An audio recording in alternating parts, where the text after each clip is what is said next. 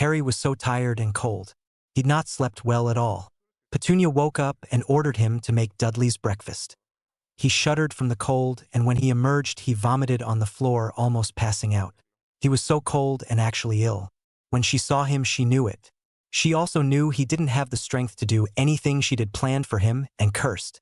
She'd had many things planned for Dudley's birthday today, and although only 8 years old she wanted it to be his best one yet.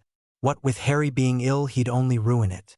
Unfortunately, Mrs. Figg was on vacation, and because of the lies she'd told about him, no one would ever take him in now. Making a snap decision, she whirled round with a bucket and mop full of water and cleaning solution. Forget the breakfast. I'll clean this. Obviously being so close to the kitchen is making you ill and useless to me. Go up to the attic and stay there for the day. You will have to clean and organize it yourself, as it's a mess and nothing in this life is free. It wasn't for me and it isn't for you either. From now on you will live there, she snapped as he dragged himself upstairs. He had to run into the bathroom, where he threw up again in the toilet, which he quickly flushed as he headed up to the attic. The attics of all of the houses in Privet Drive had been built with bathrooms attached so people could live in them if they liked. However, the Dursleys had always found that idea highly creepy, so they'd refused to live up there. They'd insisted on using it as a real and normal attic should be used, which was for storage. Everything had been dumped up there without a second thought. There was even a staircase to the attic, but Dudley never went near it or up there because his parents were so against it. The conversions done in the houses did include bathrooms, but these bathrooms were tiny and, in the case of the Dursleys, filthy from lack of actual use. It contained a small toilet, sink, and a shower for which there was barely enough room.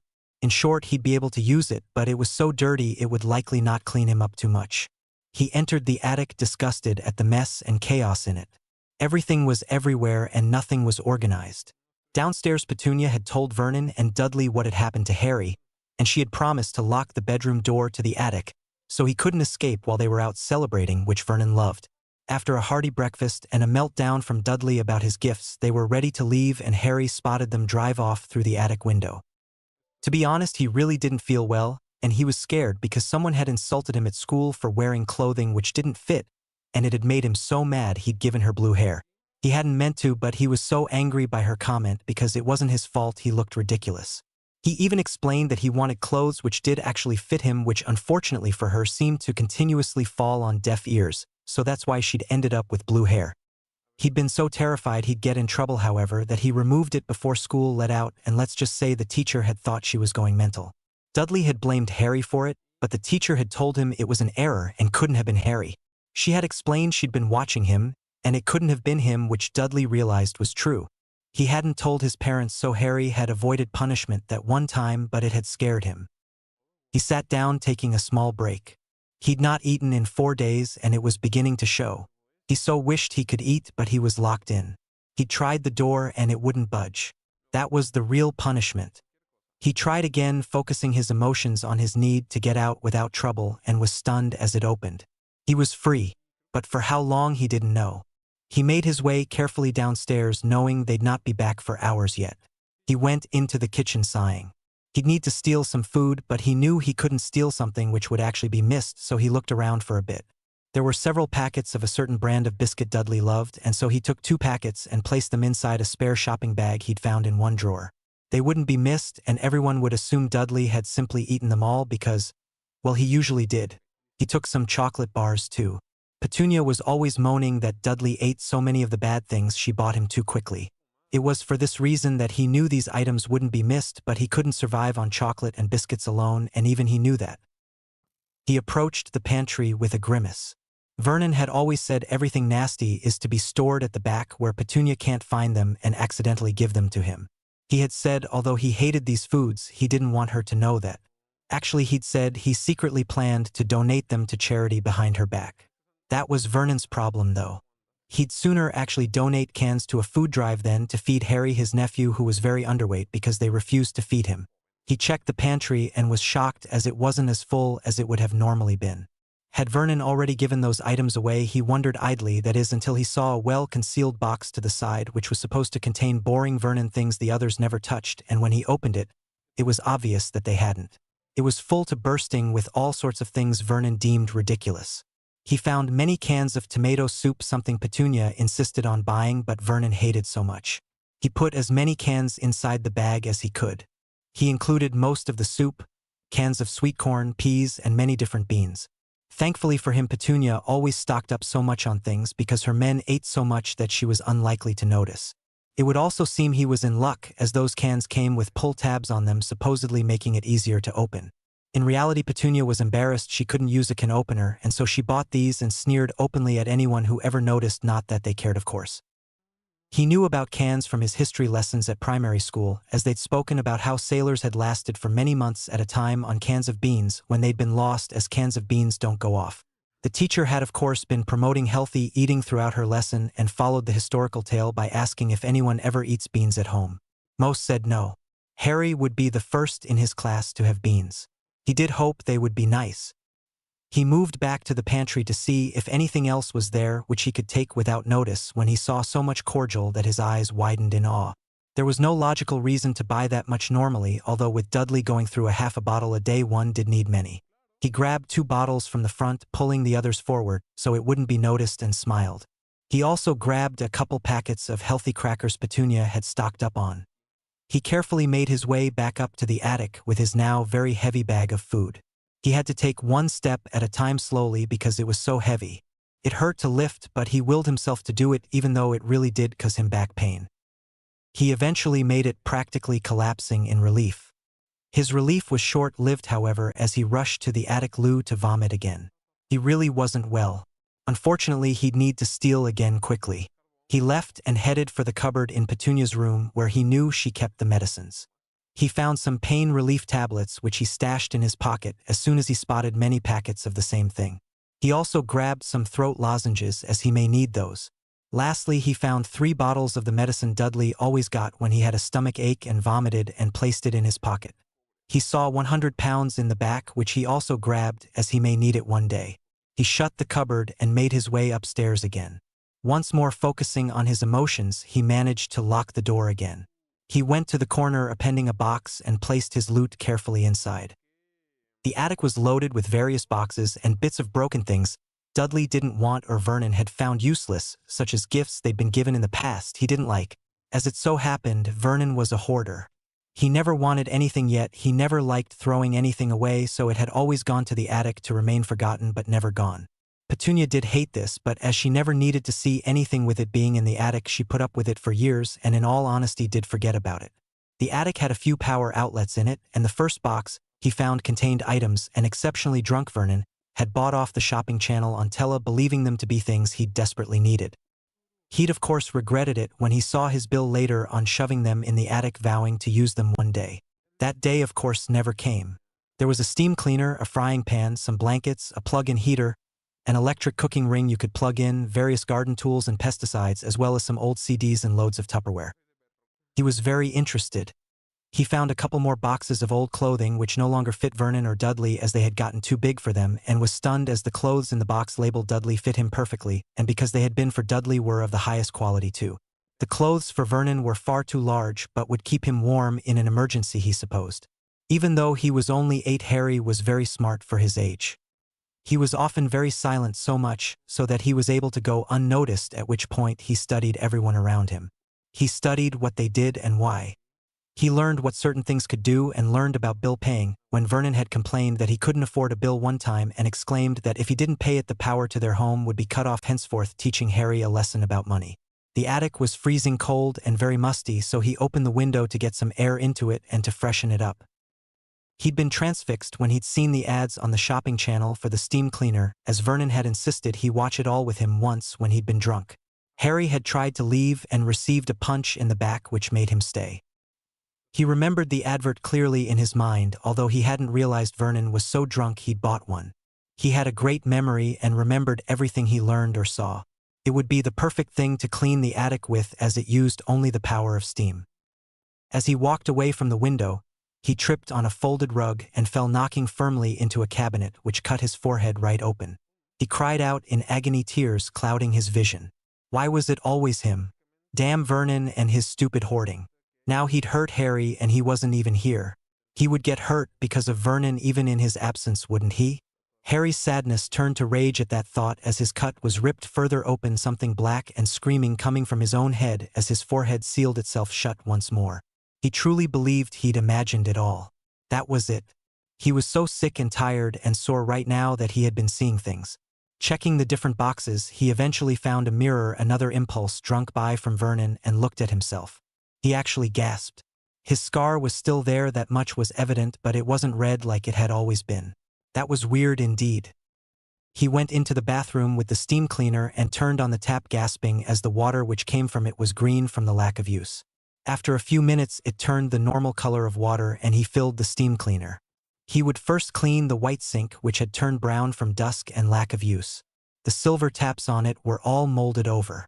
He used the steam to clean the sink, toilet and shower, which took 1 hour over how dirty it had been. When he was done, the bathroom was spotless. He grabbed some of Dudley's sickness medicine and took some, becoming very tired a short while later. There was no bed here, however, so he took out Vernon's old clothes and piled them onto the floor upon which he slept. It wasn't comfortable but was better than nothing. He covered himself with Vernon's blanket and was soon fast asleep. A couple of hours later he woke up, but he didn't know the time. He had no clock. He was starving. He opened up 1 can of soup and drank it after heating it up in the frying pan on the plug-in cooker. He had found some old plastic party plates and bowls which he had used to eat the soup. It was very tasty and made him feel better. He didn't really know what to do with the empty can but decided to slip it into the recycling outside tomorrow morning without being seen. It was 1 can and no one would notice or much care about it. If Petunia saw him in Dudley's cast-offs, she'd just assume she'd given them to him and nothing more would be said on the matter, and so it never was. That night, however, Vernon was once again drinking and yet again had forced Harry to watch the shopping channel with him.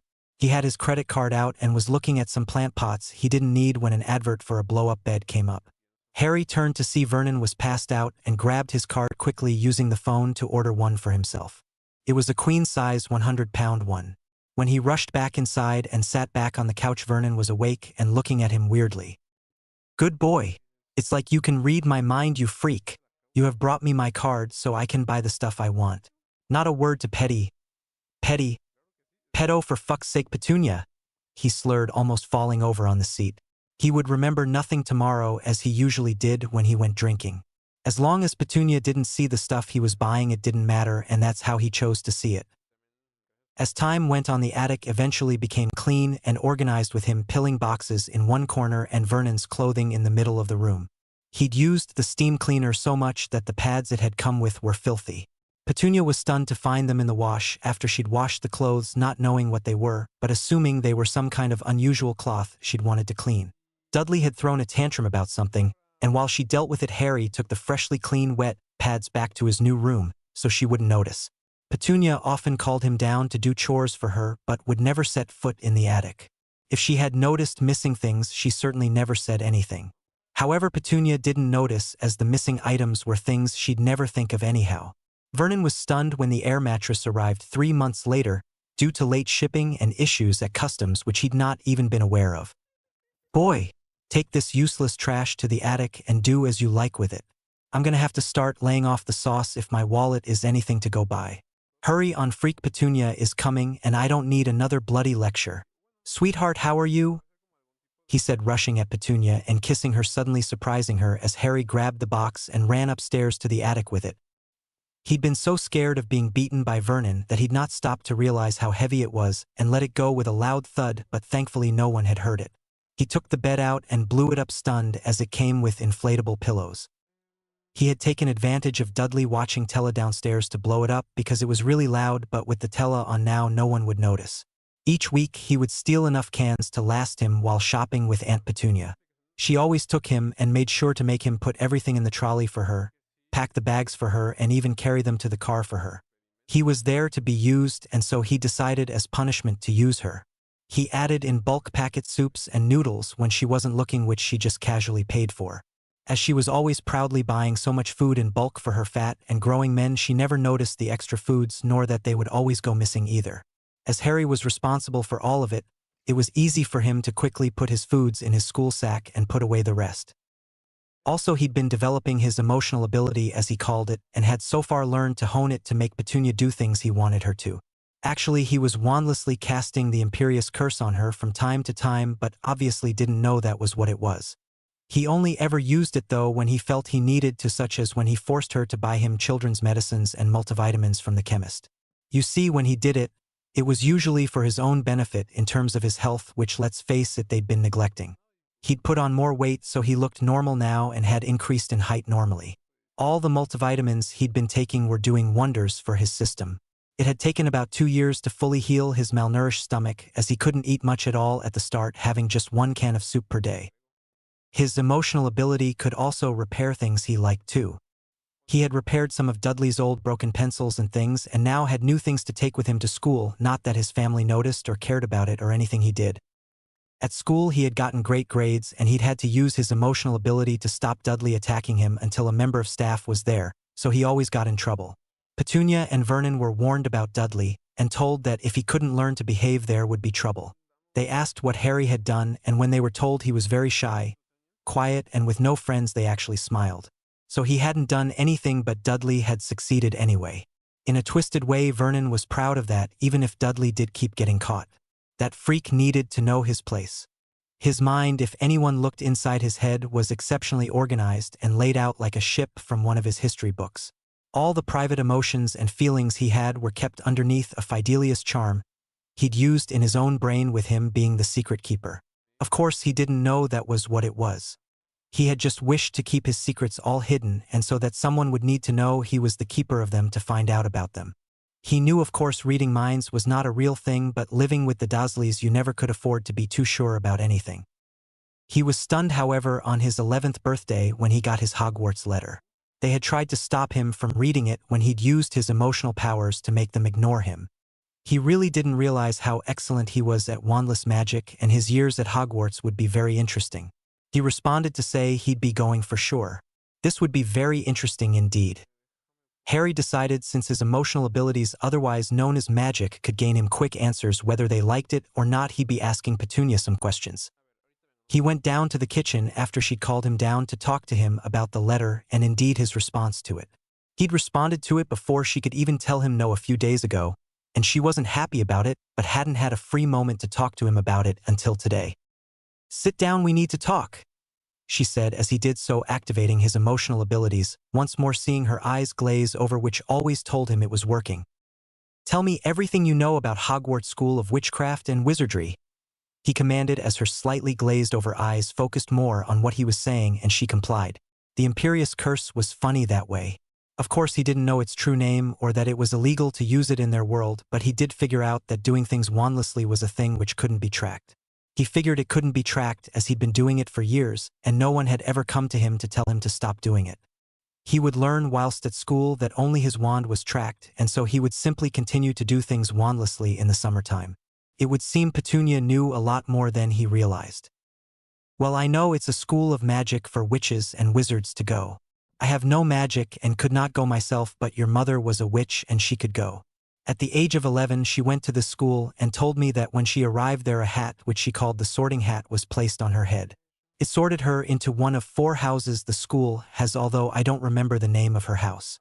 It was Griffin something. She changed when she went to that school, and my family had to lie about her all the time to explain her absence whenever anyone would ask about her.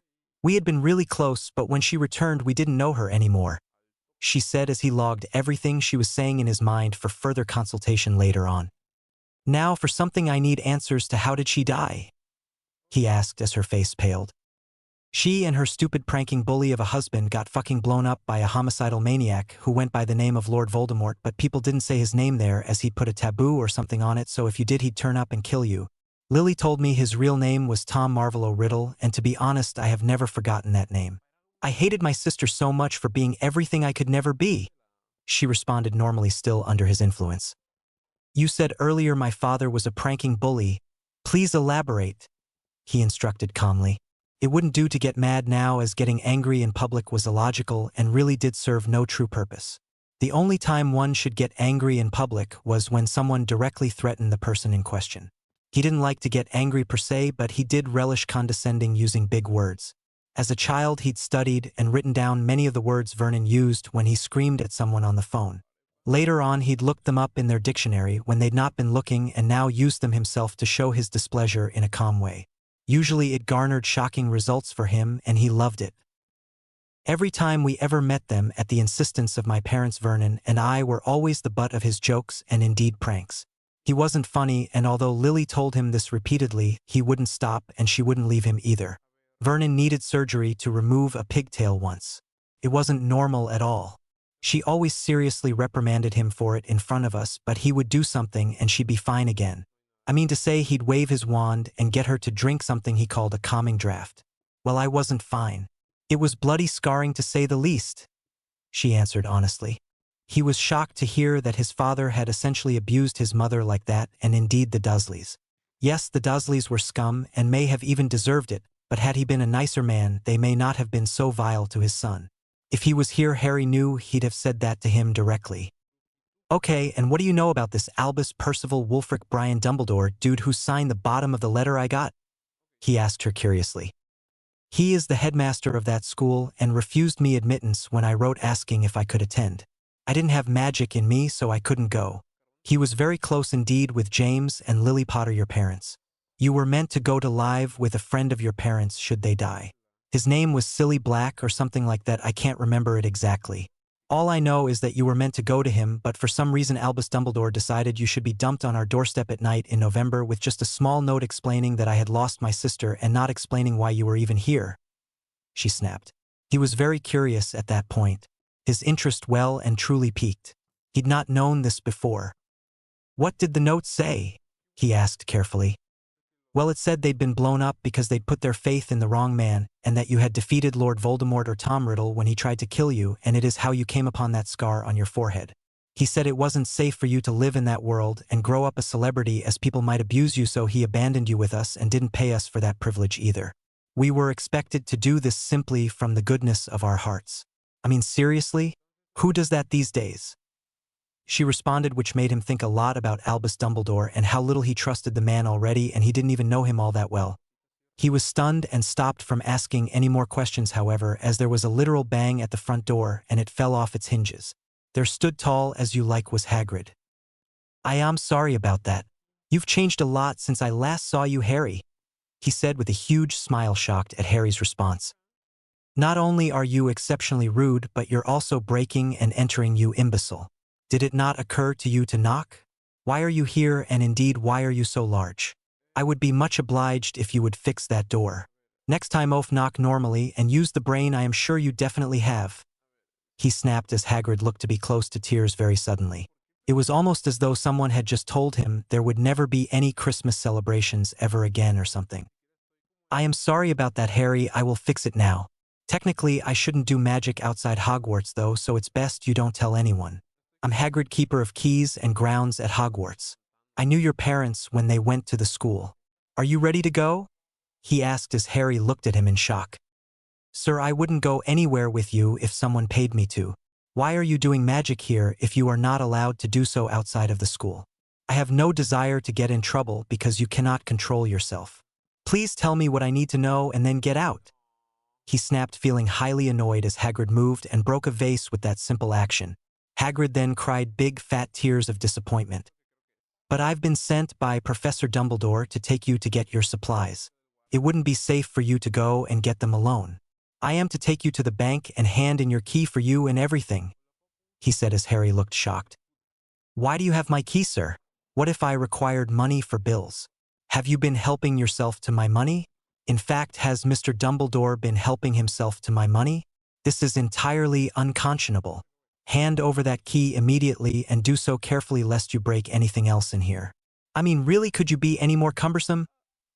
He asked as his emotional magic made it several degrees colder, and indeed very scary, as Hagrid looked like he might wet himself in fear but didn't actually do it. No, I haven't. I never would, I swear.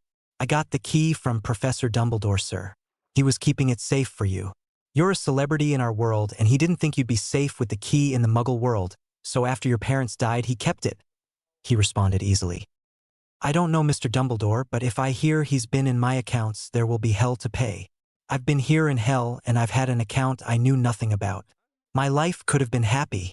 Why does he not think me safe? Is it because of this Voldemort Tom Riddle guy? he asked as Hagrid seemed to flounder and needed to grab the wall to stop himself from fainting. Any chance of a drink, please? He asked as Harry looked furiously at him. Absolutely not. You're a menace as is, and if we ply you with drink, God alone knows what state this house will be in. It would seem rather foolish to send someone so ridiculous and cumbersome to my house. Would a better and appropriately sized individual not have been better, or did he intend to scare me by sending a giant thug? Keep your damn hands by your sides, Mr. Hagrid. I can't afford any more cock-ups. Now please explain what Muggle is.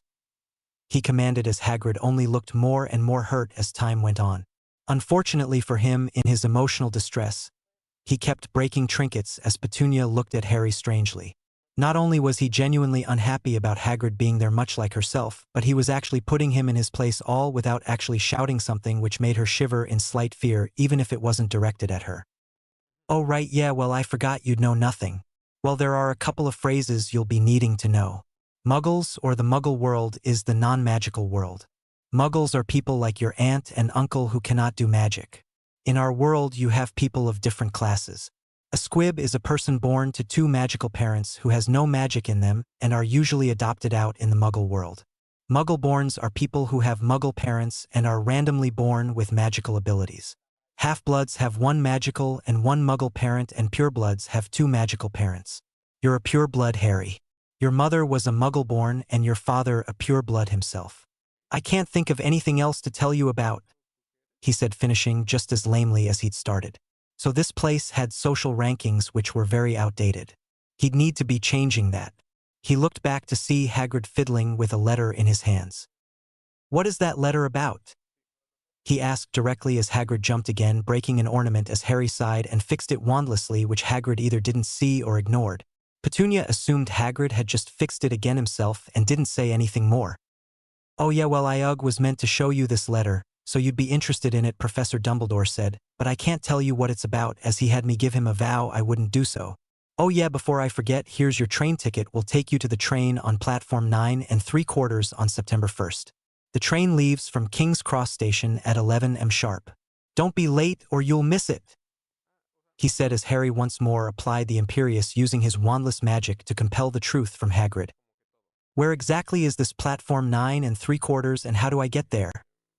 He asked as Hagrid answered this and many questions before leaving again with no memory of meeting him at all. Harry sent him on his way believing he had gone out to buy something he needed in the shops and gotten lost. He had stolen and stashed the letter in his pocket as Hagrid left.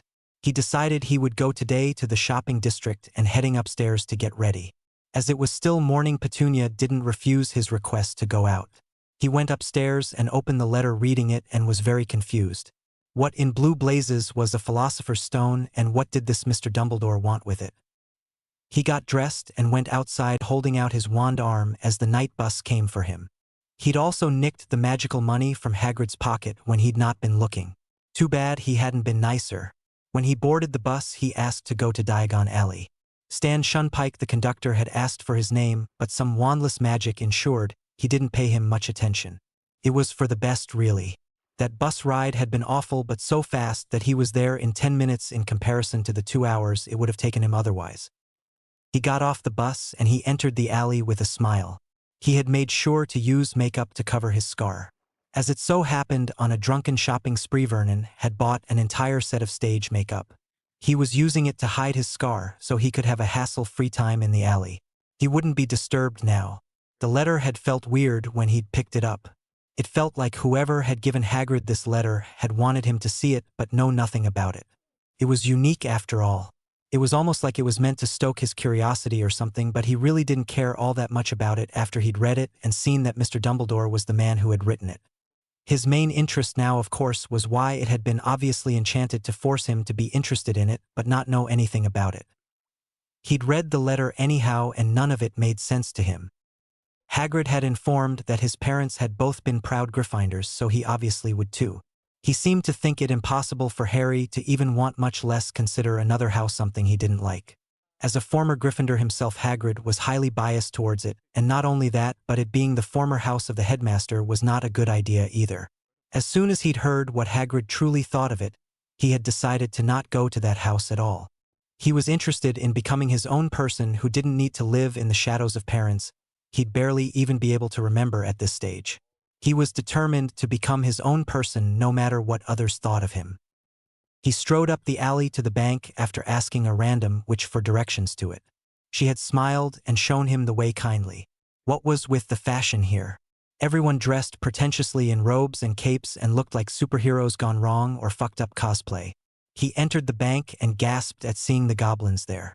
Hagrid had told him they were vile people never to be trusted, but as he didn't trust Hagrid, he decided to make up his own mind on the matter. He approached a teller with a smile. "Good morning, my name is Harry Potter, and earlier today, I acquired this enchanted letter from a man, for lack of a better word, who visited my home. He was a huge, fat, unkempt mess of a man and seemed very interested that I should see this but not know what it was about. I have of course read the letter, but I cannot ascertain what it is about, and I need your assistance.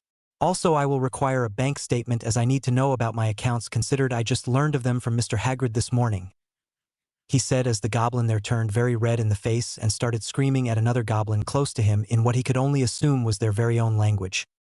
"Excuse me, Mr. Potter, but Hagrid is known to us here, and he is very well-meaning naturally but has all the tack of troll attempting ballet. I will require you to sign this parchment using a blood quill. It writes your name in your own blood and can prove you are who you say you are," he said as Harry looked at the quill and parchment and laughed. "Wow, you guys really are backwards here, aren't you? No pen or paper, huh? Well then I guess I better practice," he said, writing his name the worst he'd ever done it. What was with these bloody quills, pardon the pun? They made no sense to him, but he vowed to work on it.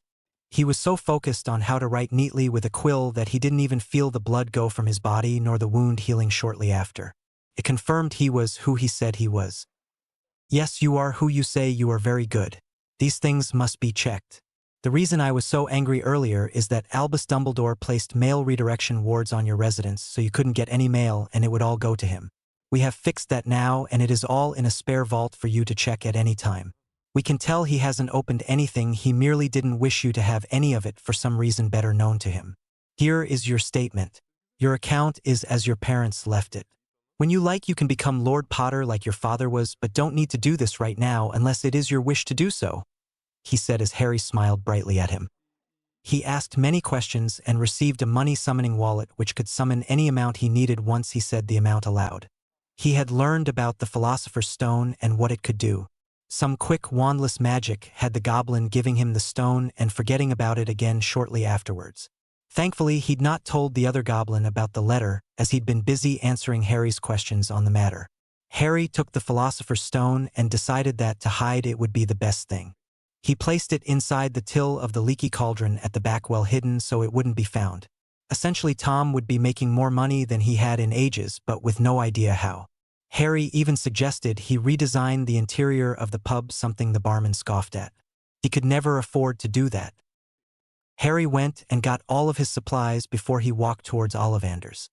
He went inside to get his wand and almost left with the holly and phoenix feather wand, but using his emotional abilities was able to get Garrick to tell him he was giving him that wand because Dumbledore had said he'd be needing it. He eventually found an ebony and dragon heartstring wand which suited him perfectly. He noticed when he used it casting his magic was very different indeed. It sometimes felt much easier, which for him was like cheating. He vowed to use his wand only in classes and when he actually needed to. He was determined to use wandless magic as long as he could. He did prefer it anyway. He was determined to learn everything he learned in class wandlessly as well, even if he didn't tell his teacher he was doing this. That night he lay in bed, wand tucked away neatly in his trunk. It had been an interesting day to say the least. Harry returned home, by which point Vernon was back and had been appraised of the situation. Surprisingly, he wasn't mad at all about it, but that was only because he'd been given a significant pay rise and promotion at work that day. He was too proud of himself to give a shit about his nephew right now. That might well change later though, whether he liked it or not. He knew because Petunia had told him that they'd only ever need to see their nephew in the summertime, which was fine with him so long as he never needed to see any of the other freaks. It was like having 9 months off and then 3 months of what he considered hell. If Harry didn't do all that much though, things would be fine. Harry and Dudley were called into the kitchen, where Vernon was sitting looking very serious, indeed 2 letters in front of him. Dudley thumped Harry in the side as Vernon smiled.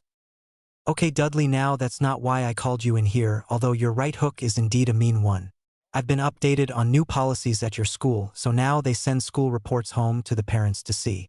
It would seem some children were not handing in their report cards, he said, glaring at Harry. The only reason Harry hadn't done that is because his was excellent and he could almost guarantee Dudley's wasn't. Vernon ordered them to sit down, telling Dudley he'd be opening Harry's report card first. Let's see what he is so desperate to hide, shall we? You can't stop me from seeing it now, you fucking swine. He cursed, ripping open the letter with glee. Dear Mr. and Mrs. Dursley, please find enclosed this report card of my student Harry Potter. He has achieved the grade of an A+. He is a very quiet and shy child who uses many manners. To be honest, his grades are excellent. However, I must point out that I do see a bit of myself in him. When I was younger, I too had no friends, and it made my teenage years hell. I know, of course, that teenage years are kind of rough for everyone, but I would genuinely recommend him to get a friend as soon as he can. Maybe you can aid him in this endeavor, because I am worried he may lack the confidence or skills to do it alone. He knows so much, though, that making a friend may just be something he isn't good at. Even straight-A students have things they are not good at. No one is perfect after all. I am sorry we have had to start sending these reports home like this, but it did seem the only way we could ensure you would see it and indeed sign it. It would seem Harry is far more concerned about his cousin Dudley than his own grades. I can see he worries a lot for the boy in terms of how he does in school, although I do not know why. I would assume, like me in my youth, he struggles deeply with taking compliments on his good work. I always did, and I can assure you this gets better with time. I am sure he did not wish you to see his report card, so he wouldn't have to deal with the praise and would struggle with it. I would recommend him to take some higher-level subjects next year in secondary school. He would be advised to do some advanced reading as well. He has a thirst for knowledge and is always reading something. He also has a talent for art. The only issue we have with Harry is that he can sometimes condescend to adults who do the wrong thing or make a mistake, and it does give off rather the wrong impression of him to those who do not know him as I do. I wish him all the very best for his future in secondary school. Mr. Potter has been a pleasure to teach. Signed, Mrs. Davis. His eyebrows rose in shock at what he had just read as he scowled deeply in Harry's direction. I see. I am not one bit as foolish as I look, boy. Now then, let's go to Dudley's, shall we? He said, placing the report card of Harry, which contained the A+ grade mark on it, to one side. Dear Mr. and Mrs. Dursley, please find enclosed this report card of my student Dudley Dursley. He has achieved the grade of AD+. In all honesty, if Dudley had spent less time worrying about and antagonizing others, his grade would be higher. Truly is that simple. This year Dudley has had many tantrums which I wish to report, so he may be rid of them when he goes to secondary school. If he is not rid of them, then I fear he may be eaten alive in secondary school. I am only saying this because I feel I have no choice. We all know how mean children can be, and I would hate for him to be bullied in the future because he often throws tantrums when he doesn't get his own way. When we do PE, he is an excellent student and performs the sports quite well. I would actually recommend that he take up a sport of his own choosing in the summertime, as it would be an invaluable outlet for all the energy he wastes on tantrums. He has a talent there, and I would be remiss to see it wasted. Dudley does everything he is given, but does tend to get very angry when he cannot understand something. I am referring him to a clinical psychologist for one meeting next week to take place here at the school, as I fear he may have an undiagnosed learning difficulty we don't know anything about. If that is the case, then this could also aid in explaining his low grades and attention span. Dudley is a student who is generally very polite to everyone here at the school except his peers. For some reason better known to him, he seems to want to do anything he can to get attention from the adults, whether that be a good thing or a bad thing. I would also recommend him doing some extracurricular reading. I am certain that, with a little more care and effort, he will become the model student I am sure he can be. I wish him the very best of luck next year in secondary school. Signed, Mrs. Davis. Dudley's report card was AD+, while Harry's was an A+, something Vernon found incredibly difficult to swallow. Yes, he'd gone to Smeltings as a child, but he'd always wanted to do well. He'd always prided himself on having straight grades, and had anyone asked him, he would have told them those grades alone secured his promotion today. This was the kind of crisis he'd never thought he'd ever face. He was genuinely disgusted with both boys, but for different reasons. He was furious Harry had done well effortlessly and mortified by Dudley's poor grades. He would sooner die than be shown up by his own damn son. Boy, this is the first and last time you will ever hear me say in my life that I do understand. I was like you in my own youth, and it is for this reason I understand so much. I wouldn't otherwise. Dudley, I love you more than life itself, you know that, but you had better straighten up and fly right, or you won't get to go to smeltings like me. I will not have an unemployable son in the future, he said seriously as Dudley looked confused. Whatever it is, it was his fault, he said, pointing at Harry as Vernon saw his son for the first time for what he actually was and felt slight shame inside. He'd never been like this in his youth, so he had assumed it was normal for every other child to be. He had assumed he was the unusual child, now he saw he wasn't. Harry was stunned at what Vernon had said, never having seen it coming. Dudley, today I got a promotion at work, which means more responsibility and more money. When I was your age, my grades were like Harry's. My own father was quite proud as his grades had been like yours. When he had been young, education had not been readily available to him, hence the bad grades. I am sorry to say that whatever extreme inconvenience Harry here is, he is not responsible for your shocking grades, only you are. Things are seriously going to change around here from now on. I will be playing a much more important role in your studies. Go to the shelf there and pick up a book, please, he instructed as Dudley, who was genuinely stunned he was being given out to it all, did so. He returned with it, handing it to his father. Boy, tell me, can you read this book? He asked, holding it up for Harry to see. It was actually a small book box containing the 3 books which made up The Lord of the Rings. Yes, I can. I've already read it all. It was remarkable. I loved it. Harry enthused, forgetting for a moment who he was talking to as he allowed the wonder of that world to take him over and saw Vernon shed a tear. Why in the hell couldn't Dudley be like that? Dudley, you will read this, and I don't care how long it takes either. You will read this to me each evening, 1 chapter at a time. We will get you there, my lad. Don't you worry, we'll soon have you getting grades like Harry here, he said as Dudley threw himself onto the floor and wailed, kicking his legs. But I don't want his smelly grades. I want my own stupid grades so I can be myself. I'm not doing it, he screamed as Vernon ordered him to his room and spoke to Petunia about his grades. Even she could see it wasn't Harry's fault Dudley sucked and would be sure to help in ensuring he always got great grades. He wouldn't be allowed to fail. Smeltings would never take it anyway. His teacher was right that if he didn't stop having tantrums, he'd definitely be eaten alive there. His friend John had been like that in their first year of smeltings and had found it exceedingly tough, but on the other hand it forced him to get better because he had no other choice, and he did end school with the straight grades he'd not started the school with. Both confused boys were sent to bed for the night. It would seem straight grades were everything to Vernon, and he'd accept nothing less. The next day Vernon and Petunia had taken out an old file with plastic pockets inside it and were looking through the documents inside it. You see, Petunia, it is, as I said. Straight A's always. Let's see yours, sweetheart, he asked as she opened the file pertaining to her own study results. Her records contained all B's and no A's. Still, B grades were pretty damn good. Dudley's results seemed to make less and less sense. To be honest, Vernon, I always just signed his reports quickly because he would choose to ask me to sign them when I was on the phone and obviously preoccupied. It is for this reason that I never truly paid them attention. Like your grandfather, mine couldn't afford to go to school for the entire required time, but he did get C grades and was always happy with himself. To be honest, I am very proud of him given how little his family had. I can see Dudley didn't inherit his bad grades, thank goodness. Now, however, we need to work on improving them. I will ensure he reads those chapters to me as well. I can claim I am not aware he is reading them to you if he notices. From now on, I'm afraid there will be no out-of-house treats for Dudley. I mean, obviously he can still have his sweets and things, but no new games or toys until he approves.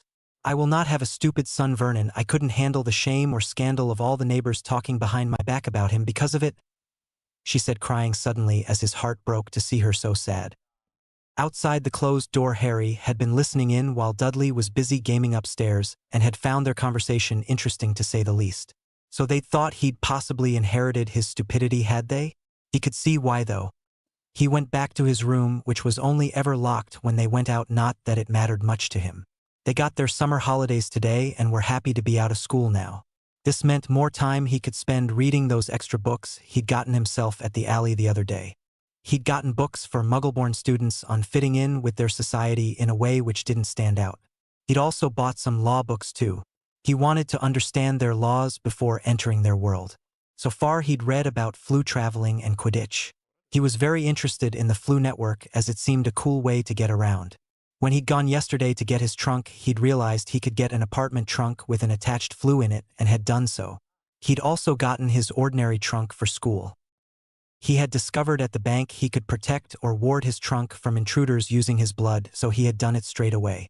He didn't like using his blood like that at all, but when he'd learned it might stop someone stealing from him, he relented and did it. If someone attempted to steal from his trunk, it would bite them. Something which he had found most amusing, as he could picture Dudley being chased around by a trunk which bit him continuously, which he knew of course wouldn't be happening. He'd actually bought the apartment trunk not to live in but to store his things inside of during the summer, such as foods and things that would otherwise go off. He'd hide his food there and eat it as and when he needed. However, the apartment already came fitted with groceries of all types as standard. Also, now that he knew more about flu powder and flus in general, he could assign his own apartment flu a name which automatically registered once he'd done it. He called his apartment Pottery Barn for fun. He'd seen the name on Tello once when Vernon had forced him to watch it. It was some kind of shop in America selling all kinds of useless things Vernon no doubt thought he needed in his drunken stupor. Vernon didn't drink all the time. In fact, he rarely did drink. It's just that when he did, every couple of months it would be a bender and he'd buy loads of junk he didn't need whilst lecturing Harry on all that was wrong with the world and how to do certain things safely. Things he'd never have taught him whilst sober. Harry learned so much from these moments that he was secretly grateful for the chance to learn new things. At least Vernon could now say he was doing it less. He had already decided to use his apartment flu to get out in the summertime whenever he needed to. He figured he could eat out in Diagon Alley should he ever want to, and it was comforting to know he had choices. Deciding to use the flu now as a test, he entered his apartment and looked around in awe. Magic truly was amazing. There was a bedroom which was large in size, a bathroom with a huge bath in it, and a kitchen diner. There was even a small living room cum study which housed the flu. Making sure he wasn't needed, he fled out to Diagon Alley, steadying himself on arrival as he almost fell over and approached the potion store. He was always and ever thinking ahead to the future. One couldn't afford not to, and besides which, if Vernon had actually taught him anything when he'd been kitting out his car for emergencies, it had been that you never can be too sure. He entered the store and picked up 2 storage boxes. One was slightly larger than the other. He filled it with nutrient potions, bone regrowth potions, essence of Dittany, truth serum, liquid luck, pepper up potion, and lastly plenty of bezoars.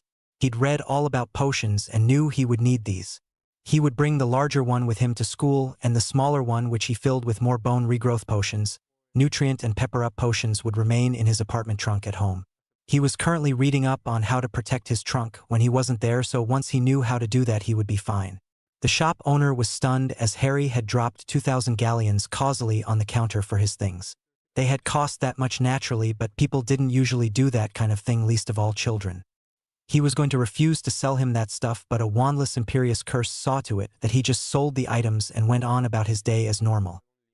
Harry was on the way to the leaky cauldron when he spotted something he'd not even been looking for. There across the way was an optician's, or what looked like one. He entered the shop with a ding sound as he shut the door behind him, balancing both boxes on one arm. The shopkeeper came out and smiled at him. "I am Dylas Wentworth. How may we be of service to you today?" she asked as he smiled at her. "Yes, hello. I wear glasses as you can see, but I wondered if there was a potion or treatment you could give me so I no longer need them," he asked as she smiled at him. "Indeed we have, but it is pricey, which not many people can afford, I am afraid. It is 250 galleons for the potion. You would need to have enough time to take it, however, as you need a whole hour to recover from it, and I wouldn't want your parents to miss you, young man," she scolded lightly, still not knowing who he was over the stage makeup. "Thank you for your concern, but my parents gave me permission to be out for the day, so I do indeed have the time," he said as she smiled. He was taken into a back room and was placed sitting in a chair which resembled one you might find in a dental practice. His chair was moved, so he was leaning back and his glasses were removed. He shrieked in surprise as without warning 2 bottles of potion were dumped into each eye. His eyes watered a lot and stung. He could see absolutely nothing. It hurt so much he thought he'd be left blind when everything slowly but surely went black for him. He was terrified as now he could see nothing at all. He didn't voice his fears though and forced himself to relax so it could work. It didn't make logical sense, but he assumed it was supposed to do this to his eyes. He was of course right. He was fed a potion slowly which made him sleep for 1 hour, by which point it was done. He didn't even remember falling asleep, but no sooner was it done than he was being woken up again. He was indeed very groggy and needed to rinse his eyes out with plenty of water, something he was told was normal. When he was properly awake, he felt extremely well rested, more so than he normally did. When he opened his eyes, though properly, it was like he was seeing and truly seeing every color for the first time in his life. He was in awe of it all. He watched the dust particles floating around in the air in complete awe. He composed himself and paid the money, leaving and heading home. As it so happened, he'd not been missed. When he got home, he was called downstairs, where he was given a chore list for the next day. If anyone noticed his lack of glasses, they certainly didn't say it to him. Vernon always shared nuggets of useful information when drunk with Harry, the likes of which he should probably have been telling Dudley while sober, but every cloud. Harry had learned about bills, taxes, and why they exist. He had learned the importance of preparing for an emergency. Vernon had even given him candles, a lighter and a torch with batteries in case their power should ever accidentally go out. Harry didn't have any extraordinary powers or anything like that. He was just exceptionally smart and observant. He only had his mindscape and wandless abilities after years of training himself in them. It had been very hard, but he'd persevered these last 3 years so much so that he could cast many things wandlessly. In fact, he could cast many spells from his first year's charms book wandlessly already. For his wandless magic to work, however, he didn't need the name of the spell. He only needed to know what it was supposed to do in order to practice and perfect it. Obviously, when he learned via wand, he'd need to know the name of it and had no problem with that. So far, he could cast Lumos, Accio, Reparo, and Relatio wandlessly. He could, of course, cast the Imperious Curse and Alohomora wandlessly too, not that he knew it was called that. When he happened upon the Imperious Curse in a book he'd bought on dark arts and realized what he'd been doing, he was stunned, and not in a good way. He'd only done it mainly to get answers to questions he'd needed. He had stolen from the bank, which was wrong, but he'd given the Philosopher's Stone to Tom the barman to redesign his pub, something he was actually taking very seriously. So far, he'd added new windows and a fresh coat of nice teal paint inside. Next week, he was getting new lighting, and then in another few weeks, new tables and chairs. He'd be deep cleaning the floors too. Just a light sprucing up, which most who had seen the changes so far loved. Eventually, he'd place new beds in his rooms, but for now the bar was his main concern. Harry was so into reading, however, that he often lost track of time. He vowed from now on only to use the Imperious Curse in extreme situations when he needed answers and wasn't being given them. As he figured that would rarely happen to him, he saw nothing wrong with using it once in a while for that purpose only. He could accept using it when he knew something was being kept from him or he was being lied to, but other than that he couldn't truly accept using it. He now had a clock and working batteries in his room. He'd read for 4 hours straight and was starving. He cooked himself some dinner in his apartment using the food it already came stocked with. He made himself some carbonara, a favorite of Petunia's, which tasted delicious and tucked in. One could say he'd been lucky that Vernon bulk bought random items whilst drunk, as it had given him a bed and bedside locker, but most of the things Vernon did end up buying, which did end up in the attic with Harry, were useless garden tools and the like, things which never interested Harry one bit. That night, as he fell into bed with a smile on his face, he was determined that he will have read every single course book in its entirety before going to school, and he was so smart that it was inevitable he'd do it too. Vernon was having to face some serious home truths he wasn't happy about. He was jealous of Harry so much because he soaked up everything he ever said like an interested sponge, and Dudley didn't give a damn. It sucked to know that your own son didn't care a toss about anything you should tell him, no matter how intelligent it was. Dudley, of course, had realized after his 10th tantrum had gone ignored that things had changed. He didn't understand why though, as he wasn't yet smart enough to get it. He'd been to school to see that psychologist who had said he had defiance disorder, meaning that he would always want to defy authority and authority figures if it got him attention. He didn't seem to realize that not all attention was good attention yet. They had been told he would learn this with age as he grew up. He was still quite young yet. Vernon fondly remembered his friend John, who he'd arranged to meet for lunch today. He had called him yesterday to arrange it. He needed to have an uncomfortable conversation with him. He just hoped John would be receptive. He entered the restaurant and smiled as the man got up to greet him. "Vernon, old boy, it's been ages.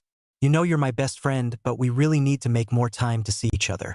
We shouldn't let it go for months again. How is the drill business?" said John, smiling at him. "John, it's good to see you, and you're right, of course.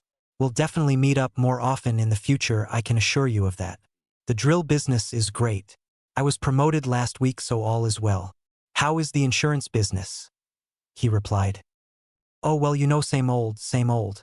I was promoted a few months back myself, and to be honest, it felt great. I'd imagine you'd know all about that feeling now though. What did you want to talk to me about today? You seemed rather urgent on the phone. He asked in concern as the waitress came over and took their order. Vernon had ordered a light pasta dish, as he wasn't in the mood for something heavy right now. John, the first need to ask you a sensitive question, but what was your childhood like before Smeltings when I knew you? He asked as John's face paled considerably. Now Vernon was worried as he'd not expected this reaction from John. We're best friends, Vernon, and I know you wouldn't ask without just cause to do so. If you must know, my childhood was exceptionally tough as my mother was a raging alcoholic and my father was so stressed about her that he often forgot about me. I'm not saying he meant to forget about me, of course, but it did make my behavior bad. I mean, I always threw tantrums. Anything to get some attention, eh? I never cared if it was good or bad attention so long as he paid me attention. I was stunned when he sent me to Smeltings. I am assuming he did so because he couldn't bear to look at me when he knew he'd neglected me for so long. He responded as Vernon sighed deeply. I mean, he wasn't an alcoholic, but he did have times once every few months where he drank so much he would buy unnecessary things. Before Harry had gone to the attic, he'd always done the gardening, but after that Petunia had insisted on doing it herself, saying she couldn't trust him to do it to her exacting standards. Vernon was highly concerned as they'd never neglected Dudley once. He was loved so much and he was awful, yet Harry, whom they'd actually neglected, was the better boy. He felt bile rise in his throat as that thought occurred to him suddenly. It was never too late to rectify things, and he promised himself he'd make it right later on. I'm so sorry to hear that, John. I asked because Dudley has always thrown tantrums and he didn't grow up like you. We didn't understand it. As you know, my nephew lives with us and he is everything I wish Dudley could be. I am thinking to send him to Smeltings next year, Dudley, that is, but how did you cope there yourself? If I remember, it was very tough for you. I'm scared for him, John, he said with a huge sigh. Well, our Damien will be going there too, Vernon, so he won't be alone. As for me, I found it very tough, but not for the reason you are thinking of, I am sure. I found it so tough there my first year because I always got all the attention I needed without having to throw a tantrum or act out for it. I did a few times at the start, as you no doubt saw, but when I realized I would never need to have another tantrum to get attention, it broke me, and I essentially broke down with relief. For once someone truly saw me for all that I could be, which is priceless, as you know, said John as their meals arrived. Vernon was stunned to hear that, as he had always assumed it was for other reasons. But John the First loved my son so much, and he never gets ignored or neglected by us. Why then do you suppose he throws so many tantrums? I mean, finding out my nephew is much smarter in every way than my own flesh and blood son has been very hard to take. I am sorry to say that my nephew Harry is everything I wish my own son could have been, and I am afraid I am starting to resent Dudley a bit for it. He cares nothing for education or being a good person like I did in my youth. I actually wanted to succeed. He doesn't. He just wants everything handed to him. Hell, I know most kids these days do, but he truly cares for nothing, John, he said, taking a large swig of his wine. John had listened to him intently and felt sorry for Vernon. Vernon, Damien is the same way himself. I mean, Damien cares for his studies, of course, but he does also expect everything to be simply handed to him. In the 70s things were different, and we know that. We had to work for everything we ever did. Smeltings helped me to see I didn't need those tantrums, and I am sure it will help your son in the same way. As for your feelings about Dudley, they are natural, and I don't think a parent anywhere could say they hadn't wished their child was like someone else at times. I mean, take our Damien for example. He wasn't always into his education or good grades, but once we explained many different ways to him over a short period of time why they mattered and made sure he understood us, his grades did improve. He used to get D's and now he gets B's. He said as Vernon felt less like the worst parent in the world. That didn't count for Uncle though, as he'd been a shit uncle and he knew it. Hearing of John's childhood had been enough to highlight that for him. He'd been so deathly afraid of magic over the awful things James Potter had repeatedly done to him that he'd neglected his own nephew, severely becoming the one thing he hated, a bully. He would never be able to just love Harry like that, as that would be disingenuous, but they could start someone civil and go from there. He saw his son for the first time the other day for what he really was, and he was sick to his stomach thinking about it. He'd been good in his youth, not the mess of a son he had. There was no honor in behavior like that. They spent ages catching up, and before they knew it 2 whole hours had passed. They arranged to meet up again in a few days, and Vernon headed home feeling much better than he had felt. Talking to one's best friend about one's feelings was always cathartic.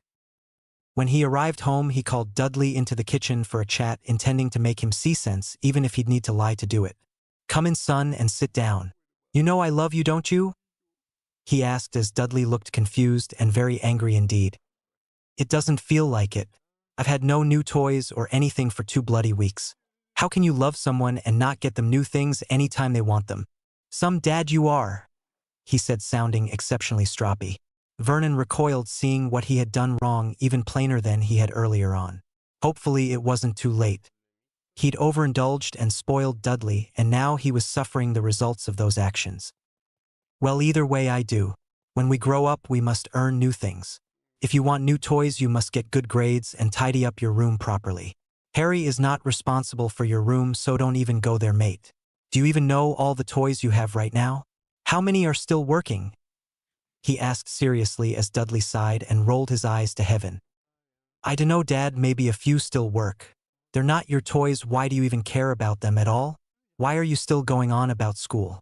It's the summertime and no more hellish classes for me. I hate school, Dad. They expect you to remember stuff and actually write it down later on.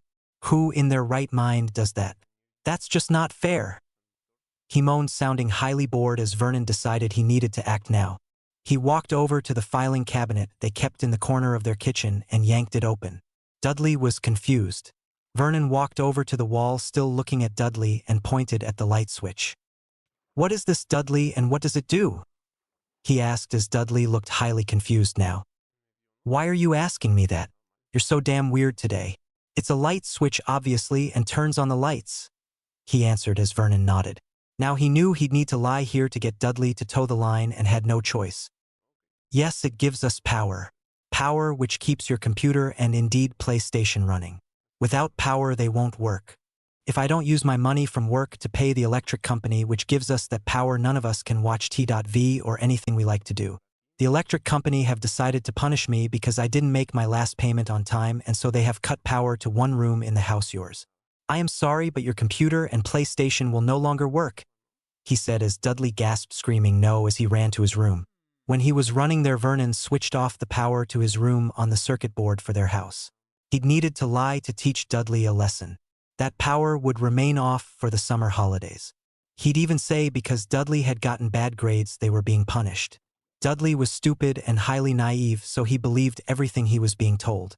It did make him study, though. He hated it and threw many more tantrums, but as he was ignored, he made himself continue, hoping to be noticed at some point in a good way. He hated it so much, but if it did get him any new toys he wanted whenever he asked for them, he'd do anything. Harry, however, was the most stunned. Vernon and Petunia had admitted they'd been wrong and could see that now. They'd not be able to love him right now, as that would be unrealistic, but they would indeed be civil and or friendly to him. He could even eat family meals with them now. It was a change he'd not been expecting. They had told him they'd been wrong, and that was the end of it. They'd said he didn't need to hear much more on the matter and considered it closed themselves. They had said they'd never be able to give him back the earlier years, but being friendly now was a step in the right direction. They had told him they realized he was not his father and were sorry they were always so scared or terrified of him and magic in general. He was happy in a way that they were being sensible about it all, at least. It did mean he could start Hogwarts without anything from home hanging over him. "Harry, come here, please. There is something I seriously need to do," Petunia said as he looked at her awkwardly and stepped forward. She grabbed his face and stared into his eyes for a moment before squeezing him in a tight hug and breaking down in sobs over the loss of her sister. It was like it was finally hitting her now, even if it was 11 years late. "I am so sorry, Harry. Your dad was so awful, and he tormented people so much that I grew to resent everything magical. I could never be a part of that world, something I have regretted my whole life. He made fun of me for wanting to be a witch continuously, something which I never told Lily, but something which hurt me more than that rejected letter from Mr. Dumbledore. I can be a part of that world now through you. I want you to promise me to do well at school and write to me about your experiences there. I know I don't deserve it and I was an awful human being, but I really am sorry," she said, still sobbing violently in between words. Harry was totally floored. If he'd expected anything from his aunt, it wouldn't have been this. Thank you for apologizing to me and telling me about my father. That's not an easy thing to hear, and I am sorry he did that to you. That wasn't fair. I will promise to write to you every month, okay? As for magic, I have, if you like, some medical potions which could heal broken bones quickly and aid you if you have a tummy bug very quickly. I got them in Diagon Alley, as you never know when you may need something like that, and Vernon taught me always be prepared for anything. Would you like 1 or 2 bottles to keep here? He asked as she smiled at him. Even now he was still so thoughtful and mindful of others. When Dudley had been born, he was a menace. He'd suffered with severe colic and given his parents hell for the first year of his life. Top that off with Petunia suffering from extreme postnatal depression for a few months of that year, and you can see why she did all she could to simply give Dudley anything he asked for. She had never been prouder of her nephew and disgusted with herself and her own son. It was like something in her brain had snapped, and she got this resolve from somewhere she'd never known it existed. If Dudley didn't do as he was told now, there would be consequences. Dudley, come here, please. From now on there will be a chores list for all of us. You must clean your bedroom and the upstairs bathroom. I will clean the kitchen and the downstairs bathroom myself. Your father will clean the garage and the shed, and Harry will be cleaning his own room and the living room. We need to make things equal for all in this house, and that starts immediately. When you boys are home for the summer, you will each be given chores and must do them. Also, Vernon dear will be taking the junk from the attic we do not need and selling it. She ordered so firmly he couldn't even argue with her. He did hate it, but even he could see it did need to happen. Dudley had protested greatly, throwing himself on the floor, and went without his dinner or dessert that night. He would learn eventually. They'd been so bitter and frightened of what James had done before that they'd missed and neglected Harry in the process. He was so studious himself that he had read 2 of his 6 course books already. He had the rest of the summer to read the remaining 4 books. He absolutely detested quills though, and decided to ask his uncle about it. He figured as they were now being friendly, it wouldn't be a problem. What is it, Harry? He asked as Harry approached him. Well, uncle, I will have no choice but to use a quill and parchment when I go to school in September, but it's so hard for me. I detest the quill with every fiber of my being. It's so messy and makes my work a mess. Can you think of anything else I could use? I really do need the help, he asked as Vernon requested to see the quill and parchment for himself. Vernon was stunned at how archaic it all was. In fact, he laughed about it like Harry had done in the bank. He attempted to use the quill himself, cursing at how awful it had made his writing, and saw how right Harry was. Yes, it's a mess, and I can see that. I mean, look at my hands and everything. Were someone to read that now, they'd assume my writing is awful, which it most certainly is not. I do have something you can use, actually. I got it for Dudley today to force his writing to become better, but I can get another one for him tomorrow. I thought if he made a mess of himself a few times while writing, he would learn that neat writing equals no mess. Here, it's a feather fountain pen which you dip into ink to use. I got it at our local arts and crafts store. You see, it's much like your quills and works the same way, except it has a metal fountain pet head and makes writing with it neatly such a joy, he said as Harry looked at the teal fountain pen tipped feather in awe. He dipped the tip of the fountain pen nib into the ink, stunned as he was able to write oh so neatly with it. In fact, it had managed to make his really not bad writing even better, and what's more, no one would notice it at school as it so closely resembled a traditional quill. Thank you so much, Uncle Vernon. My writing was never bad to begin with, but this thing has made it so much better, wow. To be honest, I really didn't think you'd be able to help me much at all. Thanks again, he said with a huge smile, which in turn served to make Vernon smile. He was a good boy, really, even if he did still detest the father. And as he thought the son is not the father, he learned that Dudley would need to become his own individual as he grew up too. That didn't mean, of course, they would no longer punish him when he did something wrong. He'd still get punished, but he really did need to grow up in his own way with his own interests. You are quite welcome, Harry. Now off you go to bed. I've got things to be getting on with tonight, he said, picking up his keys to go and buy Dudley a new feather pen for tomorrow. The next day, Harry himself went to that store and picked up one in every color they had and brought it home again. No one had noticed his lack of glasses, since however the magic used in that potion meant that no one would notice it either. It was supposed to be that way. Things were slowly but surely getting better for Harry and the Dursleys. It would seem with time to reflect by the end of the summer Dudley had no more tantrums. He did, however, now enjoy reading, even if his choice of books was not to the same standard as Harry. All in all, it had been a great summer in which Harry had finished reading all of his textbooks for school and gotten closer with his family, who now included him in many more things. He'd even become friendlier with Dudley, who had said sorry to him. It was a start. He was off to school tomorrow and very excited indeed about it. Harry had informed the Dursleys he was meant to bring a pet to school and had asked them what they thought he should bring with him. They had said he should bring with him whatever he felt would best suit him. When he'd gone to the store for his pet a couple of weeks ago, he'd still not been sure what he wanted. He was stunned when he bonded with a ginger Persian cat, something he'd not seen coming. Petunia was further stunned, informing him his parents had gotten a cat like that when he'd turned one, as they'd written to her about it.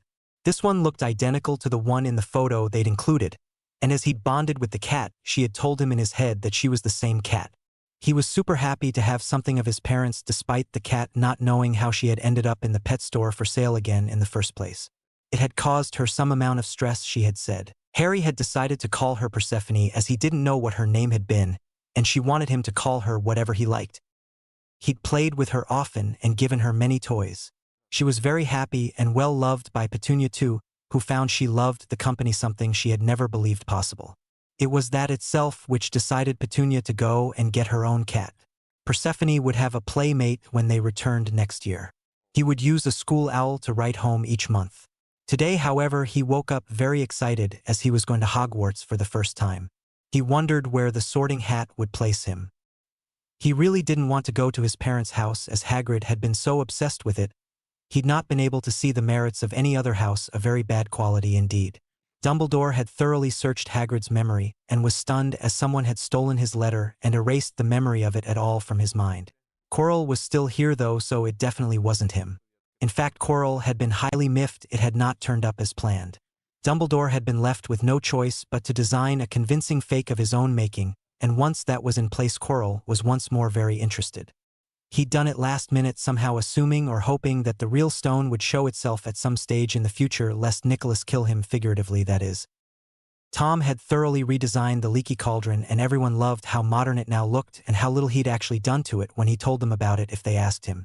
Neither Dumbledore nor Nicholas could have imagined the real stone would have ended up in a pub, no less. The goblins had not helped either when Dumbledore had asked after the stone, claiming that he was time-wasting and cancelled the flu call. He didn't have time for this.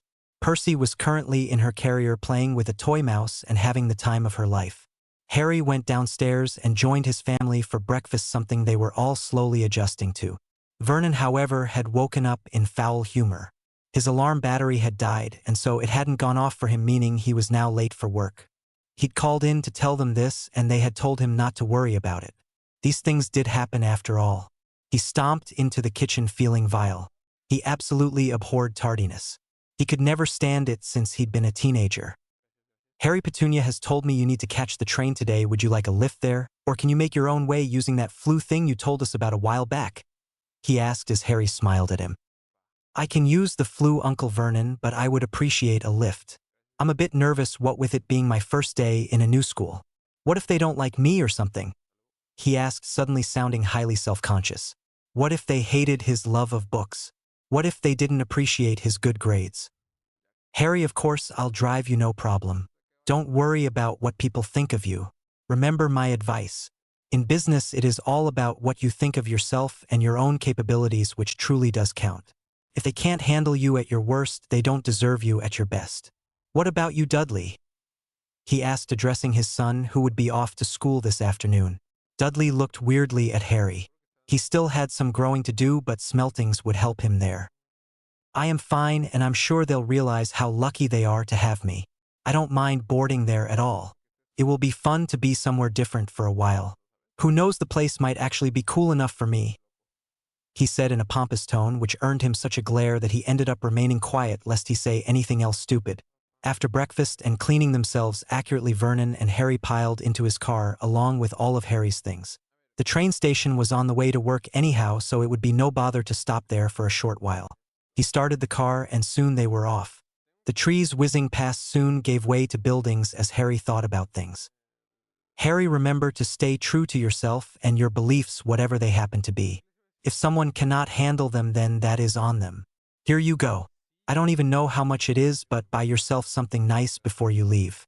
I'd suggest a magazine and a snack for the train journey, he said, handing a wad of notes to Harry, who looked stunned. Wow, Uncle Vernon, thank you so much, he enthused as they came to a stop outside the train station. He loaded his trunk onto a trolley with his cat carrier on top of it. He had a bag on his back which his aunt had made for him. She was fine seamstress and thought it a cute idea to find out the names of all the houses and sew their emblems onto a plain black school satchel. So he had a very large crest with 4 segments on it, each containing one of the animals for the 4 houses on his new bag, and he loved it. Vernon, who was stressed out because he was late for work, had left shortly after in a hurry. Harry looked down at the notes in his hand, realizing how very tired and distressed Vernon had been as he'd given him £150. Nevertheless, he decided to use it, or at least some of it anyway. He walked inside the station with his trolley and entered W.H. Smith. In there, he bought some Ribena and water for himself, along with a large bag of Quavers, his favorite crisps. He also picked up a word search book to help keep him entertained and a pen which he could use in it. He put them all in his new backpack and headed to Greg's for some pastries which he could eat on the train. He picked up 4 small sausage rolls and 2 ham and cheese jambons, which also went into his bag. As he approached the platform entrance, he saw who he would later learn was Molly Weasley shouting loudly about all the muggles in the area, and shuddered. A lot of the so-called muggles were giving her looks as though she was mentally unstable, and he laughed. It did look funny after all.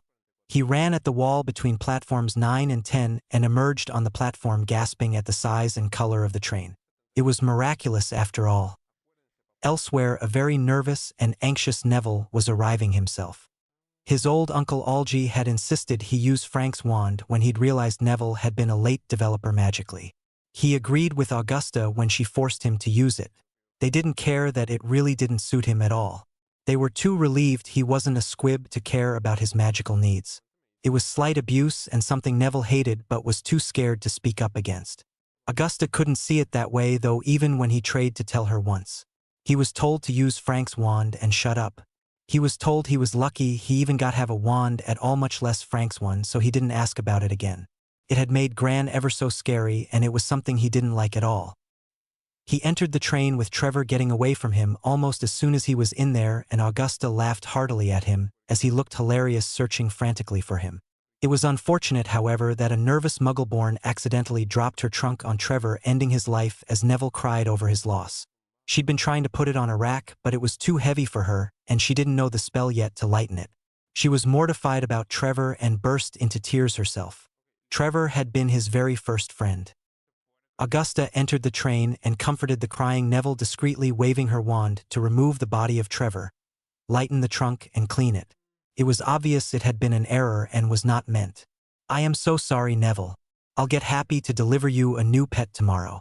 What would you like? She asked as he looked at her with tear-stained cheeks. It was the first time she'd asked him what he wanted, and he was mildly stunned by it, if he was honest. He was my very first friend, Gran. I'm so sorry he got away from me like that. I should have been able to hold him tighter, but I really didn't see the trunk coming and he just hopped away. Please have Happy get me a cat. That would be very nice, and I really am sorry, he said exceptionally nervously, as the Muggleborn girl who had killed Trevor was now crying herself in such a way that they could actually see, and stunned Augusta and Neville when she produced 10 galleons from a pouch around her neck. Here, ma'am. Please take this. There's 10 of those galleon things, and buy him a new pet. I'm so very sorry I dropped my trunk on him like that. I'm just so nervous, and I didn't even see him. Oh dear. I couldn't lift it, and I don't know the spell to lighten my trunk yet. I'm oh so nervous to start school, and bad things always happen to me when I get nervous. I'm Sally, by the way. Sally and Perks, she said as Augusta now shed a tear. Such kindness was unheard of in their world, or rarely used, hence it being a surprise to her. Well, Miss Perks, thank you so much for your kindness. I will use this to ensure Neville gets only the best cat, and I thank you deeply for your kindness. House Longbottom will not forget it in the future if you should need anything. Do you have enough galleons yourself for the year? She questioned as Sally blushed. Well, in all honesty, we weren't sure how much I should have, so I have 200 of them. I know all about Hogsmeade, and Professor McGonagall told us all about the older students who go there buying things for the younger students. Do you think I have enough money, or should I have gotten more? She asked curiously as Augusta gasped. That was indeed a lot of money. That is a lot of money, young lady. Take care of it, please. Thank you again for your kindness. I must be off. I love you, Neville. Have a great time, and for Merlin's sake, don't let me down," she said, kissing his forehead as he blushed. "I love you too, Gran," he said as Sally smiled at him before going in search of a compartment of her own. Neville entered his own compartment, composing himself, and Harry joined him there shortly afterwards. He hadn't seen Neville inside, though, and was mortified to enter it and not find it empty as he had thought it would be. "Hello, I'm sorry, I thought this compartment was free. Do you mind if I sit here? I'm Harry," he said, holding his hand out as Neville shook it nervously. "Of course not. Please have a seat. I'm Neville Longbottom," he said as Harry had to think of something sad in order to not laugh. "Thank you, Neville. I'm Harry Potter," he said as Neville about fainted. He looked very flushed suddenly, and almost as though he was taking some kind of test he'd need to get right straight away. "Well, why did you not say so? Oh my goodness me, sharing a compartment with a celebrity. It's an honor, Harry. I've read all about you, but I must ask, did you really slay that dragon in Romania?" he asked nervously as Harry laughed loudly. Neville was an obvious nervous and quivering mess, but he did manage to speak at least.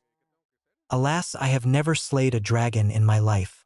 I've never been outside England, Neville, much less Romania," he said as Neville seemed to be making up something in his head.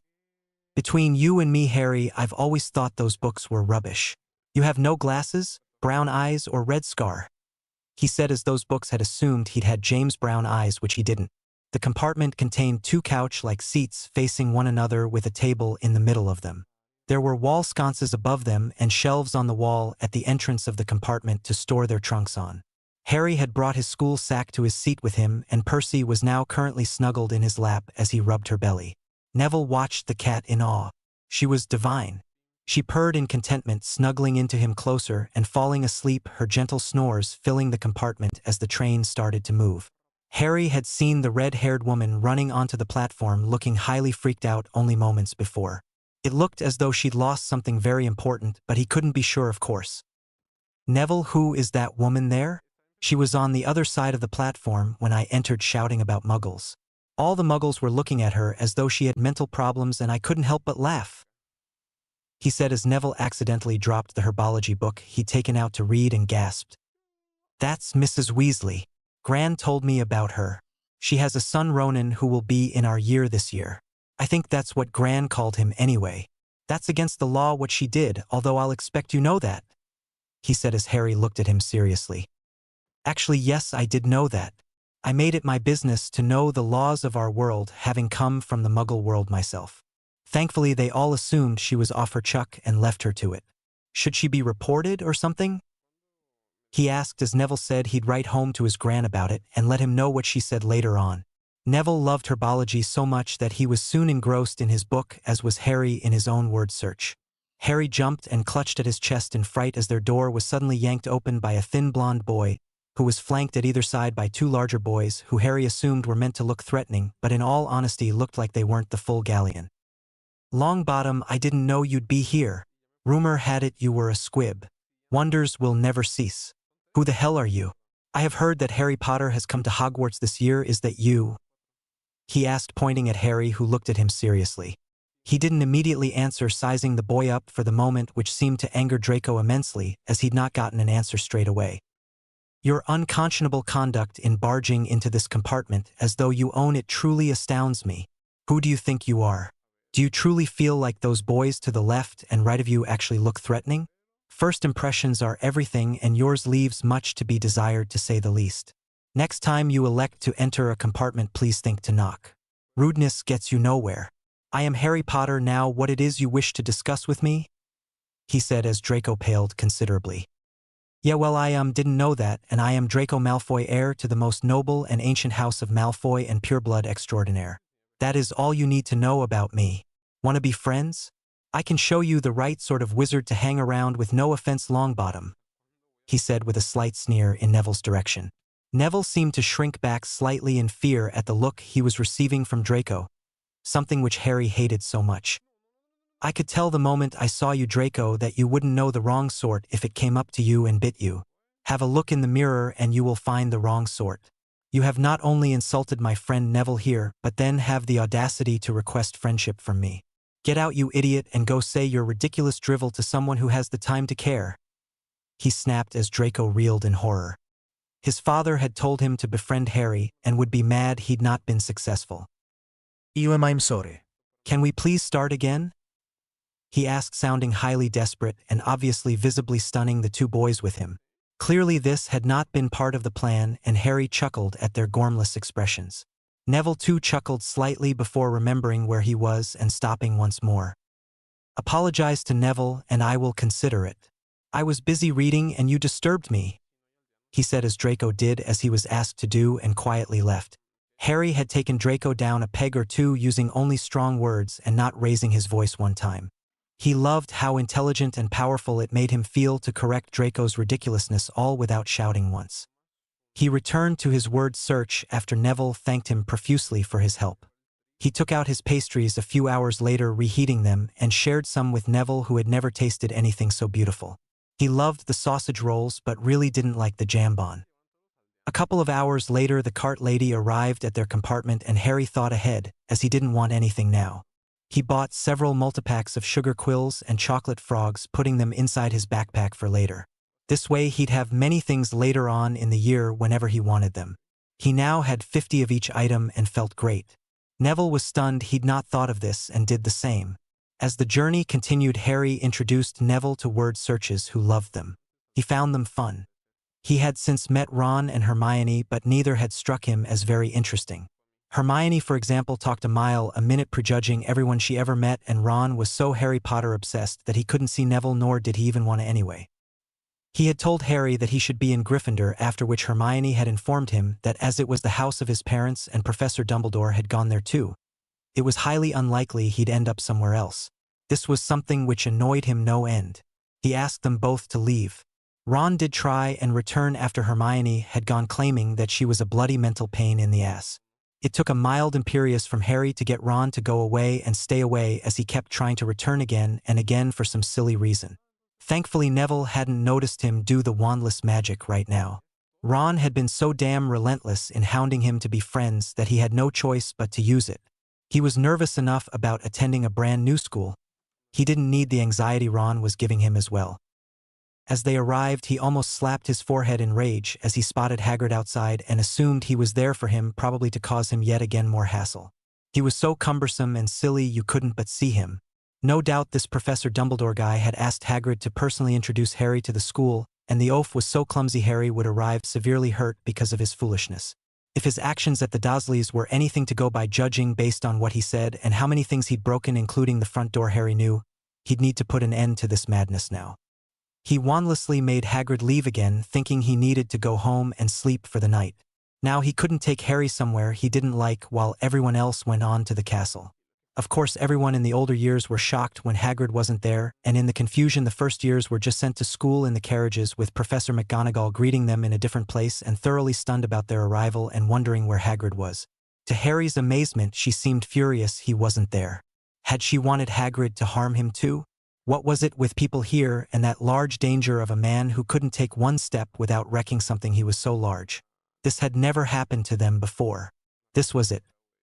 Everyone looked at Professor McGonagall in shock as she looked truly furious and exceptionally harried from running quickly to another part of the castle to greet them somewhere different than was the norm. Hello everyone, I am Professor McGonagall, the Vice Headmistress of Hogwarts, Transfiguration's Professor and Head of Gryffindor House. Please excuse my appearance. Usually our groundskeeper Hagrid escorts you to the school, but it would seem he didn't turn up for some reason, so you've entered the school in a different place than normal, she said, scrutinizing them all carefully. They were all so small in that large atrium. Harry looked around stunned at the beautiful stonework. It did look truly divine, and he endeavored to find out later on how it had been built. He refocused, looking at Professor McGonagall once again before he got lost in the various moving portraits all around them which fascinated him so much. How had they been made? He planned to research that in the library as soon as he knew where it was. Maybe he could even make one of himself as a gift for his aunt. If it could talk, maybe he could communicate with her from the distance. Welcome to Hogwarts. It is a privilege each of you should get to attend Hogwarts at all, and is not something to be taken lightly. Here at Hogwarts we have 4 houses respectively called Slytherin, Gryffindor, Hufflepuff, and Ravenclaw. Slytherin house values cunning and resourcefulness. Gryffindor house values bravery and chivalry. Hufflepuff house values hard work and loyalty, and lastly Ravenclaw house values knowledge and wit. No matter what house you end up, you are expected to do all you can to be good and model students, she commanded as Harry smiled. One of those sounded highly exciting to him, and he sure hoped he'd be placed there. Slytherin didn't appeal to him because any house which valued cunning as one of its traits was not an intelligent house. The point of being cunning was to do so quietly, not by announcing like a fool that it is the main trait of your house. His nose wrinkled in disgust at that. McGonagall saw him wrinkle his nose in disgust when she mentioned Slytherin and smiled brighter than she had been previously. When he saw her do that, he raised his eyebrows almost as if to ask her why it pleased her that he visibly expressed his own dislike for Slytherin, which served to make her frown. She was very easy to read. He guessed she had been happy because she'd assumed him not liking Slytherin meant he'd definitely go to Gryffindor. How naive she was. In a moment we will enter the Great Hall where you will be individually sorted into your houses. Will we have to fight a troll? I'm not ready, ma'am. My brothers said you need to fight a troll to get sorted. I don't even know any magic spells yet, Ron exclaimed in a panic as she gripped her nose in rage. Young man, pull yourself together this instant. From your red hair I can but assume you're a Weasley family member. I can assure you that your brothers were most incorrect. It is more likely they thought they were being funny when really they were being incredibly stupid. Hopefully they only said this to you. 20 points from Gryffindor for sheer stupidity for them both, I think ought to teach them a lesson. I see nothing funny about this, and you there will lose 20 points for your own house once you're sorted for laughing at something which is unintelligent. She sneered at Draco, who had burst out laughing and now looked mad. I am a pureblood, madam. Do you have any idea who I am? My father will hear about this, he snapped as she glared at him, her ire now very visible on her face. In fact, she looked very threatening indeed. Yes, he will hear about this from me. Now do pipe down, you silly little boy. You are sorted using a sorting hat. Nothing more and nothing less. In the great hall behind me where we eat each day, you will see 4 huge hourglasses up against the front wall. Inside them are some colored crystals. Each crystal represents house points which are given to those who perform well at a task in class or otherwise. They are taken away for any rule breaking which impacts on your house as a whole. To begin the year, everyone starts with 50 house points as a base, and we go from there. At the end of the year, the house which has the most points will win the coveted house cup, she said as Harry decided to ask her something. Excuse me, ma'am, but when this house cup is won, how is it decided who should be awarded the honor of taking it home with them? I imagine many people should like the privilege, but I don't want to have to fight anyone for it in case whichever house I'm in wins it, he said as she frowned. She'd never truly thought of that, as no one had ever asked her that before. They'd obviously not thought of it, or something due to nerves. You have misunderstood me, young man. The house cup is won and resides inside the head of house's office for the next year. No one takes it home, but the whole house takes great pride in aiding to win it. Once they have won it, they have the satisfaction of being the house that did win it for the whole of the next year. Currently that house is Slytherin, but I do hope to change that if I can. As I said, I teach transfigurations and I head house Gryffindor. Professor Snape teaches potions and heads house Slytherin. Professor Sprout teaches herbology and heads house Hufflepuff. Professor Flitwick teaches charms and heads house Ravenclaw. In a moment I will be ready for you to join me for your sorting, but until I am, please make yourself look presentable, she said as she left via a side entrance to get the stool and hat ready for the ceremony. While she was gone, someone screamed as others joined them when ghosts floated through the walls. Harry himself didn't scream, however. He remained rooted to the spot, unable to move as they terrified him. He'd never seen anything so scary, well, that is, if you didn't count that flying green light he sometimes remembered in his dreams from when he was a baby. She came back out into the hallway, once more stunned at the screaming students and further stunned at Harry, whom she could tell was literally rooted to the spot in terror. Okay, we're ready for you now. Please follow me. Young man, please come along, she instructed as Harry seemed to remember where he was and told his feet to move forwards, but they couldn't. He was literally scared stiff. She looked very sorry for him and instructed the ghosts to go away, at which point some color returned to his cheeks. I am so very sorry, ma'am. I have never seen anything that frightening except some flying green light once when I was a baby, although I can't remember why that scares me, just that it does. I see it in my dreams from time to time. They are so scary, my goodness. Will they be able to hurt me? he rambled, moving forwards as she gasped, her hand flying to her mouth in horror. So he'd remembered the killing curse. It was something which had oddly made her shed a tear. No, child, they will not hurt you, and I promise you this. You know they have ghosts in the Muggle world too. If I can find a book on it sometime, I'll show you. Are we all ready? Great, then go on in now, please, she instructed, wiping at the few tears escaping her eyes as they all walked forward. Albus looked concerned when a tearful Minerva entered with the students. He wondered what it was about, but would find out later on at some point, he presumed. Right now they needed to be sorted. Harry gasped as he entered the gold-gilded Great Hall. It was designed with loads of stone bricks which were surrounded neatly with gold. Many candles were suspended from the ceiling, giving the whole place an air of enchantment which looked divine. The ceiling itself had been bewitched to look like the night sky, and although not totally accurate, still looked amazing. They were asked to form a line, and one by one were called up to be sorted. Harry was fascinated watching where each person would go. Neville went into Hufflepuff and was genuinely delighted as he adored plants so much. He was extremely nervous, running off with the hat still on his head as everyone there in the hall laughed at him. He was a bundle of very obvious nerves. He was so happy with his sorting, but so terrified of how his gran would take it. Augusta wouldn't be too happy about it initially, but as soon as she saw how genuinely happy it made him, she'd be all right again. When she saw how accepting Hufflepuff was, and indeed how much he would grow in leaps and bounds in that house, she'd be so proud of him for it. Ron had gone to Gryffindor, where everyone in his family was usually sorted, and looked highly relieved to be there.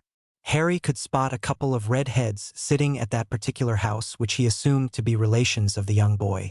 Hermione was still sitting with the hat on her head and a very red face. She appeared to be shouting at it, much to the shock of Professor McGonagall and everyone else in the hall who could see her. The hat was charmed with silencing charms which automatically activated as soon as you put it on, which meant no one could hear what she was talking about. When it declared that she was in Ravenclaw, she looked furious and devastated at the same time. She took it off, throwing it on the ground and bursting into tears. I wanted Gryffindor so I could be wonderful just like the headmaster, but it said no. Why would it be so mean like that? She said, going to Ravenclaw, where everyone looked stunned. She was so upset. It went on with Draco going to Slytherin, and suddenly it was Harry's turn. He felt very awkward as everyone there was whispering suddenly about how he looked and everything. He sat nervously on the stool as the hat was placed over his forehead, covering his eyes and obscuring the hall from view. Well, this is indeed interesting. Please relax, Mr. Potter. I am not out to hurt you, although your occlumency shields are astounding. I can tell you've worked for years to perfect them. I can get through any mindscape you see, although yours should be sufficient in keeping our headmaster and indeed potions master out of your head, thank Merlin. Now, as for those traits of the other houses you're thinking of, I wouldn't count Slytherin out, you know. It could help you on your way to greatness, you know. Well, that is if it actually suited you, which it does not. You are an amazing young boy, and I can tell you will do well in this house. They are lucky to have you, Mr. Potter. If the headmaster asks you to his office, always insist in bringing your head of house with you each time. I know you've studied the school charter and know this already. I wish you well with your studies. Better be Ravenclaw, he said as Harry smiled brightly. He'd wanted Ravenclaw, and this felt great. It would seem when you didn't demand a house, as Hermione had obviously been doing with Gryffindor, you could get what you desired by simply showing the hat why that was the best house for you logically. It was most logical and was indeed the assumption of Harry anyway. Everyone in the hall was stunned, and Ravenclaw erupted with loud cheers. Dumbledore was thoroughly stunned, and Minerva looked like she wanted to seriously curse everyone in her direct line of sight. She was absolutely furious he wasn't in her house. Phileas, however, was ecstatic. Pomona and, oddly enough, Severus were delighted for him. Who knows, he hasn't gone into Gryffindor like his father, so maybe he isn't the same terror, Severus thought with interest. Harry resembled his father only slightly because he wore no glasses and elected to wear his hair differently. It was slightly longer than James had ever been and shaggy. James had never had shaggy hair, but his short hair had always been a mess nonetheless. His eyes were unmistakably lilies, and all those on the staff who had seen him so far could see it. When the last student, Blaise Zabini, was sorted into Slytherin, the sorting hat was taken away again. Professor McGonagall joined the other staff at the head table and gently touched her spoon to her glass goblet, making it ring around the room as everyone fell silent and stood approaching the podium whilst nodding to her in thanks. "Thank you, Professor. Welcome everyone to another year at Hogwarts and to our wonderful first year's welcome. I wish to apologize for the absence of Hagrid, our groundskeeper, at the train station to meet you. I am sure he was merely nervous about meeting our hero young Mr. Potter and failed to turn up for this reason. Never mind, I will not hold him accountable for it. I am told to remind you all by our caretaker Mr. Filch that spells should not be exchanged in the corridors. No student is permitted to enter the Forbidden Forest unless accompanied by a teacher, and that does go for all of you, he said, looking to two red-headed twins on Gryffindor table in particular, whom Harry assumed were the brothers of Ron. They blushed under his intense gaze as he lingered there for a tad too long before he seemed to remember where he actually was and continued. Moving on. Each house will have prefects whose job it is to aid the first-year students, and I do not think I should need to point out that you have a duty you must comply with. Also, I should point out that the third-floor corridor on the right-hand side is out of bounds to all students who do not wish to die a most painful death. As the stairs in the school are sentient, it is only natural that at some point the stairs will take you to that corridor, but you must simply wait till another stairs comes and take that stairs away to safety, he said while glancing curiously at Harry, which everyone noticed, although he had thought he was a bit more subtle than that. Harry was annoyed at the attention and looked around the hall, not paying him any attention, something which angered him greatly. All eyes up here now. When I am giving a speech, you look at me, Mr. Potter, he snapped at Harry directly, who looked at him now, looking highly put out, even more so when he smiled at him for doing as he was commanded to, like a good little minion. Everyone else in the hall, however, looked concerned, including Minerva, who had asked him what his problem was. If someone doesn't hear my speech, Minerva, they may think it wise to go that corridor, and I can't allow that. Now then, welcome and let the feast begin, he intoned, shocked as no food came up to the tables. Harry had decided using wandless magic it should be delayed for his outburst earlier on, which had been ridiculous. He didn't get to show off afterwards like some kind of king. His plan had been to embarrass him, and boy, had he, although Dumbledore wasn't nearly smart enough to assume the delay anything to do with Harry. He had assumed it was a problem with the elves, and it made him grumpy. He always loved being able to show off that trick and loved how naive and excited the first years would be when he did it. They would always look at him like a hero, and he loved it. He repeated his phrase, and again nothing happened. Let the feast begin, Harry mouthed to himself as the food came up, shocking everyone. He had used his wandless magic merely to delay it for a moment in order to embarrass the man who had just attempted to publicly embarrass him, and it had worked.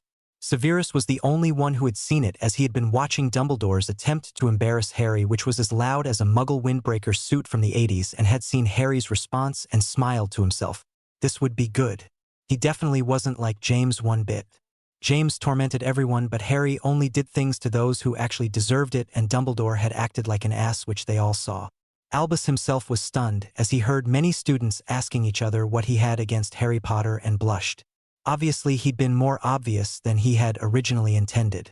Damn it, he hadn't actually meant to use Harry's name like that. He'd been an unintelligent hothead, and it had actually shown. No one would think him their king now.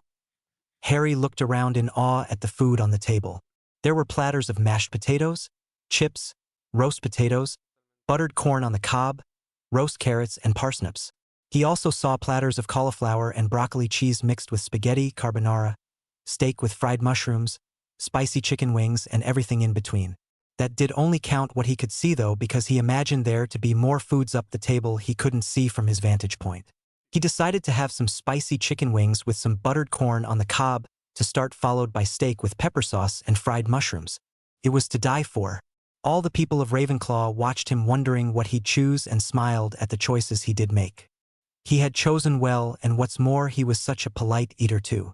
They all seemed impressed he'd chosen so well, not that he noticed it though, as he was too busy enjoying his foods to notice right now. Dumbledore frowned at the impeccable manners of the boy, wondering where in the hell he'd gotten those from. He knew for a fact that Vernon and Petunia did not have manners like this, so it was confusing that Harry should have them at all. Also, he'd discovered Harry didn't have an owl or the wand he'd thought he'd be compatible with. It was all different.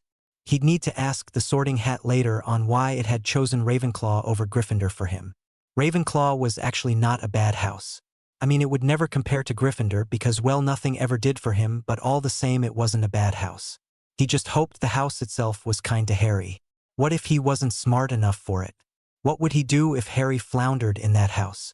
Well, either way, he had everything set up for Harry to go against Voldemort or Coralmort, as it were, in many different ways so that it occurred. He realized not every way would work, which is why he had developed so many different ways for him to defeat Voldemort. He'd never been sure of his house placement anyway. I mean, so long as it wasn't Slytherin, it truly didn't matter. He noticed Snape was not giving Harry bad looks and frowned. In fact, Severus wasn't even looking at him. Did he dislike him so much he couldn't even look at him? If so, this was good, as it served to further alienate them both within the school. He was disabused of that notion, however, as Severus glanced at him, raising his eyebrows in question. If he didn't hate and torment Harry, this would never continue to make everyone hate Slytherin house as a whole. It was his wish for everyone to always hate Slytherin, as Voldemort had come from that house, and he wished to always alienate it to send a strong message to Voldemort. It never worked, of course, as Voldemort didn't care less about what anyone else thought of Slytherin. He cared only for his own house. He himself had been stunned Harry had not gone to Gryffindor like his stupid parents had. What's more, he was furious as he couldn't read the boy's mind. Dumbledore too was furious about that, as he'd attempted it when Harry had looked him in the eyes for a few seconds and saw nothing but molten lava and flames. It was how Harry imagined hell, and it was what he wanted those who intruded to see if their intentions were truly evil. If they weren't evil, but he still didn't want them to see it properly, they would see the historical ship as Severus had when he'd peered into the boy's mind.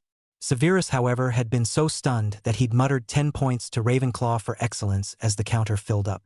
The hall, however, had been so busy and noisy that no one had noticed Ravenclaw had just earned 10 points. As dinner progressed, Harry began talking with Anthony Goldstein and Michael Corner, who'd been sorted into Ravenclaw too. Michael was hilariously funny, and he knew they'd be fast friends. Anthony was not so fun, but he could tell he was an intelligent boy and did like that about him. "Tell me, Harry, how are you adjusting to the magical world?" Anthony asked with a slight sneer, which Phileas frowned at. That boy would not go far if he continued like that.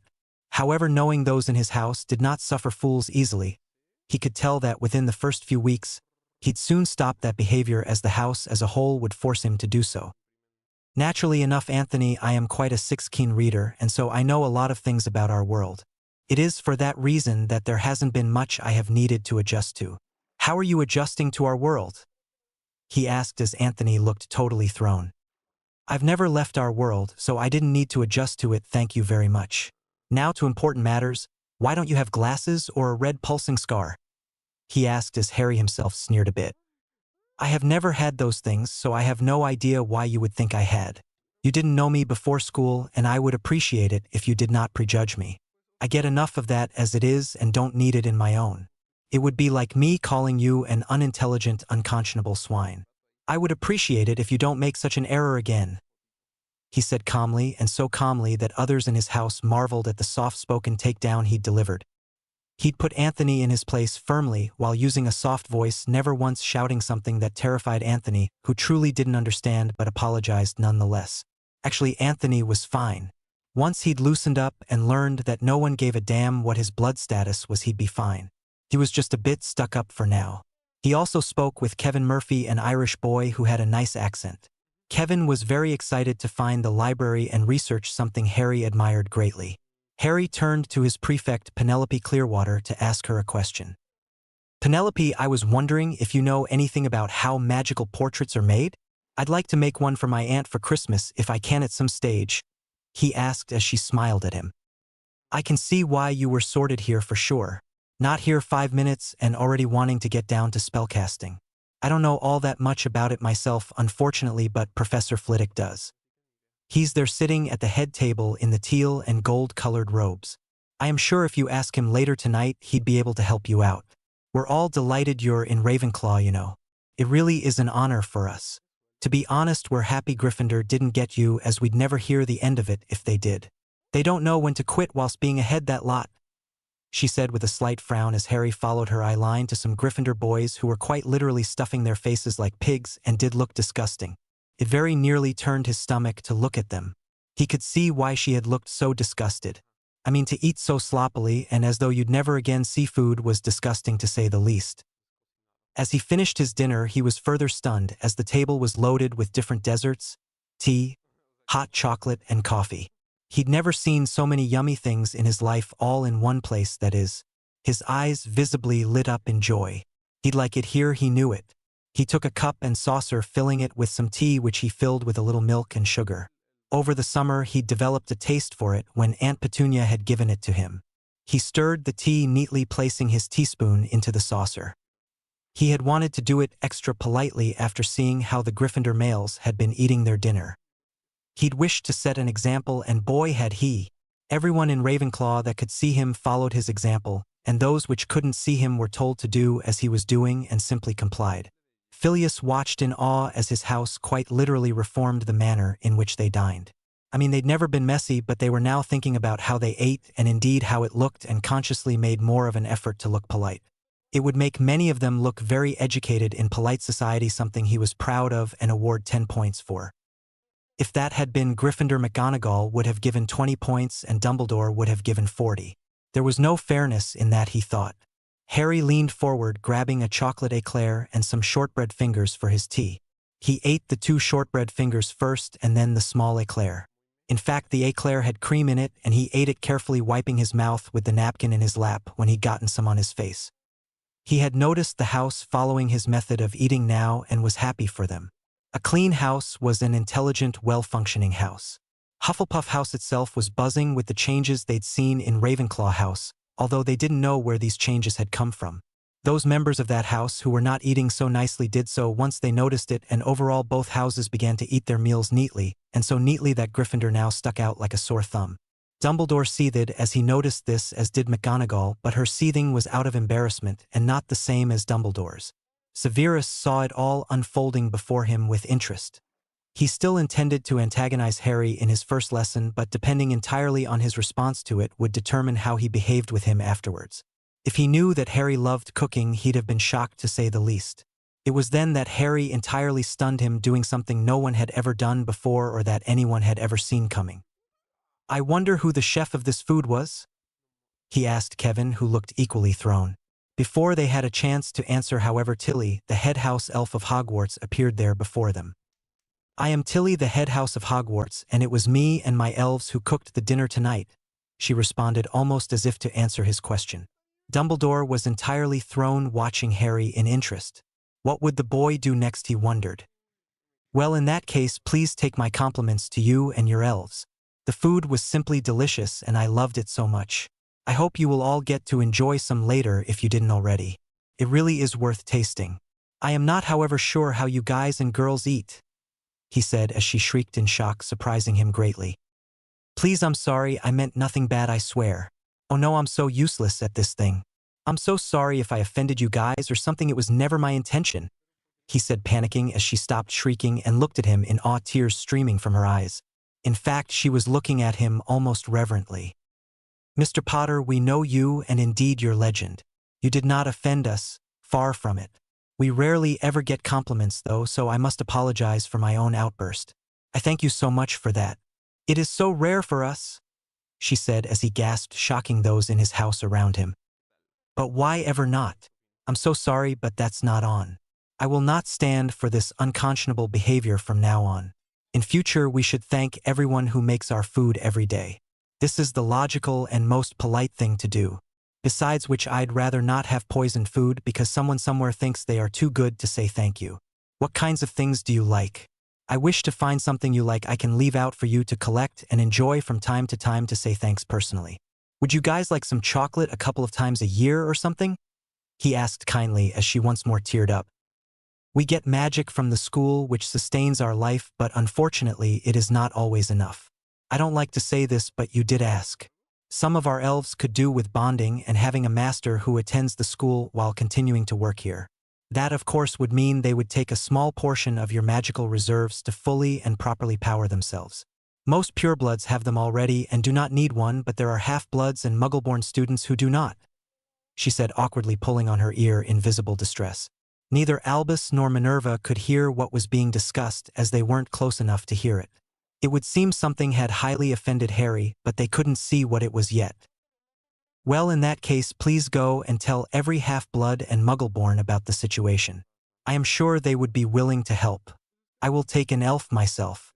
I do not see any reason they should need to suffer because the magical reserves of the sentient school in which they work, which is so old itself, are diminished. It is only natural when a sentient school is here that long that her magical reserves will diminish, he said as an excited elf popped in beside him, jumping up and down with joy. Is everything all right, Mr. Potter? Albus asked as he and Phileas approached. Yes, it's fine, Mr. Dumbledore.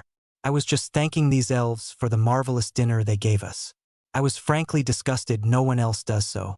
We are lucky they don't poison our foods for having such awful manners. She was telling me that there are elves here that are not as strong as they could be because the sentient magic of the school building is not strong enough for them. I have said I will bond with an elf to help them out, and the rest are free to go to Muggle-born students and half-blood students alike.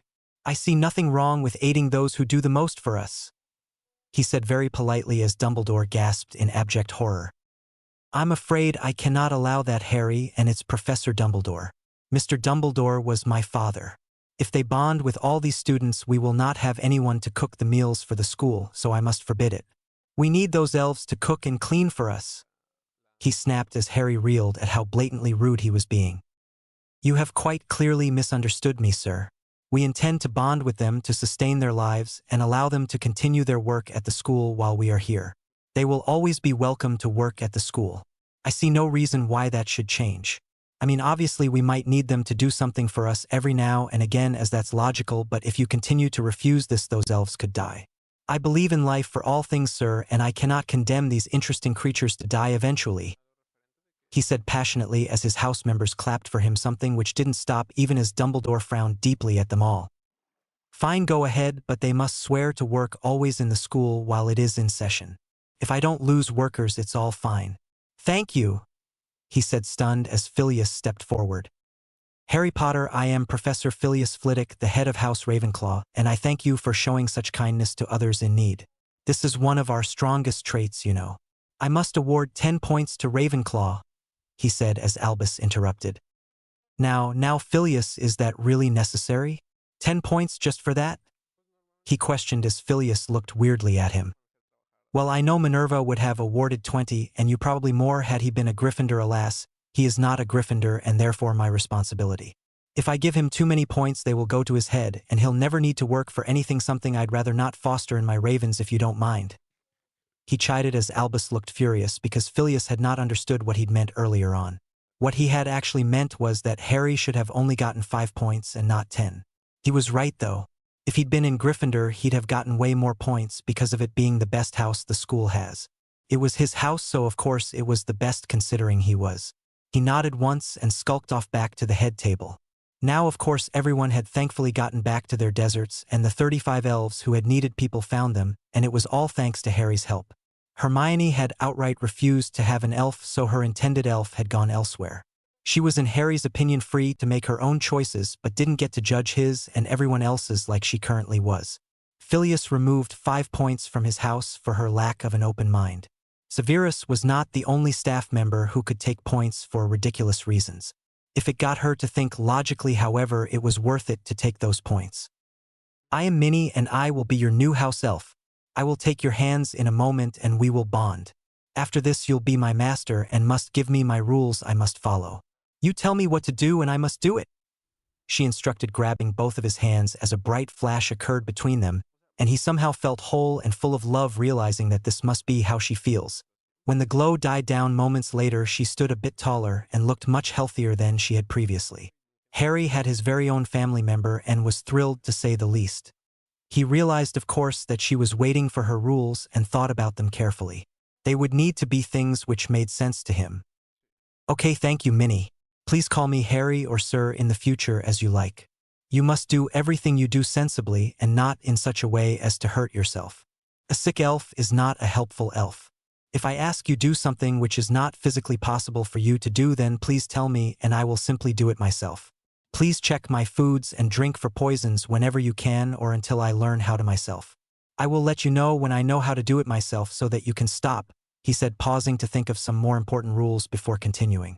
It wouldn't be good to give her rules which made no sense. I have a Persian cat called Persephone or Percy, and you should care for her as and when she needs it if I am in class myself. For now, you can go back to the kitchens and follow the advice of the head elf. Do all she tells you to. I will call you when I need you. Oh yeah, and before you go, I don't know how you guys deal with conflict or whatever, but don't punish yourself or anything scary like that. I don't like punishment. It's too harsh and not at all necessary. Thank you so very much, he said kindly as she nodded once and left. He noticed that his tea, which had gone cold as he'd been talking, was now nice and warm again thanks to Minnie. He was delighted as he felt her love and warmth coursing through him. She deeply loved him and would protect him at all costs. Soon enough the desserts were finished and the tea all drunk. At this point Dumbledore once more approached the podium as everyone listened to him once more. Everyone, I wish to apologize for my conduct earlier tonight. I only got annoyed Mr. Potter wasn't listening to me because what I was saying was important and he might have ended up hurt if he didn't hear it, something I cannot allow. I will now invite you all to stand as we sing the school's anthem. Please pick any kind of tune you like and go at your own pace, he said as everyone stood up, all singing differently and at different paces. It sounded like a train wreck and Harry could feel his headache coming on. Eventually everyone stopped except for who he assumed were the Weasley twins, who insisted at going at the pace of a funeral march to his ire. He was exhausted and couldn't wait to go to sleep. He didn't have time for that kind of fuckery, as Vernon sometimes called it. He was so impatient for anything though when he was tired. It wasn't truly their faults, however, as they were the reason he was delayed. They'd experience his ire tomorrow for sure. Well done everyone, well done. A music, a magic beyond all we teach here. I can see now that we are all fed and watered and it is time we were off to bed. Prefects, please escort the first years to their houses without detours. In the morning your class schedules will be passed out to you. Good night now, off to bed, Pip. Pip, he said as everyone regarded him weirdly for it, something which went unnoticed by him, thankfully, lest he cause another scene. Penelope Clearwater and Roger Davies stood addressing the first years. I am Penelope Clearwater and this here is Roger Davies. We are your prefects and it is our job to help you with anything you should need. We wear these badges on our robes with a golden P on them in case you should forget who we are, so we are easy to find. Please follow us, all of you, as we lead you to the Ravenclaw common room, she instructed, walking out of the great hall doors while Roger brought up the rear to be sure all of the first years were with them. On the way up the hallway they passed an irate ginger prefect of Gryffindor, who kept on screaming at the first years to hurry up as he rushed them to their new home for the next 7 years. Harry saw him and burst out laughing as he looked so comically angry. Penelope turned, looking at him seriously before seeing what he was laughing at, and then proceeding to laugh herself. Yes, that's Prefect Percy Weasley for Gryffindor. He's a bit of a stickler for the rules and getting any time he can to himself for study. He's not the most patient either. I mean, don't misunderstand me, as prefects we should be sticklers for the rules on principle alone, but us Ravenclaws do know how to have fun as well. Come on this way, please, she said, leading them up the stairs, and then turning right while Percy and his charges turned left. They walked along, all pausing to admire the different moving portraits and staircases which the prefects were more than happy to indulge. Professor Flitwick usually allotted 25 minutes for his ravens to arrive at the common room the first night because they often had so many questions to ask his prefects and so much to see that it took that little bit longer. As an example, Gryffindors were never given so much time to see anything and simply expected to shut up and get on with it, not a good quality to have. Eventually they arrived at the 6th floor and walked down the hallway to the end where they could see a spiral staircase. Now everyone, as you can see here, we have a spiral staircase. However, once we step through this archway it disappears. That was a confusion mechanism designed by Rowena Ravenclaw herself so the house couldn't easily be found, she said, stopping inside the initially small-looking tower which now seemed anything but small. Harry was confused. If there was no stairs, then how did they reach their common room? It was then that he saw a lever in the wall which she gently pulled as soon as they were all standing in the same area. Once she pulled the lever, the round, large base of the tower floor raised itself up slowly, finally stopping at a huge door which had no handle or keyholes. In fact, it had nothing except for a large eagle-shaped bronze knocker on it. From outside we only see the staircase to prevent others from finding the true entrance to our common room. Even if someone passes the archway, if they are not from our house, they will see nothing and will be magically prompted to leave again. To gain entrance to our house, we must knock on the knocker once and wait. It will ask us a question which we must answer correctly to gain entry to the house. If we do not know the answer, we won't be granted entry until someone either leaves the house or someone with the right answer comes to enter with you. Kevin, if you would please knock on the door. Roger said as an excited Kevin Murphy knocked once on the door using the large knocker which opened its eyes with a large smile. Tell me what starts somewhere but has no ending. The door asked as everyone thought about it. The answer is a circle, sir. It must start somewhere but then just goes round and round, said Harry as it nodded at him. Well done. You are correct. Please enter. With that, the door swung open. Harry entered the dome-shaped room and gasped at its beauty. It was tall and dome-shaped, and its walls were covered with some sapphire blue-colored paint, which was designed with golden zodiac and constellations painted on top of it. There were 4 large and angled windows which gave a view of the lake, forbidden forest, greenhouses, and Quidditch pitch, respectively. If Harry had to guess, he would say that his house had the best views of any other house in the school. The room contained 2 large alcoves to the back filled with books. To one side of the room was a large roaring fire with a huge statue of Rowena Ravenclaw wearing her famous diadem over it. Around the room were various table and chair settings for studying and doing homework, while many royal blue and silver-colored couches and armchairs were placed all around the room. It looked divine and truly breathtaking. The ceiling contained a large celestial design chandelier, and it appeared to be designed to show the stars of the night sky too. Welcome everyone to our common room. It is, as you can see, beautiful. We do boast some of the most incredible views from our windows compared with any of the other houses in the school. There are plenty of books to read here on any of the couches or armchairs, and plenty of desks are provided for your homework and study needs, said Roger as they all looked around in awe. He gave them a moment to admire everything before continuing. As you can see, there are no doors here to take you to your rooms, as we enter them the same way as we access the door to our house. Over here in this alcove, the boys go and the girls go over there in that alcove. You cannot accidentally enter the wrong dorms, as it will not move for you if you are accidentally in the wrong place, which can happen from time to time. When you are ready to go to your dorms, you press your finger onto any number from 1 to 7 on this wall parchment here, and then pull the lever to the side of it, and it will take you to the dorms at that level. Level 1 is for first years and so on. It is most logical to do things this way. Ah, Professor, here are the first years, he said as Professor Flitwick walked in and smiled at them all. He was a relatively short but exceptionally jovial-looking man. Welcome to Ravenclaw House, everyone. I trust the prefects have done a good job of showing you around. Firstly, I should point out that no one who is not part of this house may enter it unless it is another head of house for emergent reasons only. Before any of you ask, the headmaster may not enter this house, as he is not another head of house. If he needs someone, he will ask for them using me. Now on to the rules of this house. Each house has its own internal rules, and that's fine, but I only care about the rules of my own house, he said as everyone regarded him seriously. Harry thought that having internal rules for their house alone was a very intelligent thing to do. Rule number 1 is to do anything you do intelligently. Rule number 2 is to always ask for help if you are even slightly unsure about how to do something. Rule number 3 is to be approachable to all members of the school in all that you do. Rule number 4 is to remember that you are learning and no question will ever be deemed as stupid. These are the rules which I feel people from every house should follow, even if they are specific to my house, he said as Harry mentally processed what he had heard, nodding. Now, of course, there are more rules specific to Ravenclaw House itself. Bullying is not tolerated in this house in any form. That includes emotional, mental, or physical bullying. People are to be allowed to learn and grow at their own pace, and no one is to judge or complain to or about others to anyone else. We don't care and we don't want to hear it. Lights out here at 10 p.m. on weekdays and 11:30 p.m. on weekends. Our school has a curfew at night, meaning that no one is to be outside of their houses after 10 p.m. unless they have a note from a teacher or Madame Pomfrey explaining why they are out after hours. My office is located on the 5th floor beside the statue of Winifred the Bewildered. If you need me, you'll always find me there. Also, I'm always here each evening for 2 hours to offer homework or study help to you. Good night, he said with a smile as Harry approached him happily. Good evening, sir. I wondered if I might ask you something. This room is divine, by the way, he said as in utter awe as Phileas chuckled at him. Most first years reacted that way when they first saw it. He always loved their innocence.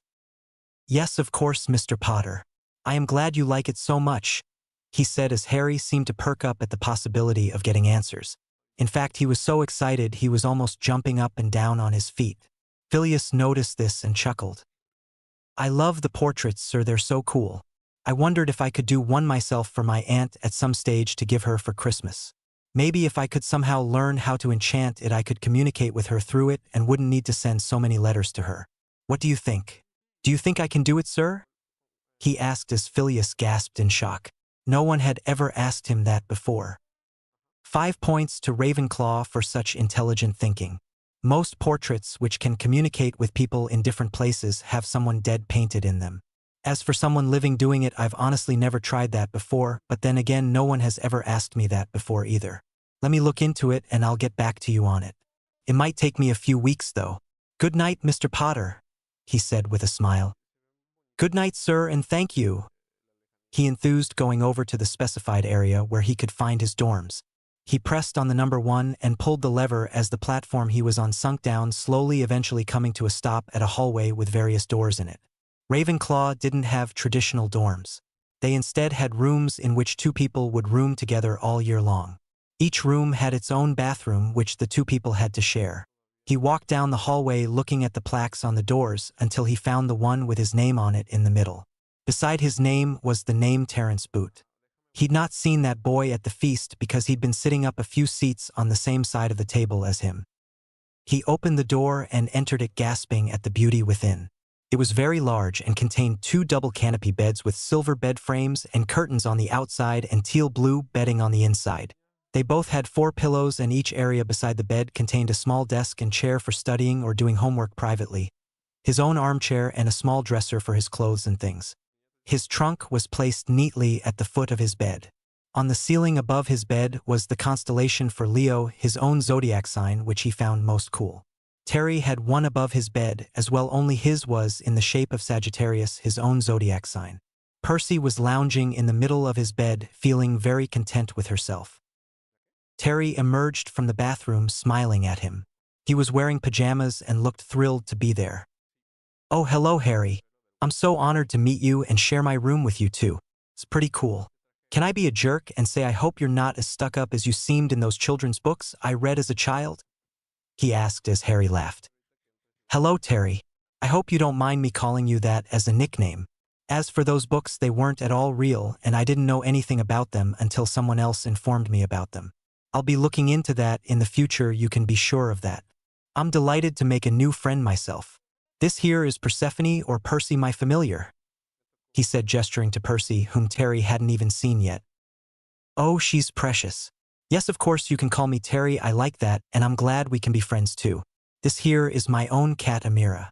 I heard the name once on the radio and it always stuck with me. Well, I'm off to bed now, and thanks for all the help with the house elves. I am delighted to have one of my own, as it will really help. I'm a half-blood myself, so having her help will be wonderful. He enthused, getting into bed, Amira cuddling into his side. She was a gorgeous Russian short-hair blue cat. Good night, Terry, and you're welcome, he said, feeling exhaustion come over him. He seemed to blink and be totally dressed for bed thanks to Minnie. It was wonderful. He fell into the super comfortable bed and was asleep in moments.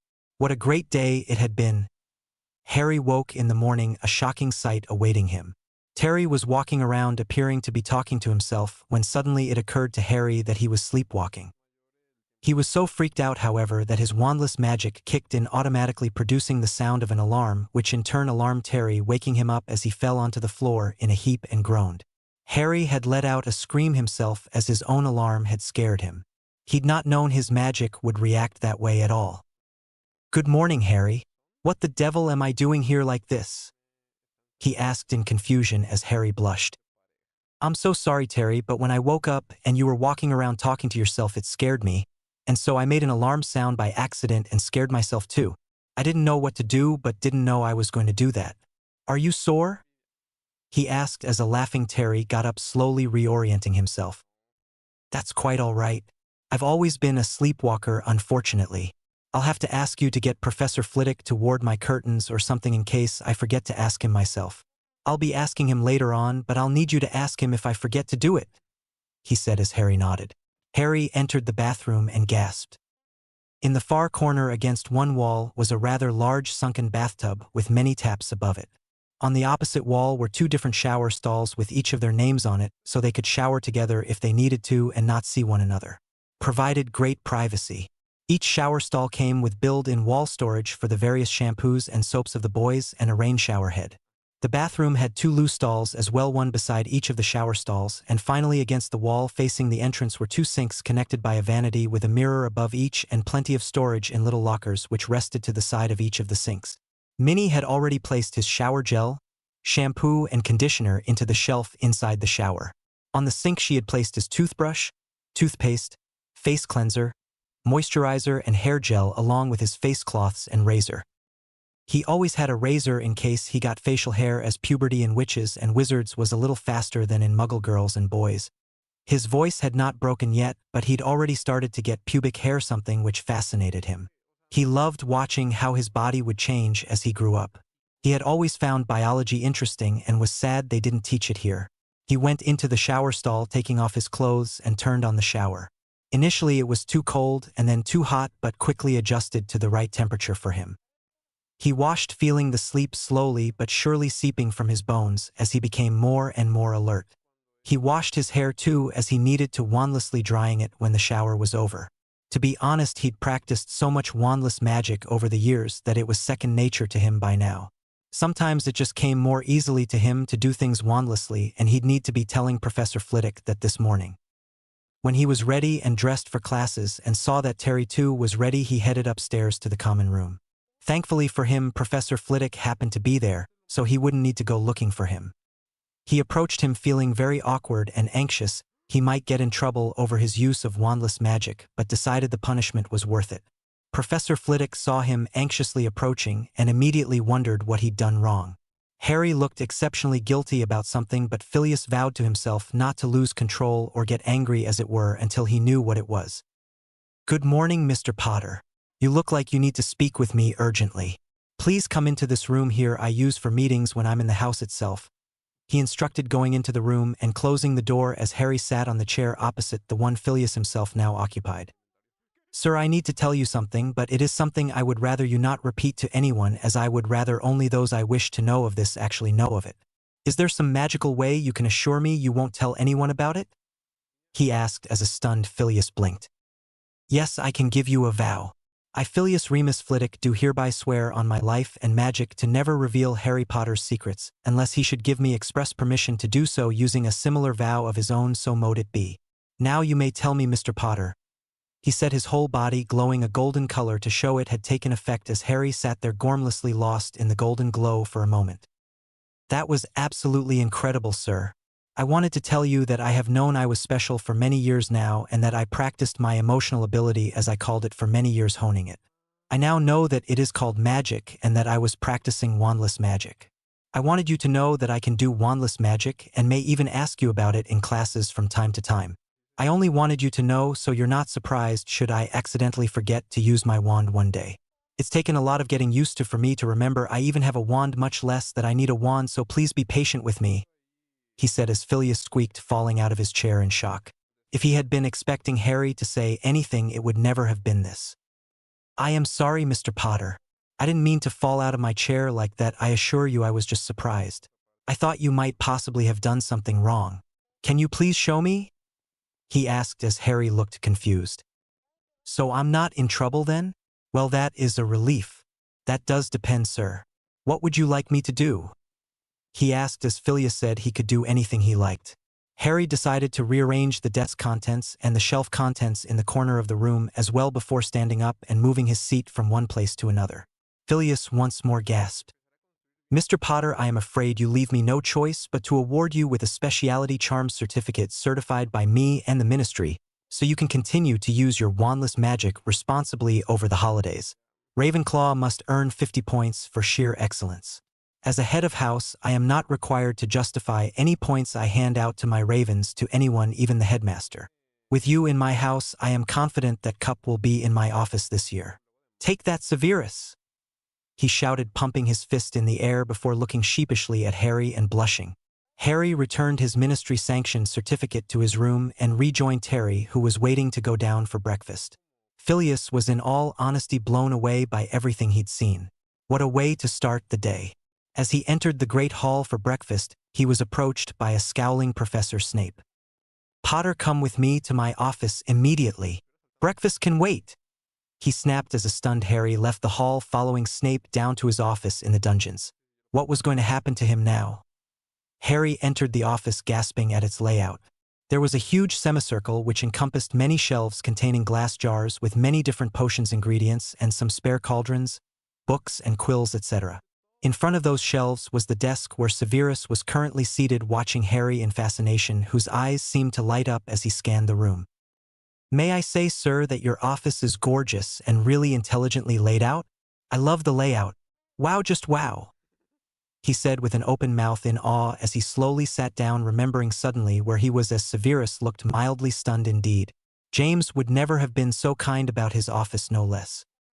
"Harry, I am Severus Snape, your potions professor, and I have a few questions for our new celebrity. Tell me, what would I get if I added powdered root of asphodel to an infusion of wormwood?" he asked seriously as Harry thought for a moment. "Oh yeah, I remember now. It's the draught of living death, sir. Tell me, do you pronounce the T at the end or not? I've been struggling with that one lately," he asked as Severus once more looked stunned. Clearly, he knew more than he let on. "You pronounce the T naturally. Where you look if I asked you to find me a bezoar?" he sneered slightly. "Well, that all depends on where you would want me to get it from, doesn't it? I mean, you could ask me to get it from my kit, your own kit, or fresh from the stomach of a goat. I imagine the fresh one might be more potent, though, so I will say the stomach of a goat," he responded as Severus nodded curtly. "What is the difference between monkshood and wolfsbane?" he asked as Harry frowned. "To be honest, I'm not all that sure what you're trying to achieve with this question, as we all know that not only is there no difference, but they also go by the name of aconite." "Oh right, I see. Well, thank you, sir," Harry said, finally getting the coded message. "I assume you knew my parents then?" he asked as Severus looked absolutely furious and scared him a bit. "Yes, indeed, I was known to your mother and father," he said the father part with extreme disdain. "There is no point saying it to me that way. I don't recall the man, although according to my uncle he was a shit of the first water, whatever that means. As they explained to me what he did, I can see they were correct. I am an intelligent guy, sir, and so I have no time for bullies of any kind," he said passionately as Severus looked too stunned in that moment to even speak. It was like he was forgetting not only who he was but which house he was head of. He suddenly burst into tears, something Harry found most awkward. He even tried to speak but couldn't because he was crying too hard, which in turn annoyed Harry no end as he hated not being able to understand someone. "For the love of God, use your words. Calm the hell down and tell me whatever it is you want to in a way I can actually understand," he snapped as Severus looked too shocked to continue to cry. "Mr. Potter, I am so sorry. I am one of the main reasons that Lord Voldemort found your parents.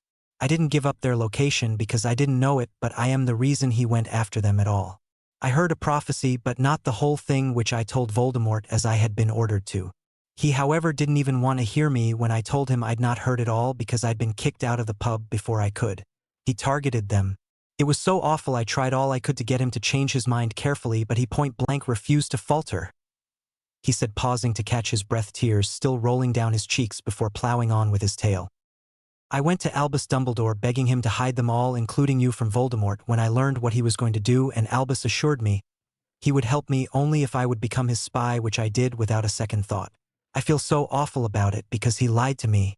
He didn't ensure they were safe and then had the audacity to tell me they simply put their faith in the wrong man. Lily was the most intelligent person I knew, and she never would have done so.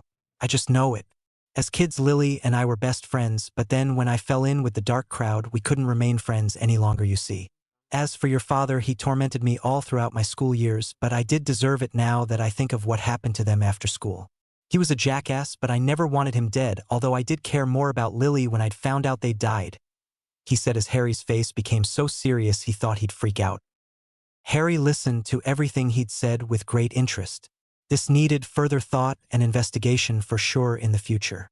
So why had Dumbledore lied to Severus, telling him he would help him only if he'd become his spy? I mean, that's not real help at all, is it? This whole "I'll give to you, but only if I can get something in return." It is this selfish, unconscionable kind of conduct that ultimately aided in his parents' death. Everyone here says Dumbledore is no fool, so why then would he allow them to choose a bad or untrustworthy secret keeper? He'd learned all about secret keepers in a book he had on law when he'd learned at the bank that his parents had died because their secret keeper had given up their location. Instead of annoying those at the bank with questions on what a secret keeper was, he merely went home and researched it himself. He knew all about the Fidelius curse, now realizing he'd cast it himself once inside his head. He actually thought that had been the cleverest thing he'd done for sure in a long time. I see. Do you still work for Voldemort? He asked, using the Imperius here, as he knew he'd not get a straight answer in this moment. Severus was so unprepared, however, that he didn't even notice the Imperius coming over him, nor that it was compelling him to tell the absolute truth. No, he thinks I work for him, and Dumbledore thinks I work for him. Alas, I work solely for myself now.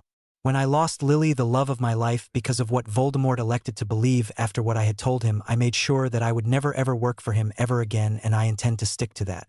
I loved your mother so much, but I don't deserve anything good in return. By rights, I should be dead. If I'd not told him what that prophecy said, he'd not have gone after them. And if Dumbledore had protected them properly like he swore he would, they'd still be alive, of that I'm sure. What a failure I am. I couldn't even secure proper help from the damn leader of the light side, who only thought about what he could get and did abuse my exceptionally emotional state. He knew I'd have done anything at that point and did abuse it, he said in an emotionless voice. Harry stared at the man, feeling highly conflicted indeed. Why hadn't he been smarter and made smarter choices, the fool? Tell me why you didn't go after her if you loved her like you said?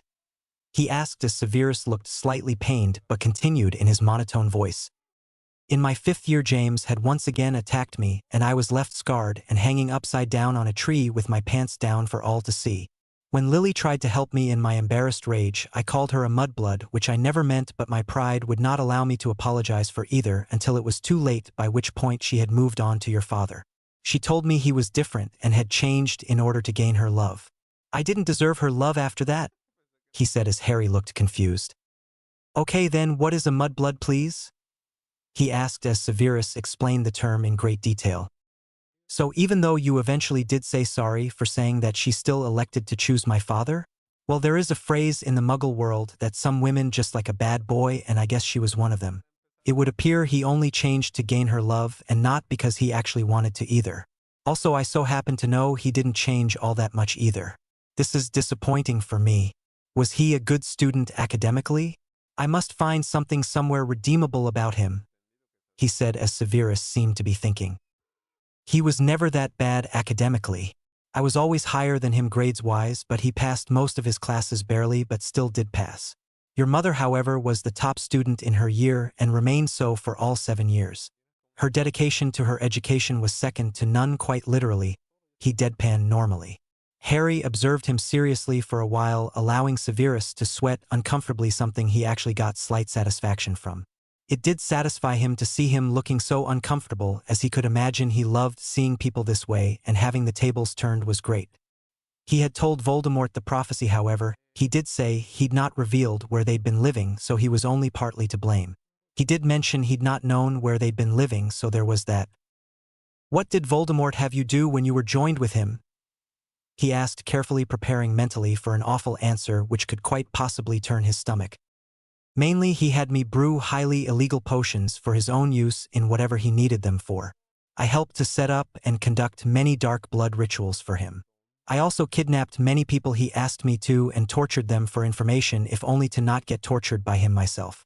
I never killed anyone, but I did seriously injure lots of people, which I helped secretly when he was otherwise occupied, unless they were someone I genuinely disliked, as I let those fuckers stew in it. I didn't like doing it, but did live because I did so, he replied, once more deadpan in tone. Harry thought about what he'd said seriously.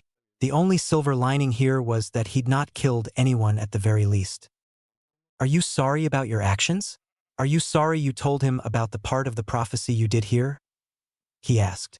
I mean, everyone deserved a second change, and he had practically said earlier he bitterly regretted Lily's death, even it was in a coded fashion. The fact that he cared little for James was not healthy, but did stem from James' behavior towards him, and Harry could slightly understand that. Given that he could slightly understand that, however, he needed to move on lest it sour any more of his life. Yes, I am. I am so sorry about Lily, my love. I will always love her until my dying day. I am not sorry about James, and I am not sorry to say this either. He tormented many different people, not just me, all of whom have scars. Obviously, as I said earlier, I didn't wish him dead, but I cannot feel sorry he died given what he did to others. At least I was on the dark side for a time and people knew what I was doing was dark. He was a supposedly light character but left many scars on many people which were worse than anything I ever left on people's bodies. I always tried not to scar people when I tortured them.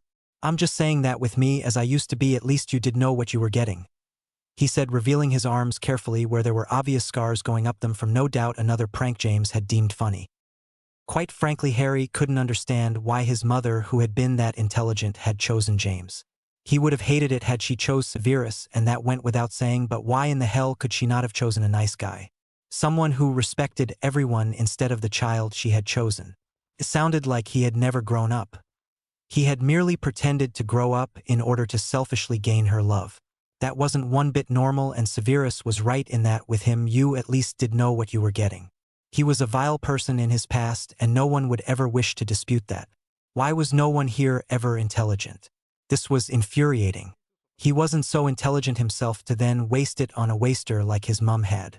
There was no dignity in that whichever way you spun it. What an absolute nightmare of a mess this was. It left him feeling every kind of way.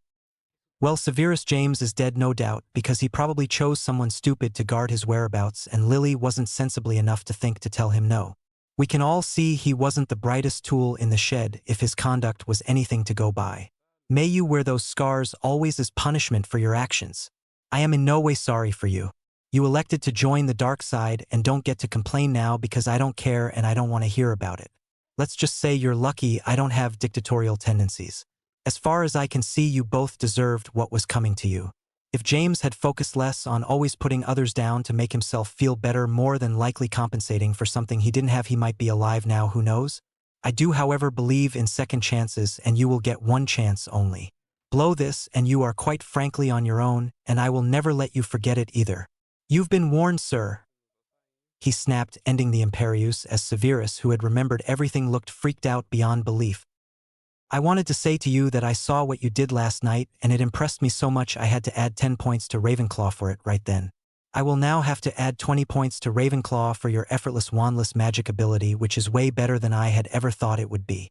As I don't wish any further wrath from you, I, Severus Tobias Snape, do hereby swear on my own life and magic that I will never reveal that Harry James Potter can do wandless magic through torture or any other possible means, so mote it be, he intoned seriously. It appeared he was at least trying to right his wrongs. Harry had already adjusted to the discomfort he felt towards his own father, but hearing he had bullied many people, Severus included, was a tough pill to swallow. Why did his mother choose someone like that? Why was James not inherently good? And more to the point, why in the hell did he wish everyone to think he was? Severus was an evil bastard who deserved every bad thing which ever happened to him, but at least he owned it. He admitted he was wrong, and it was at least something. It showed that something somewhere within the man truly did regret his actions. Thank you for telling me that, sir, and for the vow. I would have asked for one anyway. I trust we can be cordial to each other in lessons and indeed outside of them. If you have a problem with me or indeed something I do, you are to tell me directly and sensibly. None of this coded shit. You are getting one more chance from me, sir. Do try to act intelligently and not blow it, please. He snapped in exacerbation as Severus realized how tired he was.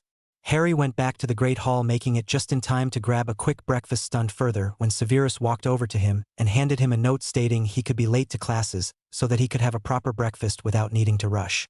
Harry thanked him. When he got his schedule from Professor Flitwick, he also saw that charms was his first lesson. He showed Professor Flitwick the letter, who nodded. Thank you, Mr. Potter. You may take as long as you like. We'll be reading the first chapter today and continuing it for homework too, so don't worry about it, he said, leaving again. Terry wondered if he was okay, relieved when Harry had said he was, and tucked into his breakfast. What a morning! Harry continued to eat his breakfast as the entire hall cleared. He was thrilled to be able to eat at his own pace without needing to rush. He was very much still reeling from what Severus had told him about his father. As Severus had said, he'd been a dark asshole, and he knew it too, but you did know you were getting that with him. He resolved to ask all the teachers about his parents after each of his first lessons in those classes to see what they said to him. Thanks to Vernon and his ramblings, Harry was very adept at telling when someone was telling you what they thought you might like to hear instead of the actual truth, and so he would be able to see if they were hedging a bit with him. Half an hour later, he finished his breakfast and studied his timetable briefly. He now had Transfiguration class. He made his way to the class following the map on the back of his schedule and made it just in time. He entered the classroom stunned at the cat sitting on the desk. He went up to the cat and began petting it. "Oh my goodness, you're so cute, aren't you? Hello, sweetie. Don't you worry, you poor thing will find your owner. Minnie, take this poor lost cat and keep her safe until you can find her owner. Please put her in a cage and feed her some treats," he said, kissing the top of a horrified McGonagall's head, who was carefully put into a cat carrier and escorted out of the room. They all waited for Professor McGonagall to turn up stunned when she did so 10 minutes late with her hair in a mess. "Mr. Potter, that will be 15 points from Ravenclaw for silliness. I am that cat. I was using a form of transfiguration to show off what transfiguration can do, like I do in all of my first lessons with first years. It is meant to demonstrate how great transfigurations, and now no one will be amazed by it. Good job there," she scolded yet again, a bit like Dumbledore, seeming annoyed that she couldn't show off for everyone because no one would be in awe of her now. What a disappointment she was turning out to be. "Excuse me, ma'am, but how was I to know you weren't a lost and scared cat? That's not a very intelligent thing to do. You know, the more intelligent thing to do would have been to explain yourself and then demonstrate it. Either way, it is indeed a cool ability. I am happy for you that you can do this, as it is a skill I have not yet mastered," he said as she rounded on him, looking furious. That fucker wasn't even in her house like he was meant to be, and now he was being a smart arse too. Damn it. She'd take every point off Ravenclaw if she had to. Then he'd learn. "Mr. Potter, you will never learn this skill, and I can guarantee it. You don't even learn that ability till 7th year, unless of course you break the rules like your father did and learn in your 5th year. Then again, he was very talented and a Gryffindor to boot, so it didn't matter nearly as much as it should have, even if your mother did wait until she was of age to do it. Moving on, for today's lesson, you must take a matchstick from this box and pass it on. Once you have your matchstick, we'll be changing it into a needle," she said, passing back the box of matches while suddenly looking at Harry with such sadness it highly confused him. She was very sorry for him because he'd lost his parents, and this much was obvious, but she was also very angry with him for interrupting her trick, meaning that she missed out on the usual adoration her students gave her. Why was she so all over the place emotionally, and why in the hell did it show so easily? She was living up to her house's traits a little too much by having no tact and just barging into things guns blazing no matter the situation.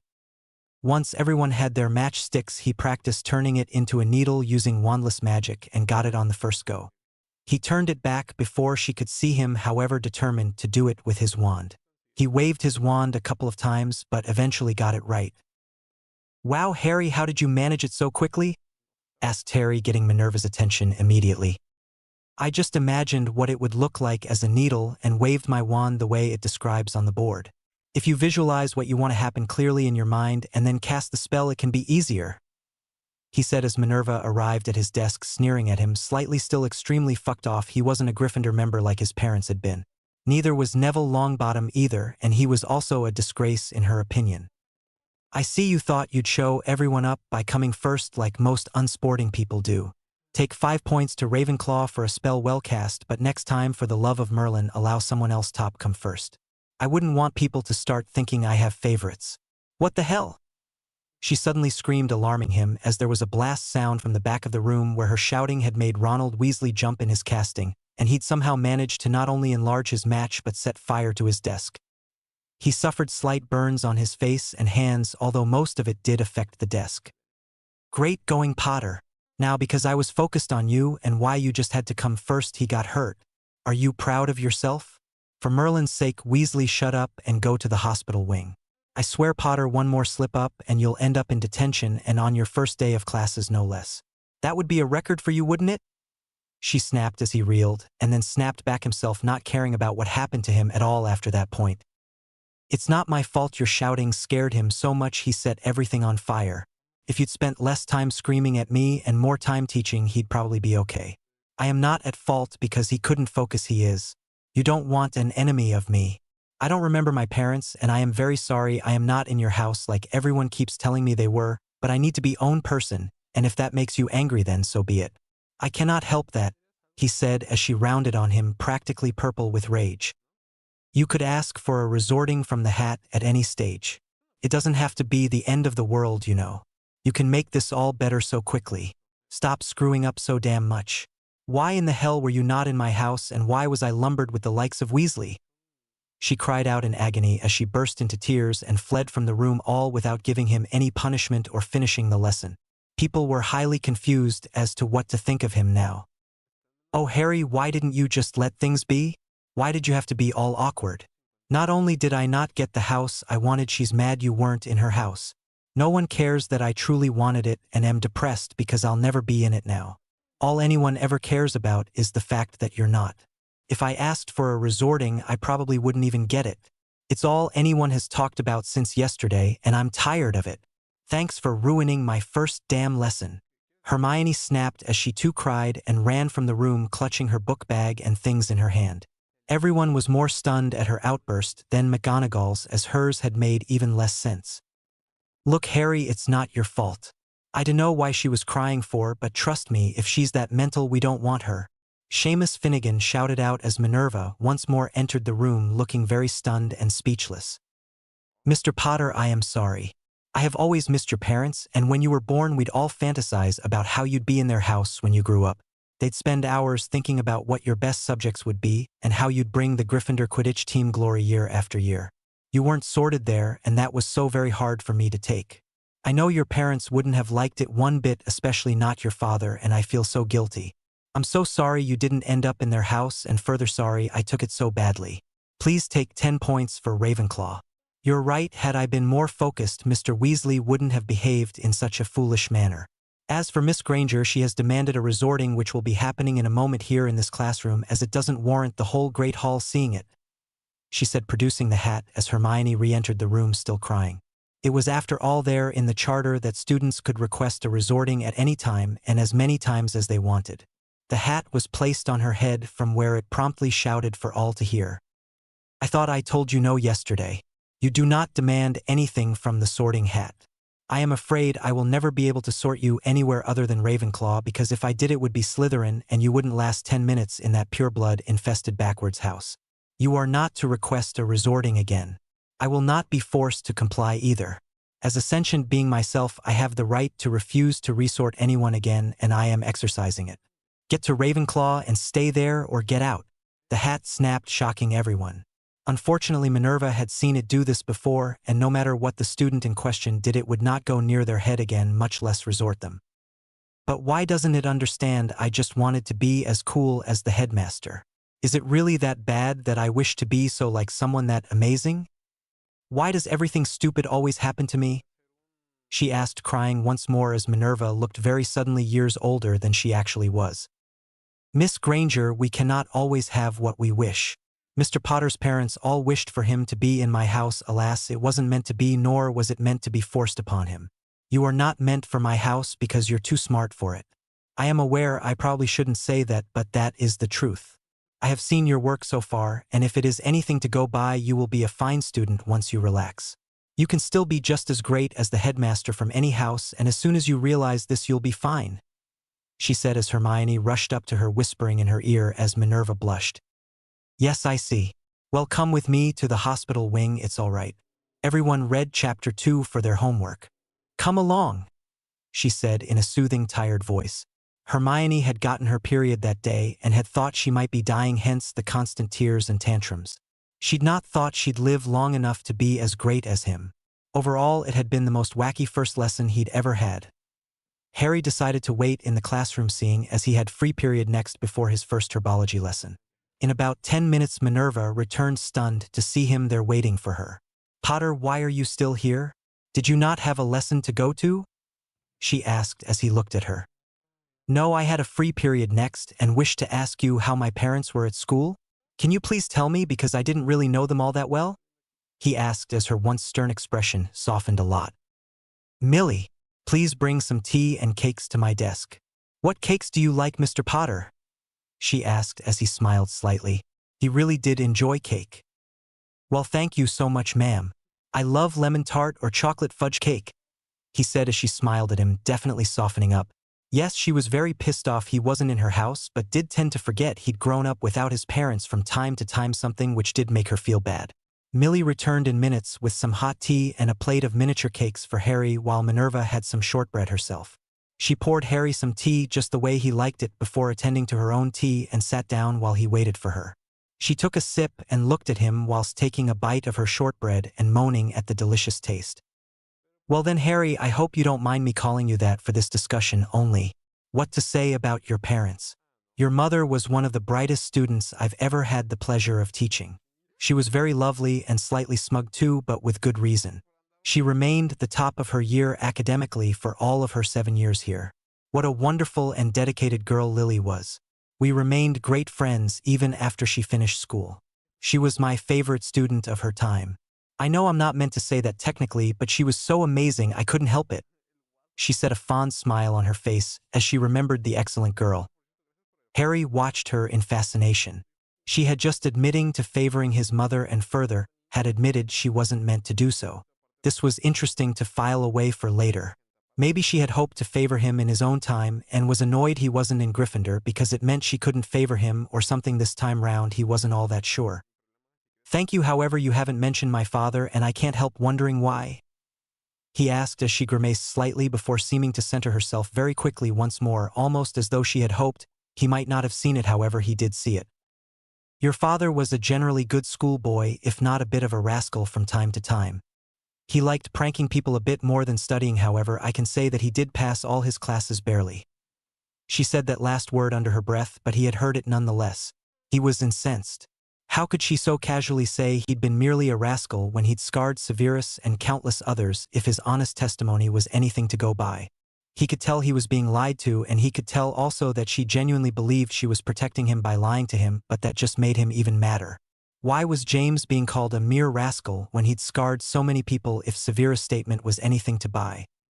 James was a good boy, really. He did all of his homework and everything. He never or rarely missed a lesson, she said, sounding a bit hopeless at the end, as though she was hoping he would ease her visible discomfort and drop it. He, however, had other ideas. Thanks to his so-called training, if that's what one could call it, from Vernon, he knew he was being blatantly lied to, something he abhorred with every fiber of his being. Even if it was awful, he still wanted to hear it nonetheless. It would make him feel better, if anything. He would need the truth now, whether she was willing or not. He wandlessly sealed her door closed and used the same methods he'd used on Severus to question her, seeing her eyes glow when it had taken a hold of her. Tell me please what James was really like in his school days? He asked as she looked annoyed. I really dislike that. I cannot lie to you, but I can see for whatever reason I have no choice. He was awful, okay. He was menace, but he was a Gryffindor and therefore my responsibility. I would have done anything to make him look good for the sake of the reputation of my house, which is consequently what Albus and I did. She snapped furiously. Harry merely nodded, once satisfied he was getting honest answers for once. How many people did my father scar in his time at school because of his pranks? He asked, using air quotes to show he didn't believe that they should be called pranks at all. Oh, around 50 or so people in all of his school years combined, but not all scars were awful ones. Most people ended up with mild burns on their body, and some rare men never grew their hair back at all, but he never killed someone even though he came close that one time. She answered plainly as he gasped. He hadn't known this and now felt sick. Was he like Severus? Was he like Professor Snape? He asked as she suddenly looked very ill herself. It looked like he'd said the worst thing she could have ever imagined. No, he most certainly was not. I am appalled at that question. He was an exceptionally reckless rascal, but he wasn't evil like that, I assure you, she implored as he seemed to calm down, but only slightly. How did he almost kill someone, and who was it? He asked, feeling dread pooling in his gut. What in the hell? How does someone almost kill someone and simply go on as though it didn't happen? More to the point, how does everyone else go on normally knowing it happened and do nothing to punish him when he clearly needed to be taken in hand? It made absolutely no sense. Well, he was best friends with Remus Lupin, who is a werewolf. Remus Lupin had been bitten as a child, and therefore it was not his fault he was a werewolf, and it is for this reason alone he was given the choice of an education by Albus. He's a truly wonderful man, is Albus. Always thinking of others when most would not. Anyhow, each night during the full moon, when it came time for Remus to transform into his wolf form, he'd visit the Shrieking Shack and transform there somewhere he couldn't possibly harm anyone. James made Severus Snape so mad that he essentially lured Severus there when Remus had transformed, who almost killed Severus on the spot because he was not used to his presence there. By making Severus so mad that he followed him there, he nearly killed him. Remus never forgave James fully for it afterwards, and James didn't understand what he'd done wrong because Severus didn't die, she answered monotonously as he gasped aloud. Severus had not mentioned that to him, probably because he hadn't wanted to. This was most interesting indeed. Do you think Severus deserved it? He asked, suddenly curious about what her answer would be. Actually, now that he had asked it, he severely regretted it because he was terrified her answer would be something he could not morally handle. Well, no, I don't. However, James was not successful in killing him, and I really dislike that everyone seems to forget that all the damn time. James died in the end while Severus lived. You will find, Harry, that there are some people who do not believe he should have lived and all that, but I am not one of those people. Oh, Severus should have been tortured multiple times over for his awful life choices, but I would never wish actual death on someone because that's not sporting. James, for example, was an outstanding Quidditch chaser while Severus was more into potions and studying. He essentially did not have a life outside of those things while in school, and then elected to turn to the Dark Lord outside of school, she said as he thought deeply. What did James' position or ability in Quidditch have anything to do with anything she had just said? Why did you tell me about James' Quidditch position when I asked you something different? He demanded, now very angry. I told you that so you can be a great chaser too, like he was. He was such a sportsman. I loved to watch him play. We won every year because of him alone, and I was always so proud of it. You need to be a chaser too and honor his memory in the best way I know how. You already honor your mother with your good grades and things from your Muggle schools, as you know we see all that in our Muggle-born students before they come here, she answered as he reeled. It was like James almost killing someone had been trivial in comparison with his amazing Quidditch career at school. What did James do after school? He asked as he didn't know. He became an Auror similar to the Muggle policeman and controlled law and order in our world, she answered as a stunned Harry laughed a bitter laugh. That truly was the icing on the cake. So the guy that had tormented and scarred around 50 people while at school became a policeman after school. What kind of justice was there in that? Whatever did he do to repent or apologize for his actions towards those people? What kind of people did he attack whilst at school, and did he apologize? He asked, feeling even more discomfort sinking into his bones at the thoughts he was conjuring in his own head. He attacked, as you so nicely put it, people of all blood types. He didn't specify like Severus did, for example, only attacking Muggleborns because his master commanded it of him. Also, he never apologized once, but we, meaning Albus, made sure no one ever complained about him to anyone. It wouldn't have been good for his future career prospects, you see, and as a pureblood we didn't wish his chances at his dream job to be marred by silly little things he'd done in his youth. Albus had to intervene to stop Miles Robbins from taking James to the Wisengamot or court, if you will, over the scars he'd left him with, she answered casually, almost as though discussing the weather. How did Albus intervene and stop justice? Is Miles Robbins the father of Demelza Robbins? He asked in rapid succession. Yes, he is her father. Well, someone in the ministry owed Albus a favor, and so he found out what career Miles wanted more than anything, and it was given to him immediately. He had to say he wouldn't proceed with the charges against James, although Miles was only a half-blood, his house was represented in the Wisengamot. Albus applied as much pressure as was necessary, and he took his dream job while James got off scot-free. It was a win-win situation and really was for the best. James had a few years of success in the Auror department before he went into hiding, she said proudly. Harry was disgusted. So because James was a pureblood, everything he had ever done wrong was simply swept under the carpet, with the person who'd been wronged getting his dream job for life in order to shut up. This was not on, and he would see it righted at once no matter what. What did James do to Miles Robbins? He asked as Minerva took another sip of her tea, and he placed another mini tart in his mouth, moaning at the good taste of it. Truly was his favorite.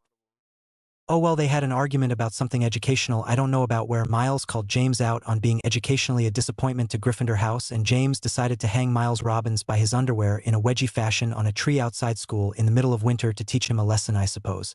He thought he was very clever and funny. The magic he had used was impressive to say the least, but the act itself was never funny, and no one at the school thought so either. Miles wasn't found for 5 hours, where he was irreparably damaged and scarred all throughout his groin area. He was almost frostbitten in the ankles, but thankfully was found in time. Suffice it to say, he got his dream career, and that was the end of it. He did have groin scars forever after that, but I couldn't do anything about those, and neither could Nurse Winters, the Medowitch of the hospital wing in those days. She responded casually as Harry fell off his chair in shock and landed with a thump onto the floor, groaning.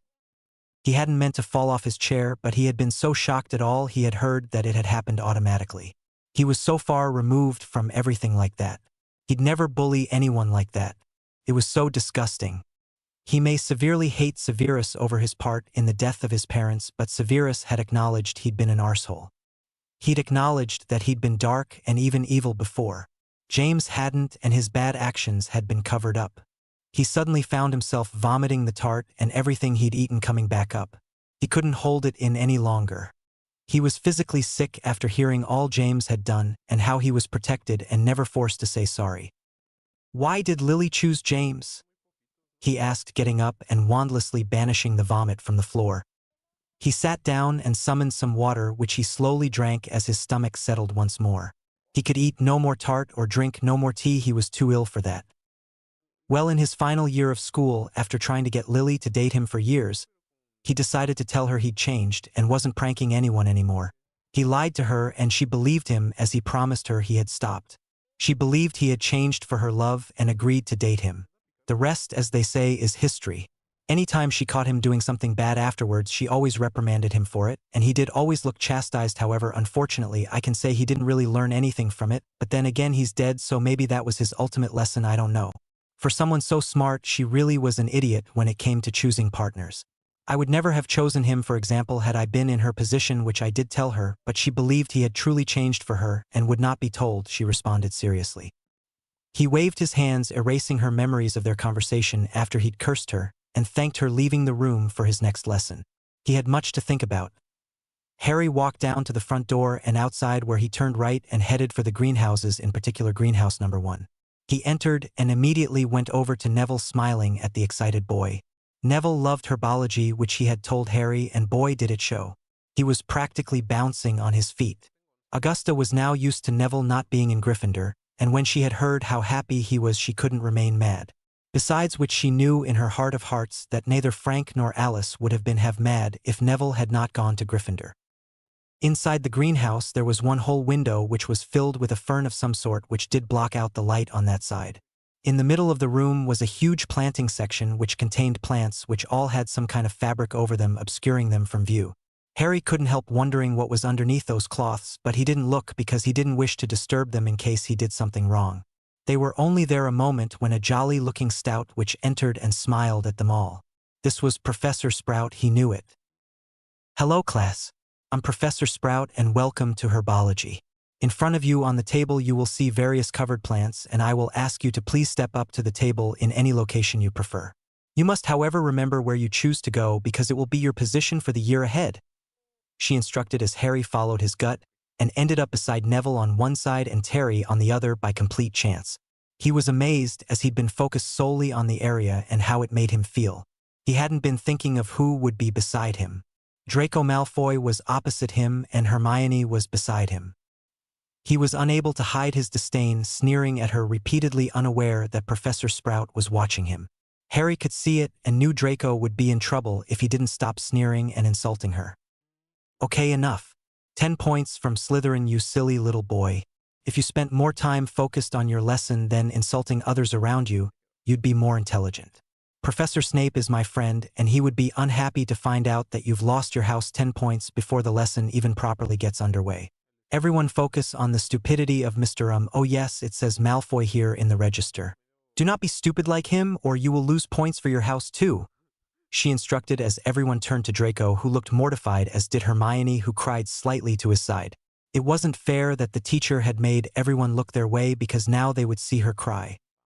"Well, what are you waiting for?" Malfoy apologized to her, "so we can get on with the lesson," she commanded seriously.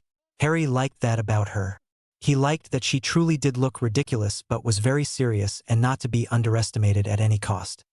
He could see that many people would have considered her a pushover when she wasn't, and they would have gotten their arses handed to them like Malfoy had. He smirked slightly at that.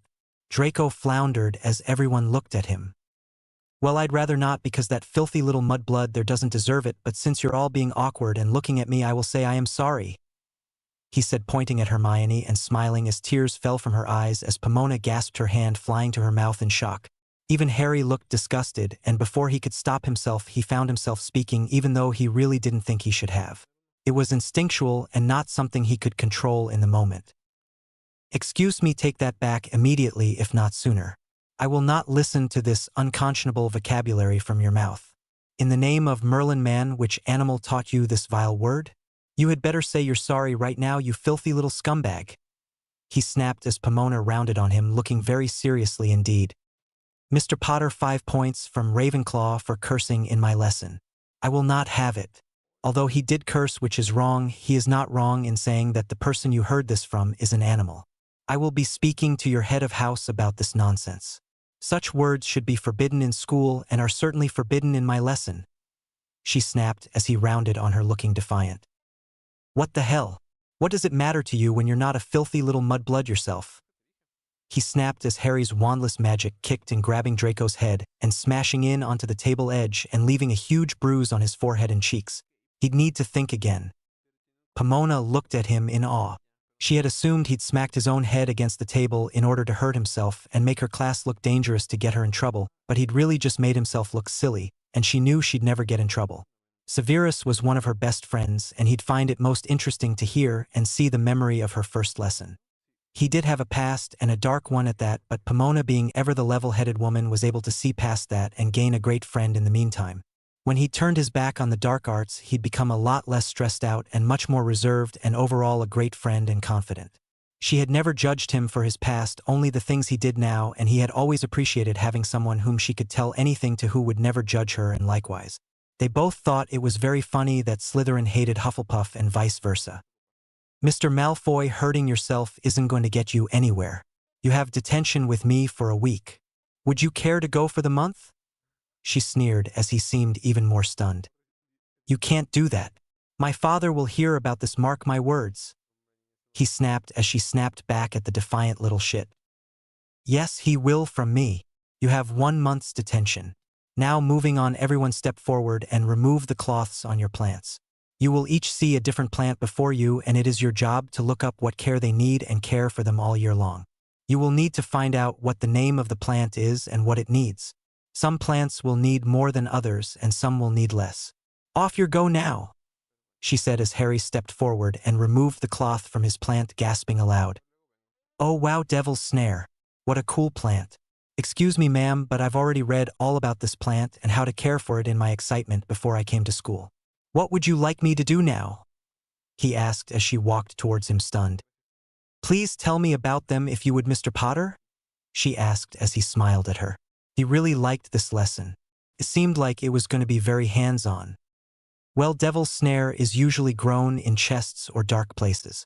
You must water it with water and nutrient potions once a week. It wants to live in a dark place and is completely allergic to sunlight. Should it get sunlight, it will die and wither away almost immediately. If dark spaces are not available for it, one should be transfigured for it immediately. If it is attacked by fire of any kind, you will not be able to save it no matter what you do," he intoned seriously as she gasped. "I dare say, Mr. Potter, that was perfect. I've never had anyone that perfect on their first lesson. 20 points to Ravenclaw for seriously planning ahead and considering all contingencies. I have no choice but to award such points for such excellence. How much of your book did you read?" she asked as he beamed up at her, pride evident on his face. He loved doing well as it filled him with a sense of contentment he could rarely get from anything else. "Well, I read all of it. In fact, I was so excited, ma'am, that I read all of my books cover to cover," he said, blushing as Terry giggled beside him. "You know, Harry, I did that also. I just didn't wish to be behind others," he said as Pomona's expression softened. Terry explained all about his viperous tulip and how to care for it, receiving the same 20 points. "Well done. I dare say Ravenclaw has well and truly earned those points. Technically, you're not meant to do that, but as you didn't know about it, it's all right.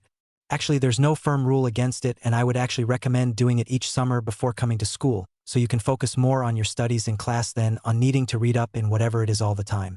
Well done, everyone. That's it for today's lesson," she said as everyone packed up and left after she had reviewed all of their work, of course. Harry stayed behind to learn about what she thought of his parents, and he would once more be shocked. This would be interesting indeed. Pomona turned around and was stunned to see Harry there looking like he was waiting for her. "Mr. Potter, can I help you? Are you okay?" she asked him, approaching him carefully. "Yes, Professor, I'm fine. However, I wanted to ask you something important, if I might. What were my parents like in school?" he asked as she smiled at him. "Yes, of course, I'd be delighted to tell you anything you need to know, but not here. Come with me to my office. We can have some tea and a nice chat, or even some hot chocolate if you would prefer." "Yes, I think a nice warm hot chocolate is in order, don't you?" she asked as he said it was, and followed her back into the school once more. They entered the main door and turned left, stopping outside a round door shaped like a barrel. It was situated down a little way from a stack of barrels, which he eyed in curiosity, pointing at it. "Professor, that looks so cool. Is it the entrance to the kitchens?" he asked as she laughed. "No, definitely not. It is the entrance to Hufflepuff House. I can give you a tour of our common room. Sometimes on occasion we do let Ravenclaws have access to our common room and vice versa. Of course our students may only enter Ravenclaw if a true Ravenclaw is with them, otherwise it doesn't work. Come on," she said, opening her office as he joined her there. The room itself was very open and round in shape. It was covered in hanging plants which came down from the ceiling and sometimes tickled the top of your head if you were tall enough. She called her house elf Impy, and some hot chocolate was presented to them momentarily. "Now, Harry, you will find that many people who are not in Hufflepuff do not like us and are vocal about it. However, there is a serious misconception as to why they dislike us. They dislike us because we are blunt to a fault and do not have a filter. I warn you, I don't have one either, so I will be saying it like it is, and if you can't handle that, then tough," she said with a smile on her face. Harry was stunned truly. She was so welcoming, even when behaving in a way which could be considered harsh by some. "To be honest, ma'am, I really appreciate that. Sometimes it's nice to hear the whole truth without some idiotic adult trying to lie to your face and thinking that you will not see it. I always see it, you see," he explained as she nodded. "Firstly, we'll talk about your mother. She was an amazing little girl who always put her heart and soul into anything she did. She was very fiery too, just as her red hair may have suggested. She often used her wand to dole out punishments to those who deserved them. I must point out that those she did this to did deserve it. She would never have done so either. What I mean to say is that anyone who tried it on with her or tried to force her into dating them usually ended up with painful boils on the groin and things like that," she said as Harry laughed. It did sound funny after all, and it was indeed deserved. He'd have done it too. You see, many Slytherin students were intimidated that a Muggle-born who was a Gryffindor no less was higher than they were in every subject. It must have been tough indeed for them. They often tried to court her and became very angry when she turned them down. No matter how many times they would try and pressure her, she would always say no and then curse those who didn't get the message that no meant no. I was always so proud of her for that, even if she wasn't in my house. It was a good example to the younger ones that you should never feel pressured to do anything you don't like," she said as he smiled at the intelligence. He gasped, then tears coming to his eyes instantly as she handed him a few photos of Lily working in the greenhouse and teaching younger students how to repot plants and things. He laughed as she was laughing in one of them when a student accidentally dumped a load of earth all over her. It had looked very funny. These pictures meant more to him than she would ever know or he had ever thought they would. "Professor, thank you so much for these. I am beyond happy right now. You have quite literally made my year. Could you please make some copies of these photos? I'd like to send some on to my aunt. I think she might appreciate them. I want to know if Mum ever dated someone whilst at school who wasn't my father," he queried as she beamed at him. She took the photos and one by one taught him carefully how to duplicate them. He was fascinated and watched her do each one carefully before he wandlessly, and with his wand, copied 2 of each of the photos. He earned 10 points to Ravenclaw for his good skills, of which she was extremely complimentary. "Yes, your mother dated Peter Jones, a Ravenclaw, in her year for a long while, and let's just say she put James Potter in the hospital wing for 2 weeks after he attacked Jones in a blind and jealous rage. She was furious with him for doing it, and even more furious that Jones, who was terrified of James, left her and broke her heart. You know, she never truly got over that. James was so happy when he left her that he didn't think to stop and see the heartbreak he'd caused her. He constantly asked her out all the time, and every time she would refuse him. He didn't understand why he should be refused because he was a pureblood. Unfortunately, James thought the same way as young Mr. Malfoy in your year, except he wasn't quite so vile," she said as Harry slapped his forehead with his hand in rage. This was just ridiculous. I mean, how many hearts and things was James going to continue to break? Why was nothing he ever heard about the man at all ever good in any way, shape, or form? Truly was infuriating. "In your opinion, Professor, why did she choose James?" he asked, curious as to what the blunt professor would say next. "Personally, I think she was worn down and worn out by him. He was utterly relentless. He attacked everyone she ever dated so much so that they all ended up leaving her. He was exceptionally controlling and would not ever be told no. He wouldn't leave her alone until I think she eventually snapped and said yes to get him off her back. I really felt that at that point she was so worn out by him she simply couldn't see how bad for her he was. I know Professor McGonagall said to her in 7th year she'd not have chosen him, but Lily was too far gone to listen, and to be honest, it was a little too late for her own head of house to be saying that. If it were me, I'd have said so sooner and been sure he was punished so much he never again defected. I am not sorry about saying that either. You asked a question and you're getting an answer, suck it up," she said firmly as he smiled at her determination to be as plain as possible. "Thank you for being so straight with me. I truly appreciate it more than I can say. What can you tell me about my father that you did not already tell me?" he asked as she frowned. "That bastard. I am sorry, and I usually don't like to speak ill of the dead, but he warrants it. He was an ungrateful pig all throughout his schooling. He was such an idiot he couldn't even pick a trustworthy secret keeper and got himself and Lily blown up for his stupidity. No matter what anyone anywhere says, you should know that had Lily been in charge of choosing their secret, I have no doubt they'd still be alive today. He was a bastard. He always targeted and hurt everyone, however, because his family were not dark and he was a pureblood, nothing was ever done to him. He was never made to say sorry, a huge grievance in my opinion. He should have been forced to apologize every time. Had he been in my house, he would have been, make no mistake of that," she snapped, banging her fist onto the table and making him jump as her magically amplified emotions surged outwards, shattering a potted plant on one of the shelves in the corner. She looked at the plant and then back to Harry with fury on her face. "You will desist in asking me anything more about that scumbag. He has made me so mad I even smashed my own damn plant. Fuck. Sorry for my language, but everyone always protected or cassetted him so much that he was left to traumatize everyone. Take Professor Snape as an example. He targeted him the most because he knew that Severus loved Lily. Severus was indeed a very dark man, but he grew up, or shall we say was forced to grow up after their deaths. He had put his own faith in the wrong man, and boy did it show. He's one of my best friends these days. We can tell each other anything, and to be honest, we do find it amusing that Slytherin and Hufflepuff generally hate each other so much as we don't," she said with a slight chuckle as he gasped in shock. He couldn't believe that James had put anyone that Lilt dated into the hospital wing, and although he ended up there himself, he never seemed to learn anything from it. He was the most stupid person Harry had ever heard of. Even Dudley, who was a fool, was better than him, and that didn't say much because Dudley had awful grades. The only consolation he had was that Dudley would grow up and could indeed grow out of his immaturity. James had never grown up. On thinking of the fact that he was related to someone so vile, he nearly threw up again but didn't. "Can I ask what happened to Peter Jones that he ended up in the infirmary?" he asked as she looked shocked at the question. "Well, I didn't expect that question. Yes," James threw an open briefcase at him which contained a boggart inside it. The boggart took the shape of a Dementor and started to suck poor Peter's soul out. No one knew the spell to stop the boggart, and they were all lucky that a professor happened to walk by at the time. Had he not, Peter may well have died. I don't think Severus or the other staff knew much of the details, just that he'd landed someone in the hospital wing," she responded as he looked highly repulsed in his seat opposite her. "That was the lowest of the low." "Where is Peter now?" he asked as she grimaced, and he dreaded the answer. Unfortunately, Peter is a terrified, extreme recluse. He did marry and have children, but he never or rarely leaves his house as he has been irreparably damaged by his frightening exposure to the boggart. There is a reason they are listed as one of our most dangerous creatures. The boggart is a creature which can shapeshift into whatever it is that we fear the most in the whole world.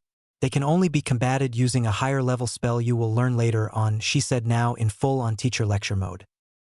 Harry was convinced that if he ever saw a boggart, it would show him penniless with nowhere to go and no one to love. That would be terrifying.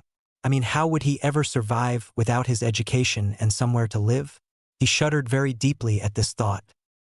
What spell is used to combat them? I would like to read about it. I am fascinated to know why it works as opposed to other spells. I am excited to learn it in the future when I'm old enough, he said, bouncing up and down on his feet in excitement. She looked at him and chuckled. You truly are a Ravenclaw. I am sure your aunt and uncle are very proud of you. The spell is called Ridiculous. Would you like your tour of Hufflepuff Common Room now? She asked as he nodded yes. This would be interesting. Harry followed Professor Sprout out of her office and down the corridor to the stack of barrels. Moving in close to the barrels in such a way that he could no longer see them, she did something he didn't see with her wand and opened the main stack of barrels, which was actually a large round door designed to look like many small barrels all together. As soon as it was opened, she ushered him inside. The common room was not at all as he would have thought it to be, but then again he didn't really know what he would have thought it to be either. It was lower and deeper than one would think and was split into 2 levels, much like the Ravenclaw common room was. In Ravenclaw there was also an upstairs section to their common room, although you did access the rooms via the alcoves. From the upstairs section in his common room you could view the main room below and hang out or study upstairs as well. In fact, some people even preferred to study upstairs out of the way of many people, and it worked well for them. He still loved the way the floors moved up and down in his house though. He'd accidentally selected the wrong floor this morning, but when he somehow ended up on the 5th floor, none of the boys there laughed at him at all. He was smiled at as they wished him good morning, and then he merely returned to the right floor. If Gryffindor House had contained this same system of reaching their dorms, he'd have been laughed at and mocked for days. He was very lucky they weren't like that, to be honest. The room was split in 2 levels with plenty of teak and oak wood furniture in it. The couches, which were black with golden cushions on them, were very fully stuffed and looked so comfortable to him. Those that were in the house did look up when he entered, but when Pomona explained she was just showing him around, they got back to their work. There were plenty of plants on the ceiling above the 2nd floor landing. To one side he could see an indoor arboretum in which the students could walk, and he was indeed very jealous. It was so gorgeous and peaceful in here. He truly loved it. Each house had its own special room in it. Ravenclaw had a unique library with an attached astronomy study. It was magical in their, pardon the pun. He wanted to stay in that room a lot when he'd found it, but he didn't. Gryffindor had its own dueling platform, and Slytherin had its own potions lab where you could make monitored and controlled potions. There was a huge round fireplace with a portrait of Helga Hufflepuff holding a cup in her hands over it. Good afternoon, Mr. Potter, and welcome to Hufflepuff House.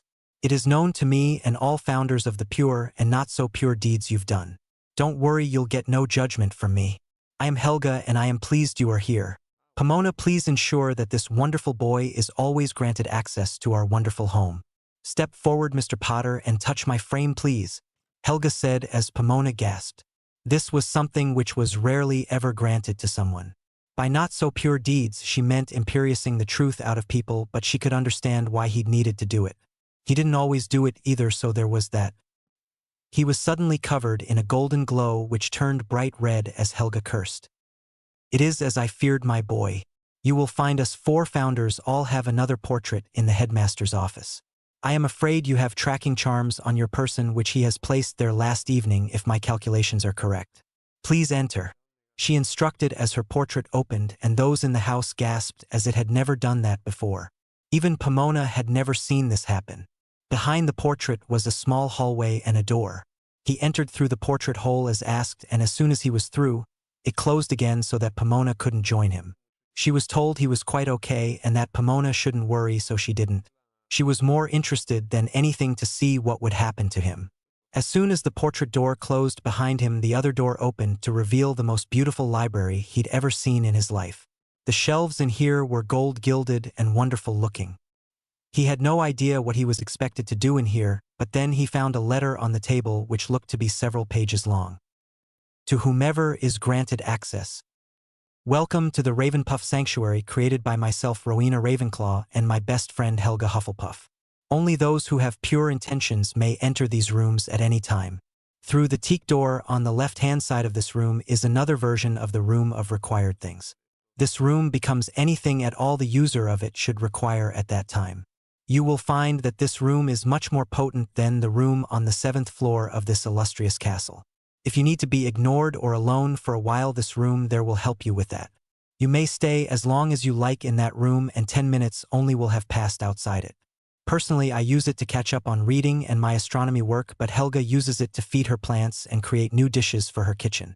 Should you be lucky enough to ever sample her decadent fudge brownies, consider yourself highly lucky, as they are the tastiest pastries this side of Asia. Times are very lenient, and so long as you do everything you do safely, you may have anyone you trust implicitly back here with you, but note that only yourself and 3 others may ever be in here at once. If anyone tries to enter who has bad or annoying tendencies, they will be forcefully removed at once. As this parchment is designed to modernize its text to match the times you are in, we can tell you now that Prefect Percival Weasley, for example, would never be granted access to the Ravenpuff Sanctuary. He follows the rules far too rigidly and has forgotten how to have fun, which is what school is all about. As we feared we could not be in all places at once, we have designed a portrait which will show you any part of the castle should you ask it to once you touch the frame of it. This does include the headmaster's office, as we could never guarantee that Godric wouldn't have a woman or several women up there, as he was known to do. Using an ancient ritual, this parchment is capable of updating its content to suit the time frame in which it has been viewed. When you entered the room, you were healed of any injuries you had on your person at that time as standard. If you had no injuries, you will of course have remained the same. We can report that a foul item which was located in the 7th floor room of required things has now been purged of all which cured it. A house elf has seen to its restoral to its original place. I feel you will hear about it later today or tomorrow whenever someone notices it has been returned. As I know you'll probably ask us all about Godric Gryffindor and Salazar Slytherin, we shall tell you all we know in separate accounts. Hence the length of this letter. I shall now give you my account of things, and then Helga shall do so after me. Both are inherently good men, but both are also severely flawed, in my opinion, that is. Without us ladies, the school simply wouldn't be what it is today. We instilled all of the logical elements this school still has today. Obviously, headmistresses and headmasters have come and gone, and with them new additions or removals. It is the way of running this school, I guess. Godric, for example, wanted lessons on sword training and crafting which many Muggle-born students couldn't properly complete. The pureblood students would become angry and impatient when others couldn't complete this class well. After a few amputations which were fixed at once, we realized this could no longer continue. Besides which, it was dangerous in a school full of children to be wielding swords, and as you can imagine, it was cut from the curriculum at once. I don't know what hallucinogenic he was taking when he ever thought that would be a wise idea. He was so lovely, but sometimes really could be daft as a brush. He was very fond of the women as well, and would have as many as 3 at a time in his rooms. We don't normally talk about things of this nature, but when our students started to notice things, we needed to discuss what to do. We told Godric that he either stops doing things like this where the children can see him, or he'll need to leave. Suffice it to say, he became very careful after that. As you may or may not be aware, in Hufflepuff, Helga said everyone who was willing to put in hard work and be loyal could be a member. For Ravenclaw, I wanted only those who loved learning and reading as much as me. They had to be witty beyond measure, as my slogan says. Godric wanted only those who were brave and unafraid of being chivalrous in any situation, but Salazar was different, and he had every right to be, in my opinion. Salazar wanted only those who were of either pure or half-blood in his house, and they needed to have a relatively full core as well. He wanted the students to learn about snake handling and venom collection processes which are lethal, and we outright refused. He was most unhappy with us and even dueled us a bit because of his rage. Obviously, I won. I am, if you didn't know, our finest dueler. The other 3 all have talents in areas I do not, so dueling is my talent they do not possess nearly as well. At the time we set up the school, some Muggles had somehow discovered some wizards doing magic to cure the sick and had become terrified of what they were seeing. If they could use magic to heal, then obviously they could also use magic to kill and harm. Henceforth began the witch trials, where men and women were burned at the stake. A lot of them were never wizards and were murdered in cold blood. Salazar had many children, and 2 of his daughters were captured and killed in the witch trials. Their wands were snapped in half before they had a chance to defend themselves. Their mother unfortunately had contracted dragonpox and died of that many years previous. From then on, Salazar grew to hate all Muggles and Muggle-born alike.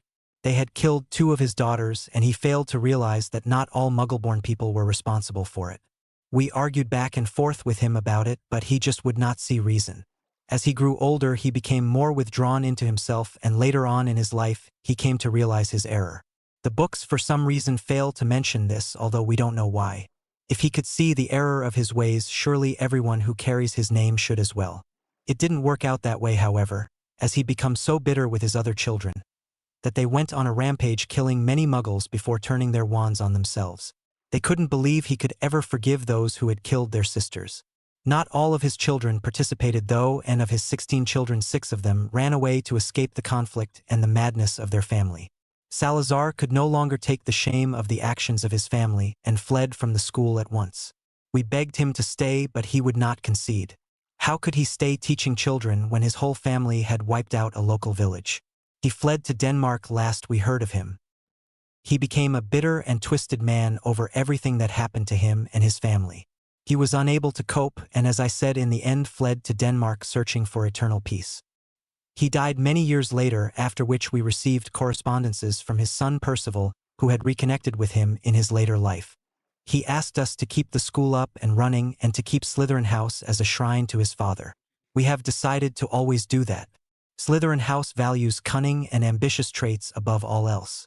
These serve as a lesson to all in that house to watch their backs at all times and connect only with someone who can in some way help you or your situation. We regret to say that Slytherin in your time, student, has gone to hell in a handbasket. It has become a vile, evil, and twisted place. Backstabbing is rife in that house in particular, and we know Salazar would be most ashamed of it. As you know, earlier on I told you that I could understand why Salazar didn't like Muggle-born students. Just because I can understand it doesn't mean I agree with it. There is a difference, and it's important you know that. Just as Slytherin would be unhappy with the way his house now operates, I must admit I too am not happy with how my house now operates. Ravenclaw was designed to be a house of equal opportunity and learning for all despite our quirks. If someone was different in any way, which may have even singled them out in some way, Ravenclaw was always their home. These past years Ravenclaws have become bullies and thieves, something I never wanted them to be. I am most disgusted with them. We now hog all the books in the library so none of the students of other houses can get them, which I will be talking with your head of house about. When you entered the room I told you that you were scanned for health reasons, and I also now know you are a fellow Raven. I haven't seen a keenness for reading this strong in many a year. Keep it up. Please, student, keep to yourself and question absolutely everything you hear. You will find your bedroom in whichever year you enter will now have a separate door through which you can enter the Ravenpuff Sanctuary at any time. I wish you well in all of your endeavors in this school and beyond. Please be aware that the room to the right with the golden door contains my personal office and portrait, which you may consult with at any time. If you wish to use my office for homework purposes, you may do so. I will teach you anything from my portrait should you only ask me to help you with something. I have a personal house elf, Holly, who responds to only my portrait when it calls her. If you ever need to practice something and accidentally hurt yourself, she can get you to the hospital wing at once. I don't foresee this happening, but one can never be too sure. It is, as they say, better to be safe than sorry. Hold out your wand and ask for a house elf who is free to come and bond with you at once. They are great to have for security reasons and can help you with most endeavors in your life. They live and survive off a magical bond they create with you when they become your magical servant.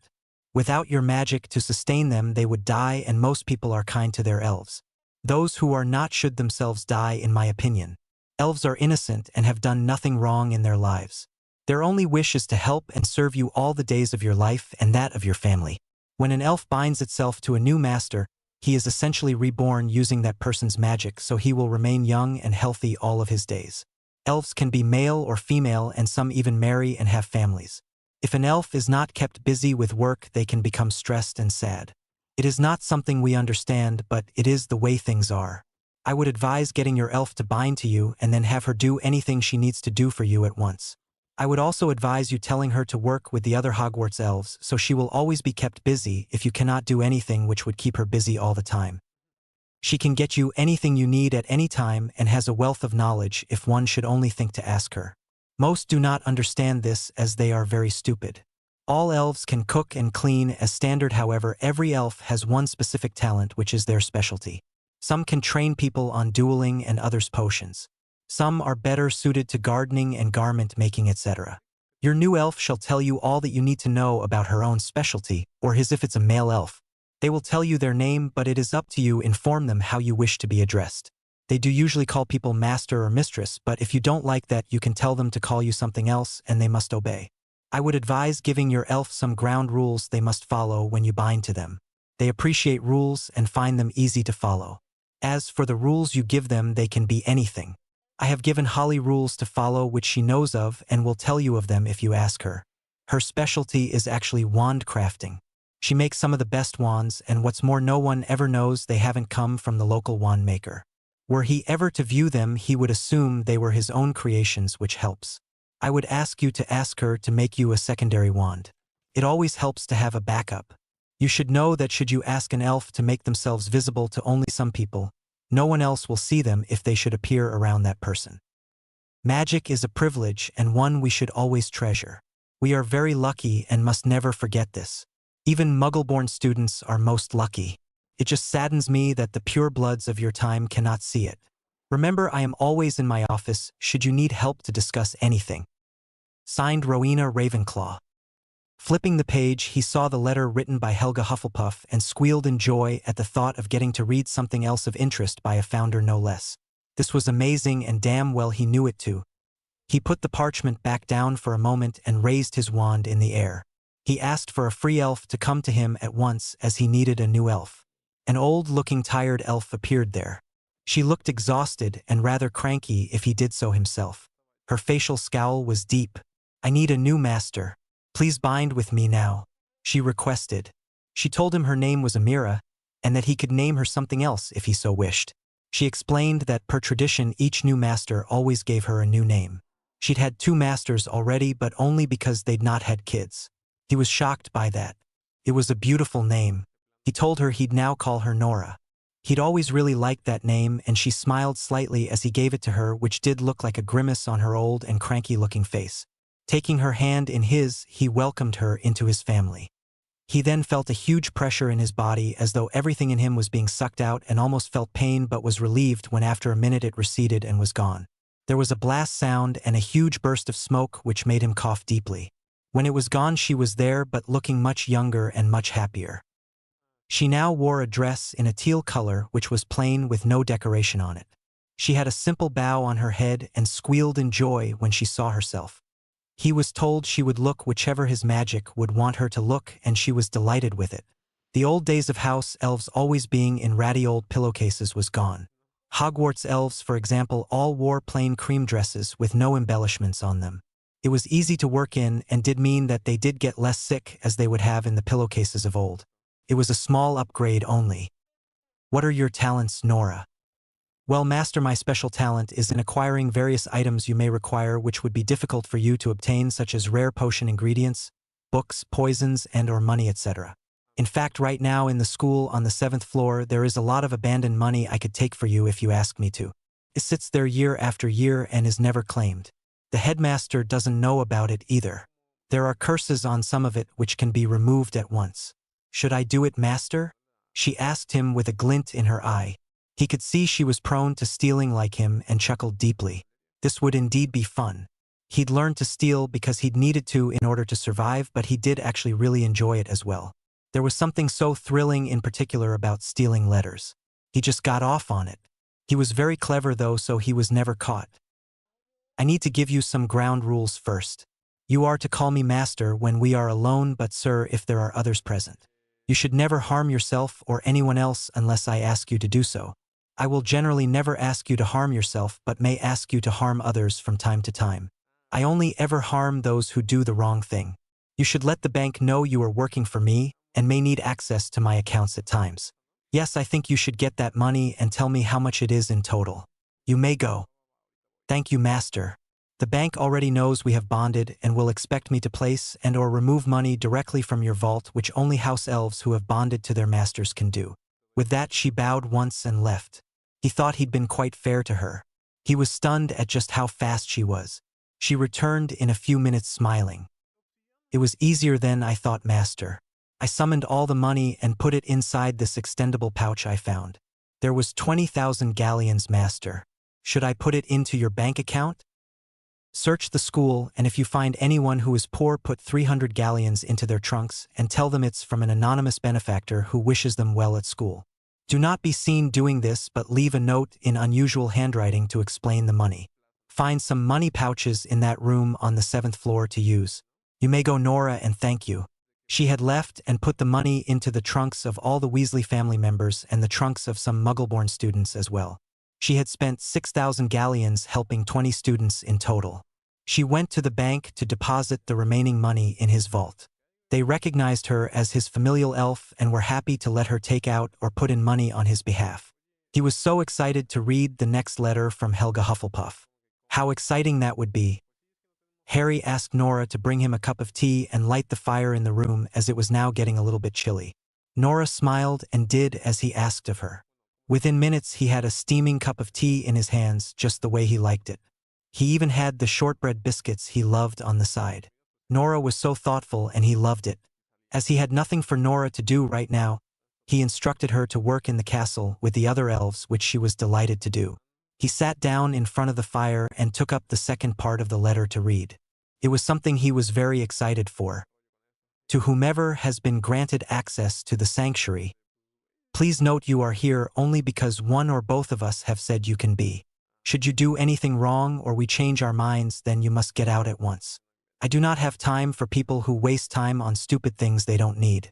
One thing which is always so misunderstood about us Hufflepuffs is our nature. We are so disliked because we are blunt even to a fault at times. Not many people know that this is the real reason why we are even disliked in the first place. They call us duffers, but it is they who are more at risk. We work hard and play hard in Hufflepuff. We are very loyal even to a fault at times. As Rowena no doubt said to you about her house, my house now has faults as well. As time goes on and our houses grow older, they start to resemble less and less what we intended them to be. I will not mince words, Hufflepuffs these days are failures. We are meant to be loyal and understand what it actually means to be loyal as well. If I am going to be loyal to something, then surely I must know why I choose to support it. My friends supporting it is not a valid reason for me to blindly do so myself. Hufflepuff has become a house of severe judgment of those who wish to think for themselves and go against the grain. To be frank, I am tired of it. Where is the individuality in that? Well, there is none. As Rowena no doubt told you, this parchment is designed to update itself to match your current time. Always be aware that not everyone who would offer you assistance would do so for the right reasons. Think to yourself, what would they get out of helping you? Question everything. It is something my puffs have forgotten to do, and if you are a puff, get your shit together. In fact, the scanner which scanned you as you entered says you're a claw, which is lovely. I have seen Rowena's house many times, and it has always pleased me each time I have seen it. It is bright and airy, as you will know. My own house is designed to be more cozy and comforting, like a den with many levels and layers to it. On the right-hand side, you will see on the bookcase a book for medieval wine crafting. You will find that I have a good sense of humor at times. If you pull on it, the shelves will open to reveal my office, which is of use to you at any time you should require it. My own house elf Molly will answer to my portrait, and I am lucky to have her. As you will no doubt see, my office is not crowded with plants like Professor Sprout's office is. I just preferred to keep plants out of my office in case they distracted me too much. They are, after all, beautiful. In a way, our magic is like that of a gorgeous magical plant. If we don't water it and give it plenty of sun or practice, if you will, everything goes south. The real and harsh truth is that people were persecuted and killed in the witch trials who were witches because they relied far too heavily on their wands. They died because they couldn't defend themselves with wandless magic. It really is that simple. What most people don't realize, because they never think of it or someone never tells them, is that accidental magic is also wandless magic. If we hone that enough when we are young, by the time we reach the age of school attending, we will be fluent in it. I myself have impeccable wandless magic, and I believe you should too. When we use a wand to cast spells, certain movements are required for it to work, but these movements aren't necessary when we use wandless magic. Also, something else which no one will ever tell you is that you do not need to say the names of the spells you are casting very loudly either. You can say it quietly, and with enough intention it will just happen for you. If, like me, you are quite proficient wandlessly, you may find that a wand holds you back somewhat when you use it. Please don't worry if you feel like this, and know you are not alone. If you are excellent at wandless magic, remember always that learning something new will always be a breeze until it comes to learning the wand movements of it. What no one else will tell you either is that the main thing you should really know or understand is why the spell is even used in the first place. Why is another spell not used in its place? Is it because it's easier to learn, or just because the teacher of whichever subject it happens to be will teach you that way? Each teacher teaches their lessons differently and for different reasons as well, but all is good. Never forget that wandless magic or the use of a wand can be used in all lessons, including potions class. I will not mince words. Your current potions teacher, Professor Severus Snape, will never tell you this. In fact, he'll say it's forbidden or foolish or something, but he'd be very wrong indeed. This kind of magic can be used in potions to create simple barriers so that his incompetent snakes, who couldn't hide their true intentions if I paid them to, cannot sabotage potions on purpose when he is not looking. He knows they do it too. He's just, pardon my French, an ignorant fuck. As you may or may not know, there are wandless spells to lower someone's voice. May I suggest learning it and using it in the lessons of Professor Severus Snape. He tends to like the sound of his own voice a bit too much, especially when he is shouting at and scaring his students into making errors which in turn harm them. In short, he's a bastard, and this spell would bring him down a peg or two. If he can't shout, he'll be less intimidating, you see. I can tell that one first year, Neville Longbottom of Gryffindor House carries not only a heavy burden on his shoulders, but a wand which is not his own, which is not only exceptionally foolish but dangerous as well. I can tell he was ordered to use the wand by his family, but it is not rightly his. We can just make that determination. Ask Holly to find him and make him an identical-looking wand which actually fits him using custom-chosen materials. The old wand can be destroyed as it is of no use to him. This way the right wand can be crafted for him, and no one ever needs to know he's not using the wand he was ordered to use by his family. Holly has ways and means to make anything he chooses resembles the old wand he was ordered to use, so no one will be any the wiser. Elf spells cannot be removed by any wizard out there either, so should Ollivander somehow see the wand he would assume he made it and think nothing of it. Neville Longbottom's magic will only improve from there, as will his confidence. He could have been in a similar position to Harry Potter. His parents were not murdered like Harry Potter's. They were tortured into insanity and essentially locked in their own brains. They reside permanently at the local hospital, where it is hoped that treatment will soon become available for them. Unfortunately, that has yet to happen, but I have no doubt it could one day. As this parchment is designed to update itself to your time frame, the information on it does as well. I can but assume you know Neville Longbottom. If you're not his friend, just treat him with kindness nonetheless. It will do your heart good. When you next enter Hufflepuff Common Room, you will find a sign on the notice board which cannot be removed by any means, which says that accidental and wandless magic are the same. I don't know if Rowena intends to do the same as me, but I will give my puffs any edge I can. Merlin knows they need it, especially with those quite frankly foolhardy and dangerous Gryffindors running around all over the place. Everyone always assumes it's Slytherin, but it seriously isn't. Slytherin may be very ridiculous and up their own arses, but they're not dangerous like Gryffindor is. The Gryffindors of today wouldn't know chivalry if it bit them in the butts. The point is that all the modern houses of today have many lessons to learn, especially mine. Hopefully Cedric Diggory of my own house can be brought down a peg or two as well. He thinks far too highly of himself, and it is this foolish bravado which could get him killed one day if he's not careful. I shall endeavor to watch over him carefully from my fireplace portrait.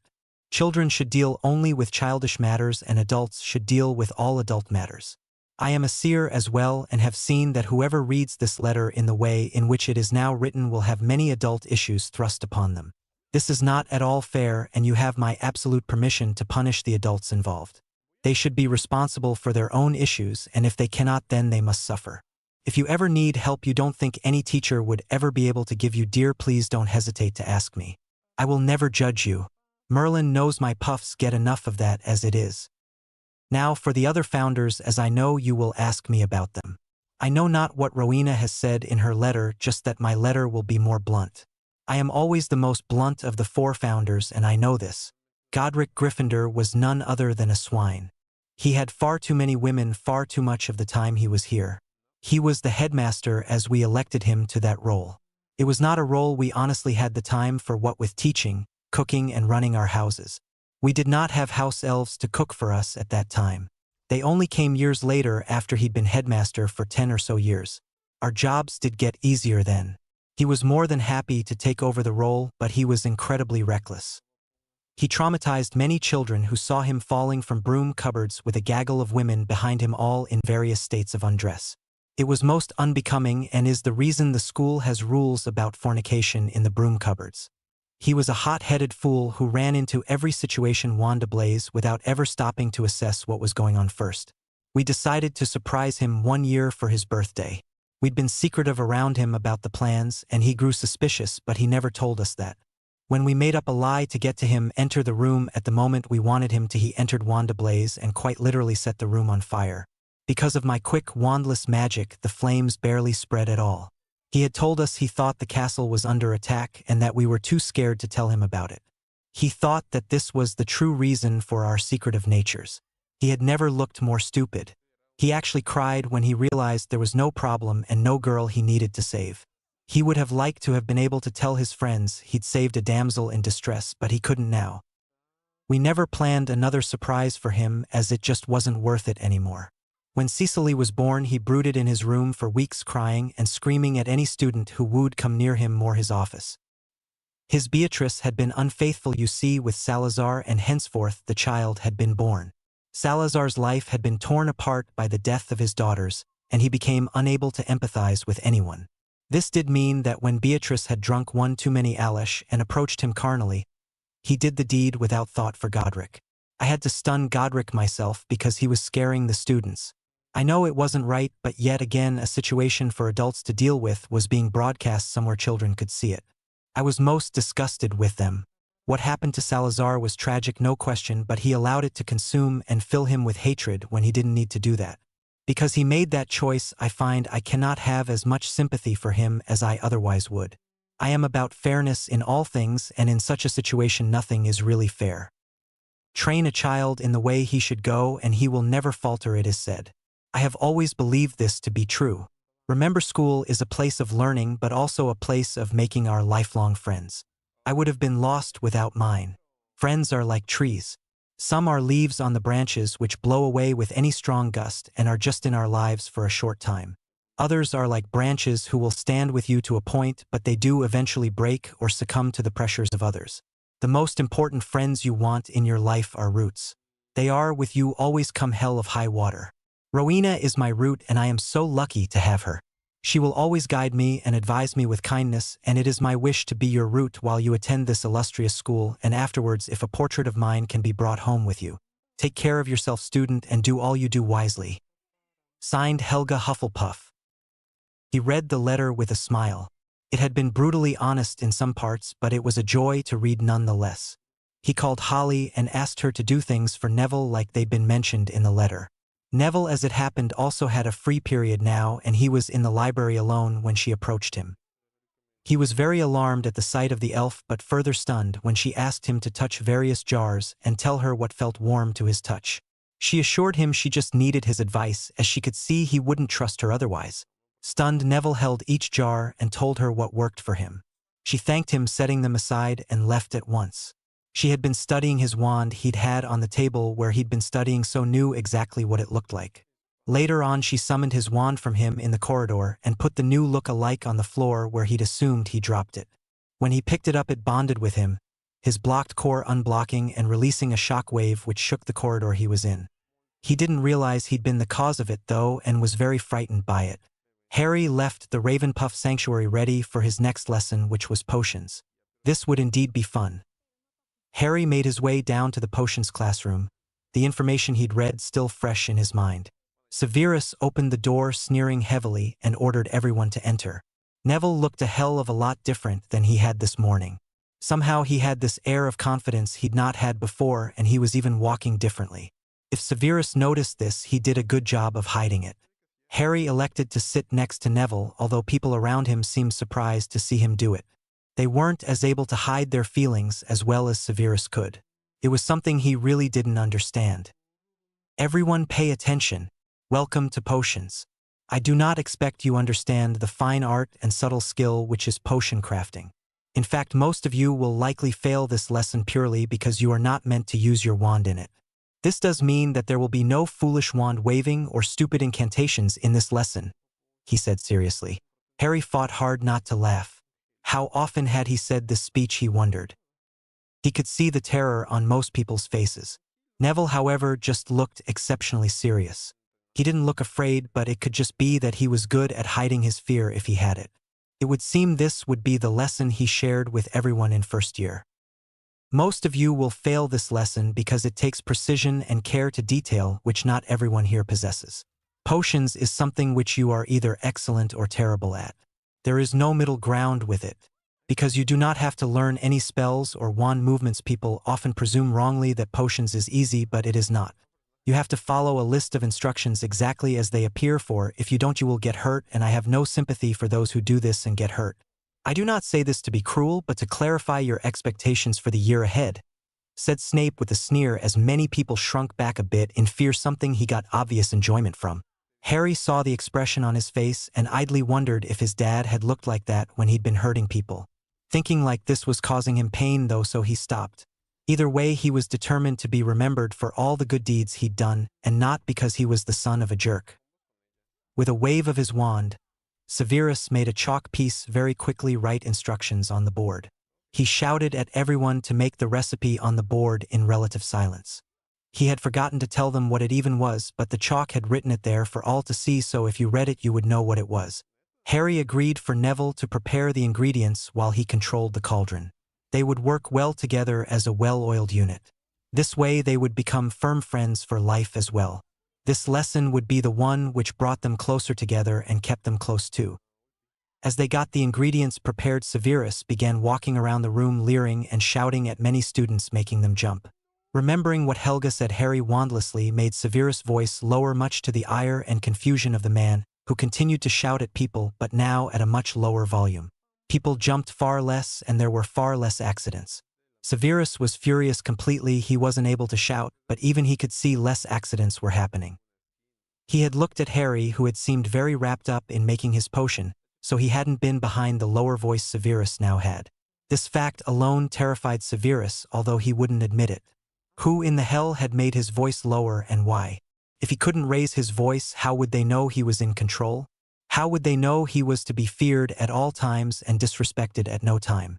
This was a hot mess and something he hated so very much. Harry tapped his wand on the cauldron in the way Helga's letter had taught him, and not a moment too soon, as when Draco Malfoy attempted to throw something dangerous into his cauldron, it instead backfired, ending up in his own cauldron, which exploded all over him. Draco screamed as his own body erupted in severe boils, which grew to a large enough size before bursting and spreading goo all over him. To be honest, he looked more disgusting than sore. Severus screamed at Neville for using an illegal charm in his potions lesson and henceforth making Draco Malfoy ill. Harry looked at Severus with a challenging expression which said, "You really don't want to try me today," and surprised Severus greatly. Why was he defending Neville, who Severus had assumed had cast the spell, and not Harry? Obviously he wasn't scared of Harry, but was intrigued by this expression the young boy was wearing. "Thought you'd use an illegal charm in class, did we, Longbottom? Not here 5 minutes and already another student has been hurt. That will be 20 points from Hufflepuff for being reckless," he thundered. Harry was intrigued to see how Neville would respond, as the boy certainly didn't look as afraid as he would have before his core had been unblocked. He sucked in a breath at the point loss but readied his features before speaking. If Mr. Malfoy had focused on his own potion, he may not have gotten hurt trying to sabotage mine. He should learn to be more careful in future. I am allowed to protect my cauldron and was advised by my house prefects to do so in case someone like Mr. Malfoy should try to sabotage my potion.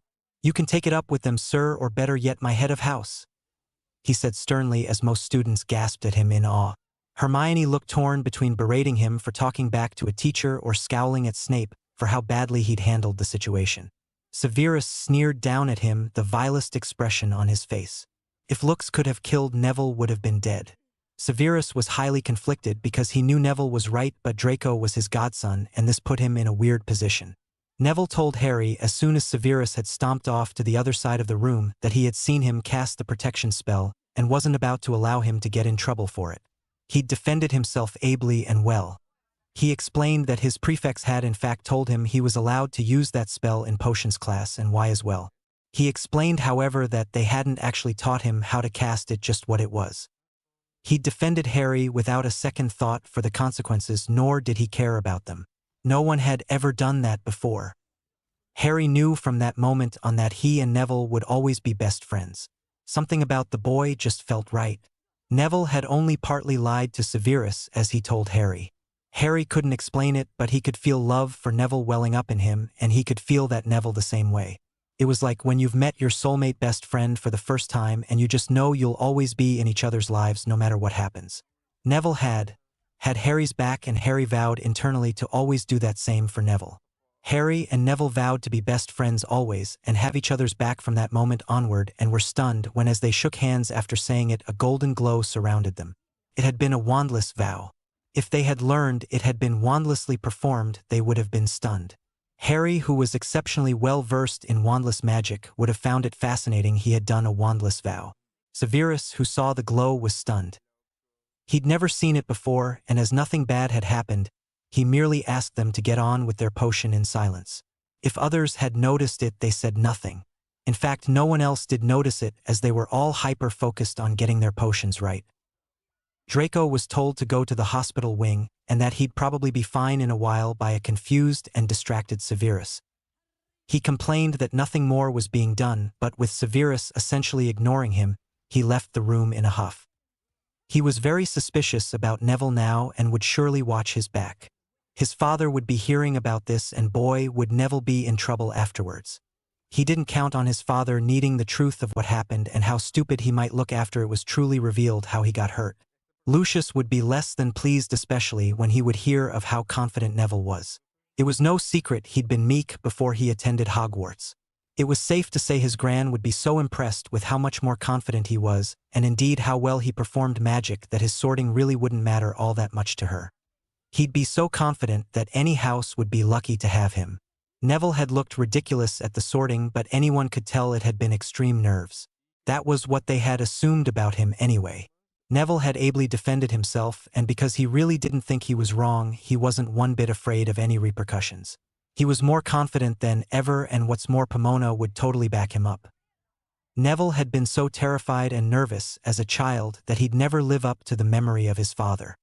He was very scared Frank's wand, which he'd always been told he'd be using in school, wouldn't suit him. He was always terrified it would backfire horribly on him, so he'd always secretly practiced wandless magic. He had practiced it when he'd been alone, which was a lot of the time. He didn't want to get in trouble because his gran found out he could do that, so he'd never told her. That was the old Neville, however. The new Neville didn't care if she knew or not, nor did he care to hear her opinion. She would accept him as he was or not at all. It would be a sincerely different Neville who came home that summer. She wouldn't know him, he'd be so different. Now he was very proficient in the wandless magic, something he'd told Professor Sprout that morning.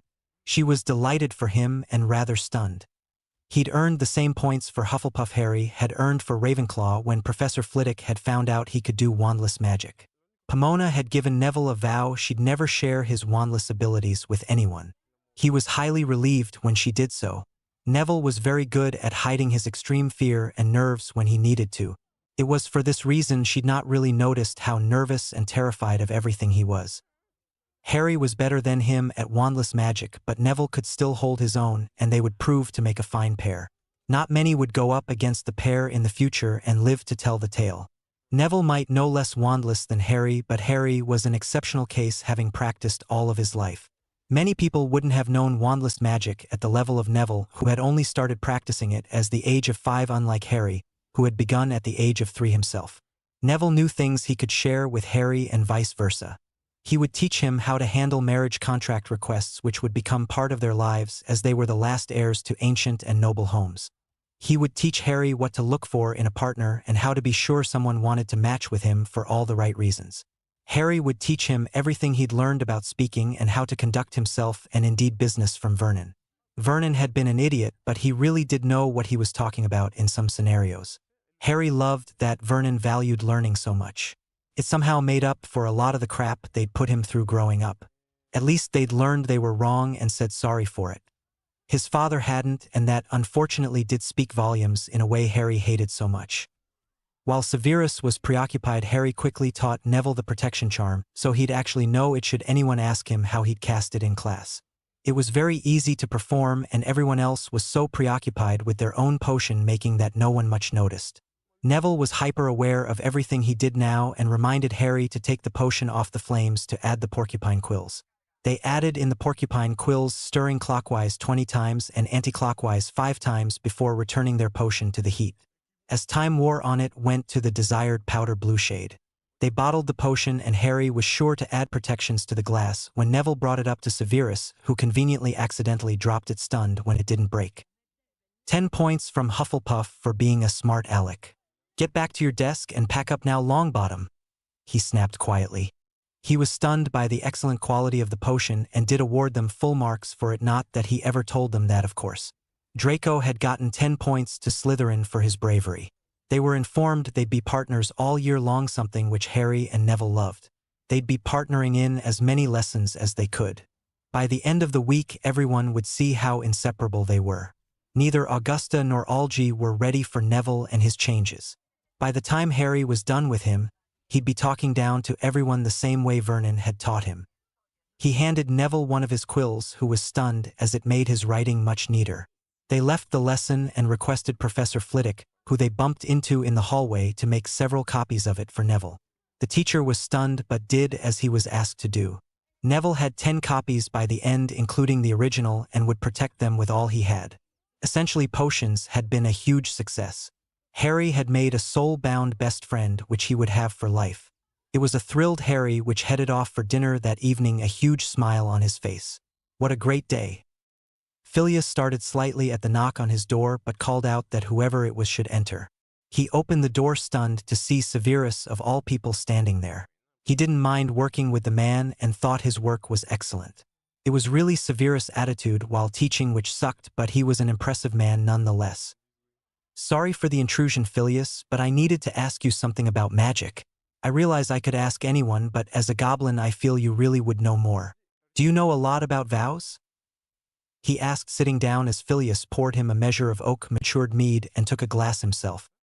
You were right to come to me. I would know more about vows than most given my heritage. At the bank we learn all about vows, how to spot one, their different colors and meanings, etc. Have you given someone a vow recently you need to talk to me about? He asked, taking a sip of his drink as Severus looked pensive.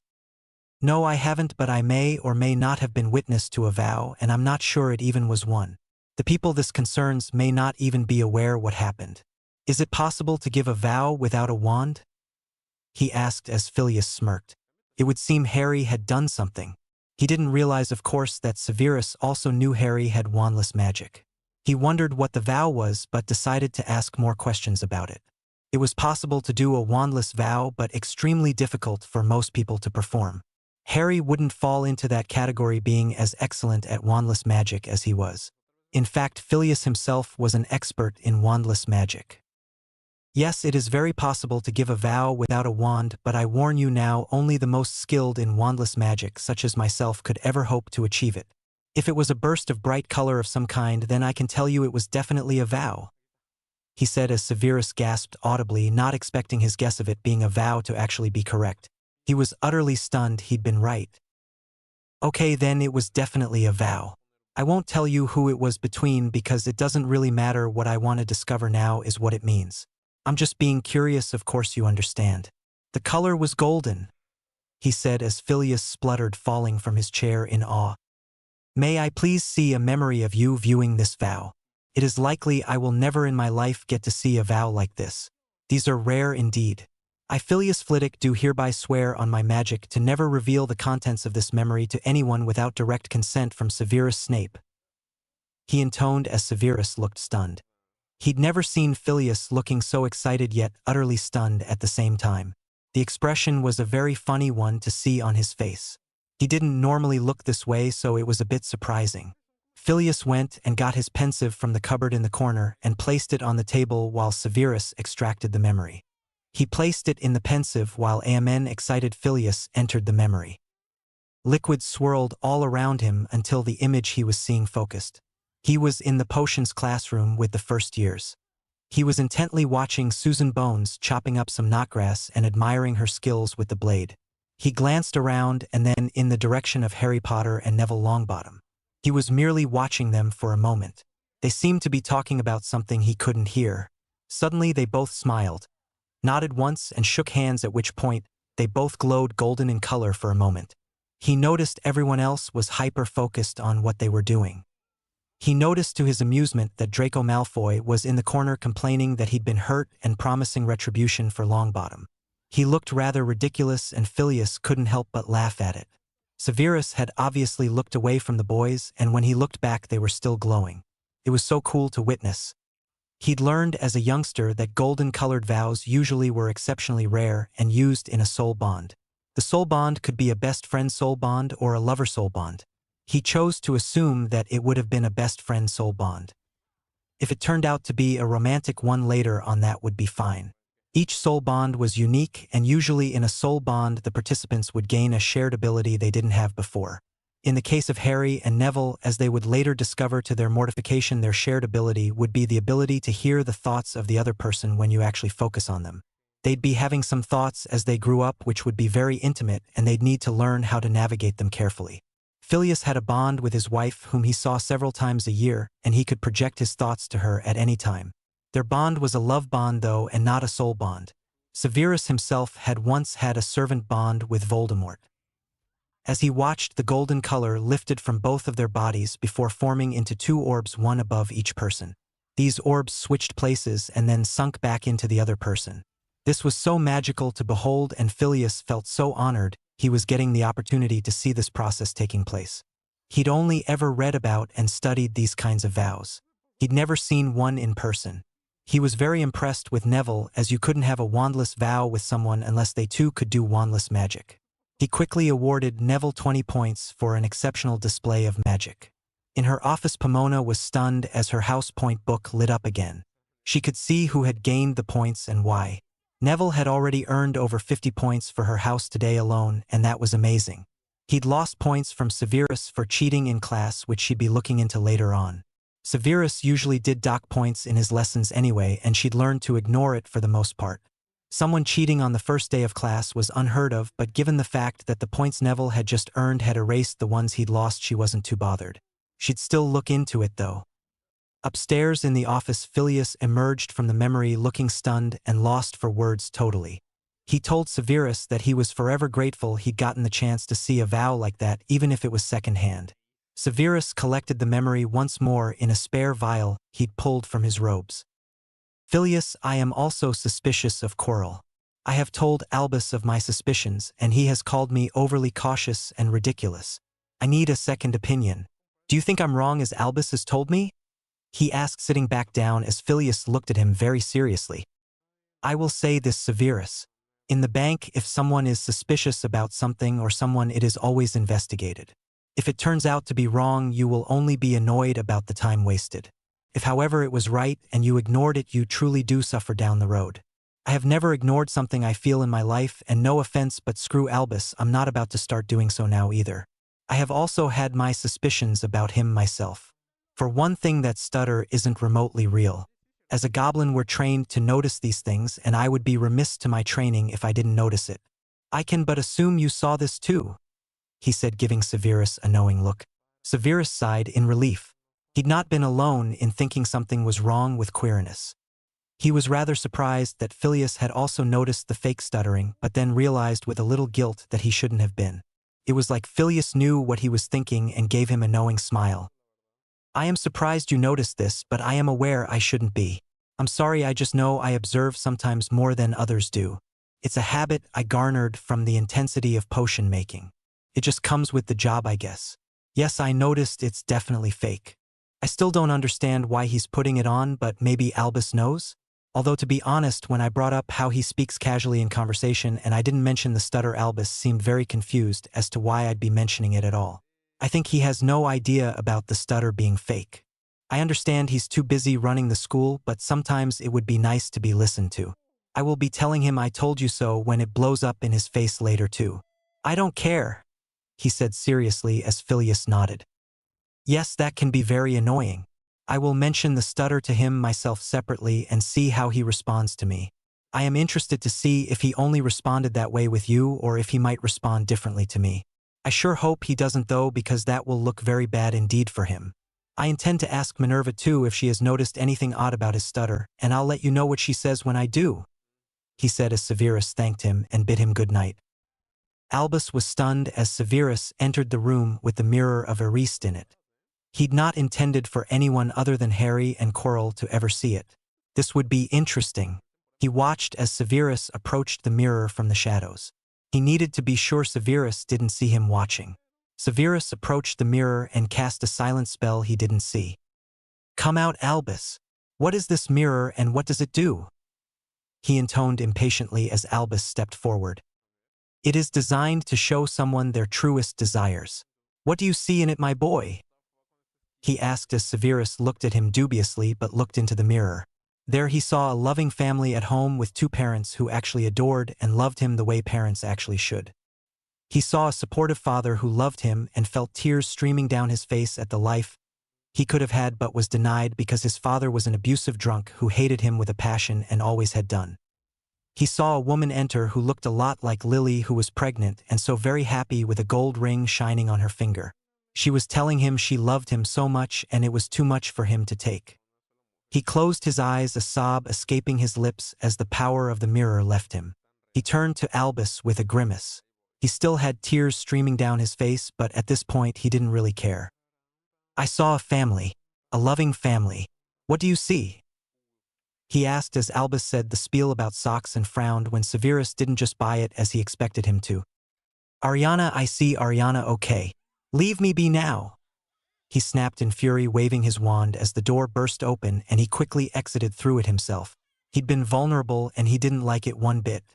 Severus idly wondered who Ariana was, but didn't get the opportunity to ask him about it as he was gone before he could do so. Not many people knew of Albus' sister and none of his staff did. He ensured they'd never find out until this moment. Damn Severus and his questions. Severus realized that Harry likely hadn't had what he saw in the mirror either and shed another tear for that reason. He may have hated James Potter with a passion, but that didn't extend to Harry. He was learning that it didn't need to. He would need to deal with the stress that was Lucius Malfoy, he realized when he entered his office and saw him there looking less than pleased. He just really wanted to go to bed and recuperate after all he'd just seen, but now he couldn't. What a day.